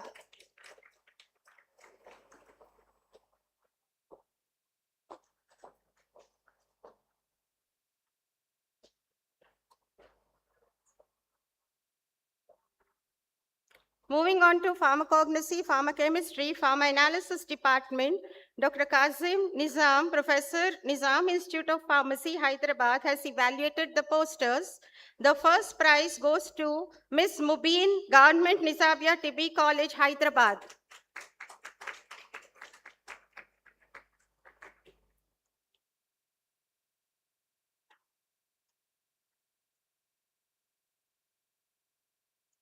Second prize goes to Dr. Sheikh Abreen Bano Iher, Government Nizamiya TB College, Hyderabad.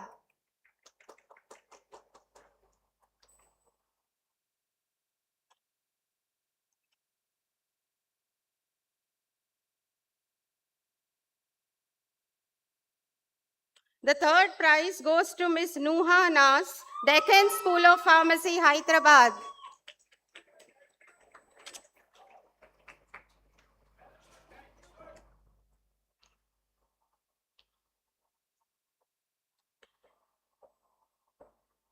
Now we move on to the offline poster competition results for day 2 in pharmacy practice department, evaluated by Dr. Y. Padmavati, Professor and HOD, Department of Pharmaceutical Analysis, G. Pullareddy College of Pharmacy, Mehdipatnam, Hyderabad. The first prize goes to Mr. Usaib Mohammad Khan, Sultan-ul-Uloom College of Pharmacy.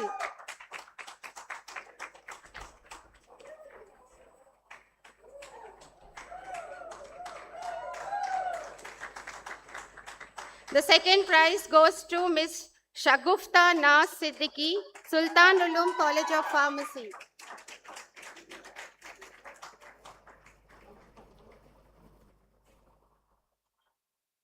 The third prize goes to Ms. M. Sahita, Geetanjali College of Pharmacy.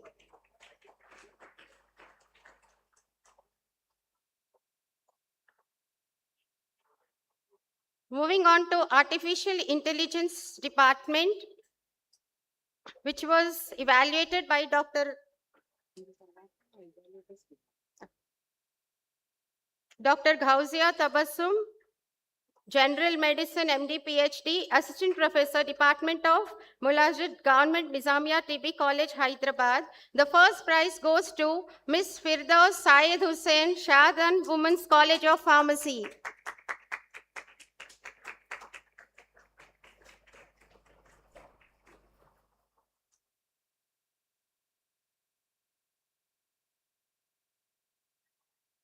Second prize goes to Miss Aisha Kunain, Sultan-ul-Uloom College of Pharmacy.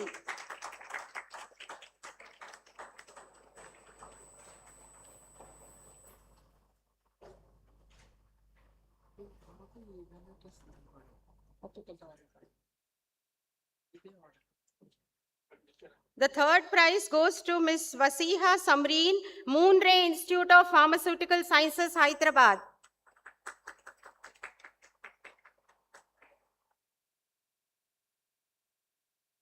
Moving on to the pharmacology department, which was evaluated by Professor Muralidhar Rao, Principal, St. Mary's College of Pharmacy, Secunderabad. First prize goes to Mr. Mohammad Moeed Ahmed, Sultan-ul-Uloom College of Pharmacy.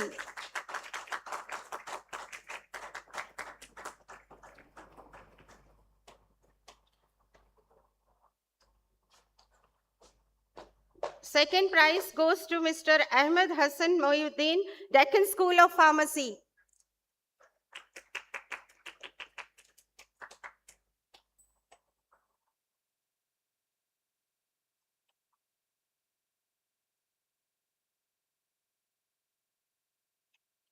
The third prize goes to Ms. Zeenat Begum, Sultan-ul-Uloom College of Pharmacy.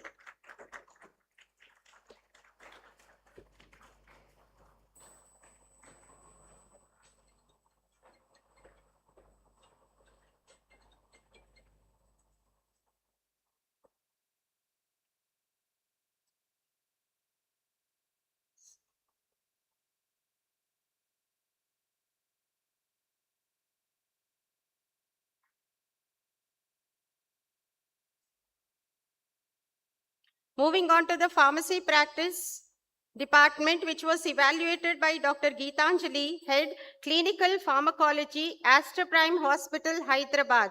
First prize goes to Dr. Sadia Rauf, Sitara Medical Center, Hyderabad.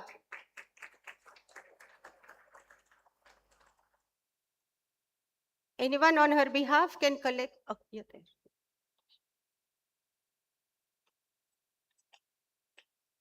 Second prize goes to Ms. Hafsa bin Umar, Sultan-ul-Uloom College of Pharmacy.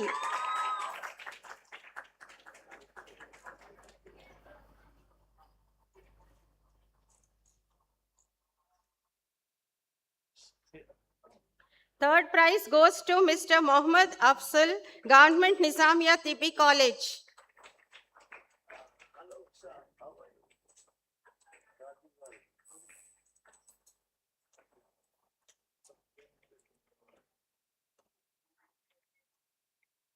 Moving on to artificial intelligence department, evaluated by Dr. D. Varun, Professor and Principal, Head Department of Pharmaceutics, Pullareddy Institute of Pharmacy, Dundigal, Hyderabad. The first prize goes to Miss Ariba Khan, Sultan-ul-Uloom College of Pharmacy.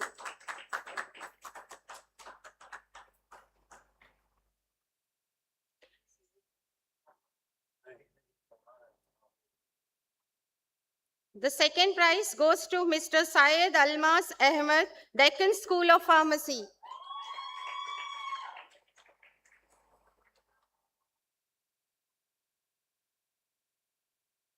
The third prize goes to Ms. Saida Insha Tahreem, Mesco College of Pharmacy.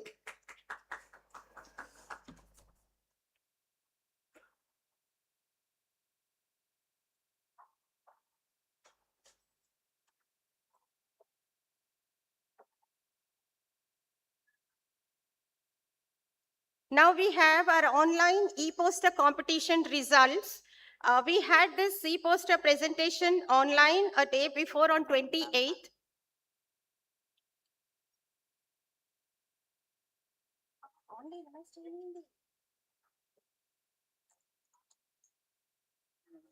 Chasing.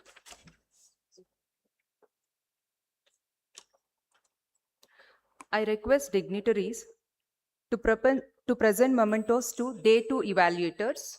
I call upon Professor Y. Padmavati, Professor and HOD, Department of Pharmaceutical Analysis, G. Pullareddy College of Pharmacy, Hyderabad, onto the dais.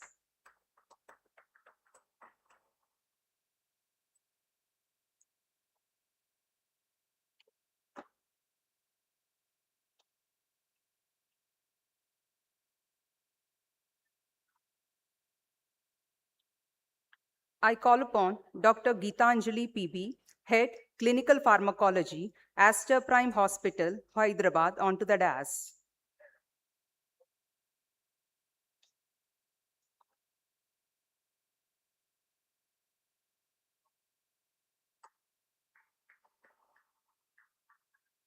I call upon Dr. Gausia Tabassum, MD, PhD, General Medicine, Assistant Professor, Department of Pharmacy, Government Nizam College of Pharmacy, onto the dais.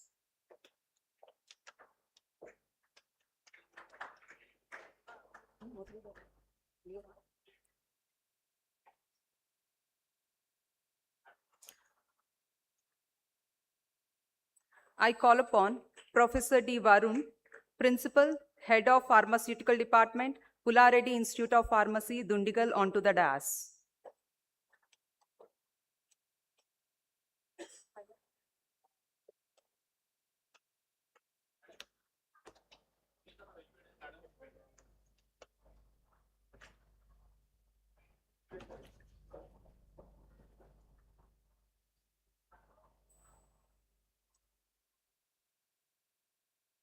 I now announce the e-poster competition results. We had an e-poster competition online on 28th, and as Dr. Ajit was quoting that we had participants around the country. So here we have the names.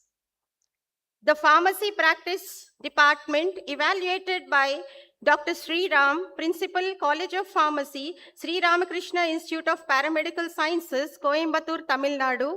The first prize goes to Ms. Megani Velusha Fernandez, KLE College of Pharmacy, Karnataka, Belgaum. And the second prize goes to Dev Patel, Anand College of Pharmacy, Anand, Gujarat.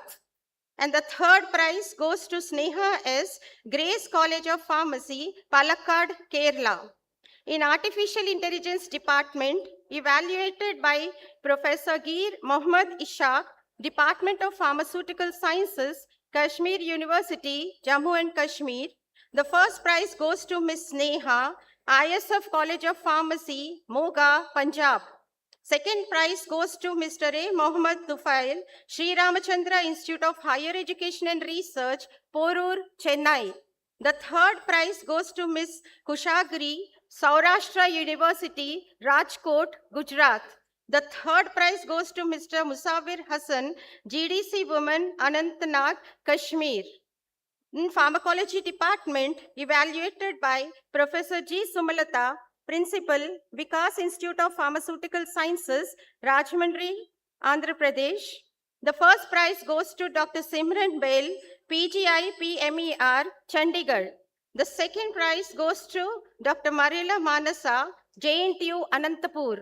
And the third prize goes to Mr. Firoz Noor Mohammad Momin, AP Sahab Binnale College of Pharmacy, Sangli, Maharashtra. Pharmaceutics Department was evaluated by Professor KSG Arul Kumaran, Principal, KTN College of Pharmacy, Palakkad, Kerala. The first prize goes to Erugam Gogai, Department of Pharmaceutical Sciences, Dibrugarh University, Assam. The second prize goes to Ms. Kavina Ravi, Dr. MGR Medical University, Chennai. In Pharmacognosy, Pharmacochemistry and Analysis Department, evaluated by Dr. Mohammad Salahuddin, Principal, Al-Amin College of Pharmacy, Bangalore, Karnataka. The first prize goes to Mr. Ratnadeep Gadge, Shivaji University, Kolhapur, Maharashtra. The second prize goes to Mr. Mohammad Kutubuddin, Sri Adi Chuchanagari College of Pharmacy, BG Nagara, Karnataka. Thank you all.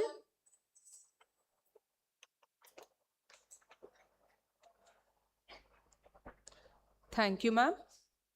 As we bring this incredible information-packed and stimulating conference to an end, I request Dr. Ajit Singh, founder, CEO, CliMed and Curio India, to propose the vote of thanks.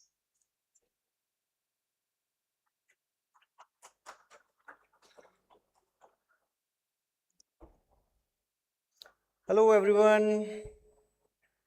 So now we are at the conclusion of our event, today's event that was so wonderful, so good. I would just like to start with like when I and Anupama madam was starting, preparation for this, the first day she was like, देखो AI सब जगह हो रहा है, AI नहीं रखना है, ऐसे नहीं रखना है, नॉर्मल सब जगह हो रहा है, ऐसे AI को नहीं रखना है, कुछ भी कॉमन सब नहीं रखना है, सब कॉमन कर रहा है. So I told ma'am, don't worry, we will come up with something new. So we came up with innovation, we came up with digital health, we came up with career transformation. And you must have seen in last 2 days, it was, all the youngsters, frankly, I'm telling you, all the youngsters who are working in the industry, who are working in the real-time scenarios, have delivered wonderful, wonderful content to all of you. Right? So let me start thanking with our, the Sultan-ul-Uloom Education Society for giving us this chance, this platform, and this wonderful podium, to me to speak and for collaborations. So I would like to thank our chairman, sir, Muhammad Waliullah, sir. Thank you very much, sir, for giving us very much chance. And I would like to thank vice chairman, sir, honorary secretary Jafar Javis, sir. Thank you very much. And joint secretary, sir, and everyone on dais. Then, I'll come to the very, very important part, without the people, we couldn't proceed, our chief guests. And I'm honored to have our chief guest for today, valedictory, Dr. Sunita Reddy, madam. Thank you very much, madam, for joining us and coming for us here and, spreading the wonderful knowledge, and your words were really, very great. And the students must have taken, some, conclusive thoughts out of the entire conference.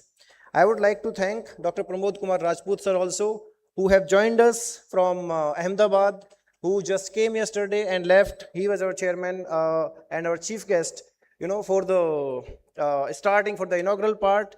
And he is also proudly our director of board at CliMed Research Solutions. And he came, and the charm, what he spread it over was, immense. The Sairi ka mahal ekdam, he made the day yesterday. It was very good, very, very wonderful. I would like to thank our guest of honors yesterday, Dr. Richa Goyal, and today our Dr. Sarabji Sidhuji. Thank you very much for your precious words and your presence. One has come from Singapore, one has come from Leh, left her vacations in between and came directly to join us. She lives in Goa, but she was in Leh, and she left her vacations and came here just to, grace this, occasion. I would like to, come to the numbers again. It was so overwhelming, number of registrations online, offline, and I was just, being so emotional listening to people are winning awards in the conference which is happening in Hyderabad, people from Jammu and Kashmir, people from Assam, people from Gujarat, people from, different states, Maharashtra, Kerala. Everyone has participated in this conference. The registrations were, it has reached the heights, if I say. It was a record number of registrations, 1,200 plus, all over 1,200 plus, online and offline. And then I would like to say one more thing, guys. Your courage to present the poster in the conferences is amazing. I have seen the people, how they are using their brain, how they are using their intellect, and, coming up with the posters. I did not get a chance to roam around, but I saw some posters here and they were so wonderful. Okay, and I could see that how efficiently our students are using AI. This is not in the bad way, this is in the good way. They are using the brain, they are literally, using it very nicely at the right platforms. So I think we are at least, getting some satisfaction out of our things that we are teaching. and you guys are learning and coming up with the outcomes, such wonderful outcomes. You are winning the awards, right? I would like to thank now all the evaluators who came from outside. One of very known, my student, first batch, Dr. Geetanjali here, and I'm so proud of, seeing her, that today she is the evaluator in this conference, and I'm so overwhelmed to see Geetanjali, literally. Dr. Geetanjali, she is working in Esther, right? So, and she is now, right now, here. All the evaluators, my very dear sister, Dr. Kinmay, principal of St. Paul's College of Pharmacy.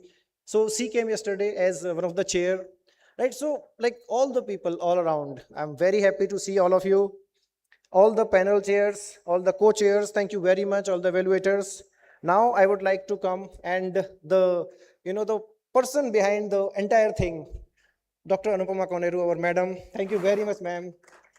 I have thanked all already.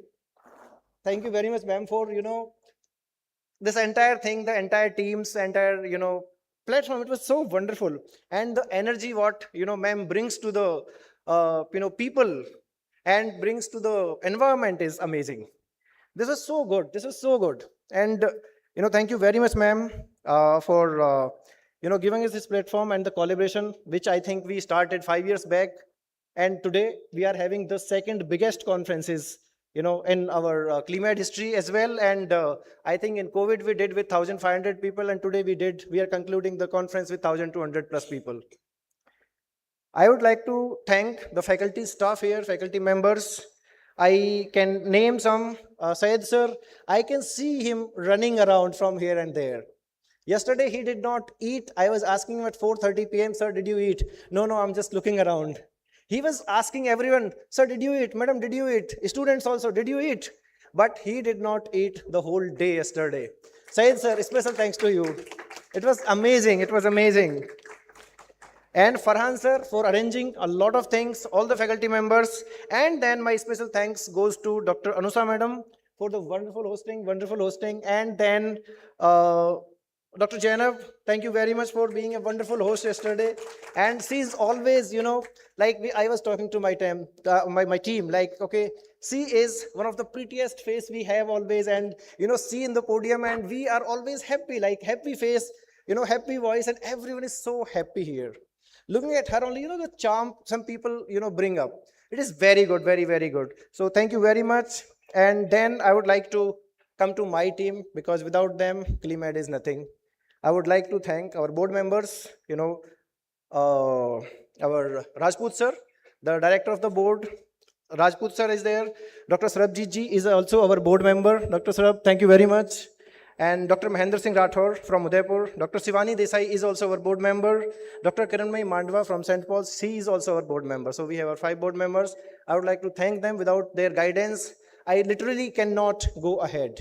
And I always seek their guidance, in running the entire show. Then I would like to, come to, thank my wife is here, Dr. Seetal Chauhan, and Managing Director of CliMed Research Solutions. So she is the guiding force again, okay, so in the house also, and here also, everywhere. She doesn't come, see guys, let me tell you, she doesn't come out. She's like, you be the face of the company, and I'll be behind the curtains. Today, for this conference, she has come for the first time in last 5 years. Or she never come out. Our academic director, Dr. Samriddhi, she is not here, though, but she was on the toes every time for this conference. And not only this conference, along with that, she's running the whole, she's running the whole show without us right now. Dr. Samriddhi, I would like to thank her. Our research director, Dr. Neha, is with us. And a special mention to Dr. Akhila. She is, though not associated with CliMed, but she is the family, she is the CliMed family now. And she is a wonderful support in Hyderabad. Wonderful support. Thank you very much, Dr. Akhila. I would like to thank Dr. Hariharan, who has traveled from Chennai, one of the speaker also, and one of the team CliMed also, and one of the collaborators with the, CliMed. We have the hospital collaborators, Tamram Medical Center, and we are running many courses and fellowships in HUR, first time in India with TMCRI. So Dr. Hariharan, thank you very much for traveling. Thank you very much. And my senior, who was another speaker, Dr. Ehsan Farooq, he came yesterday. I would like to thank him as well. Our friend Ravi Kishore, he's here, and the team Dual Sphere, they came especially just to meet us. and they are here for all 2 days. So like both the days, I would like to thank you. Thank you for being a wonderful support. I would also like to thank our team AMHR, which is again our technical head, Dr. Neha, and the people. And guys, again, the thing comes to Dr. Anupama ma'am. She is the editor-in-chief of the journal. And we have released yesterday we released the issue 1, and today we are releasing the issue 2, which is a special issue, and the abstract book also. This is our second issue of the journal as well. If you see, yes. This is the second issue of our journal as well as an abstract book. So, and this is already published on the website. Everyone can download. I hope the students have downloaded it. I would like to, thank, you must have seen our our cover page, our brochures, everything, our brochures, everything. And there is one person who is leading the team, Mr. Nikhil. He is one of the best content creator I have seen. And he is like, he works till 2 a.m., 3 a.m. If I want any brochure, I want any design, I like, Nikhil, aaj hi chahiye. He's like, yes, sir, 2 baje tak mil jayega. Sir, main karke sounga. So he's on the toes. All the things are designed by Nikhil and his team, and our website development team also. They are always on the toe. They are in-house. I have in-house website development team for CliMed. So Mr. Gururaj is leading. Thank you very much, Gururaj. It's a wonderful. And guys, now it comes to the local hosting team. So it was a wonderful hosting, wonderful food, everything. I would like to thank all the people who took time to arrange the stage and the hall, and audiovisual team. Thank you very much. And the student volunteers, my friends, they were on the toes, I was asking for water on time, food, sir ye kha lo, sir wo kha lo, sabko aise ekdam, I think na ekdam personal, ghar pe koi rishtedar aata hai, the guest. So they were treating us like, the family, and it was so lovely. And guys, I liked your t-shirt. I want one t-shirt when I'm going back, the volunteer t-shirt. Okay, you have to give me one volunteer t-shirt. Okay, so one more very personal, my best regard to the man behind camera here, Max Horizon. He told, "Aap Max Horizon ka naam lena, mera naam nahi lena." Asif bhai, thank you very much. Thank you very much. And guys, please subscribe to the Max Horizon channel on Instagram with a special request by Asif bhai. Thank you very much. And definitely, at the end, but without the audience, without the students, this show cannot be, run without the students and without the audience. So guys, thank you very much for, having trust and registering to this conference, coming here. It was so good. It was so good from the different places in India, joining online and offline. It was so good. And I again, conclude with congratulating all the winners of abstracts online and offline. So ma'am, thank you very much. Thank you everyone, and have a wonderful, wonderful, wonderful day. And see you soon. We'll be seeing you soon somewhere in, Hyderabad or in another city, because we just roam, we have that tendency to roam. And please check outside. We are coming up with the next conference on 7th September. That is Code Conference in Chennai. Please register, and anyone who is registering today will get 30% discount. That is important. I request our secretary, sir, to felicitate one person who will allow freely to roam Ajit Singh in the entire country and outside. Sir, may I request you to present a memento to Mrs. Dr. Sheetal Chauhan?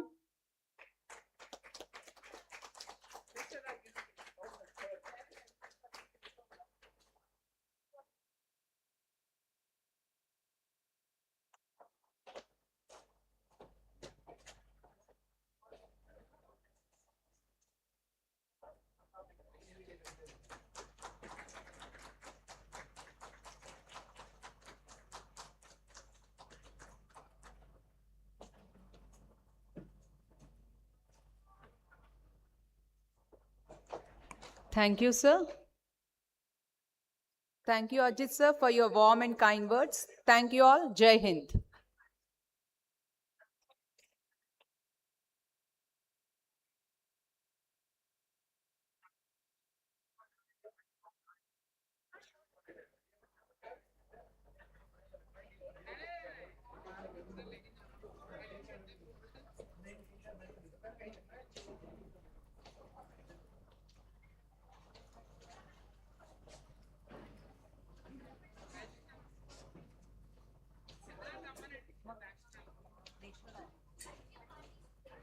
Chitra. National anthem. Come, you also. Zainab. Yeah.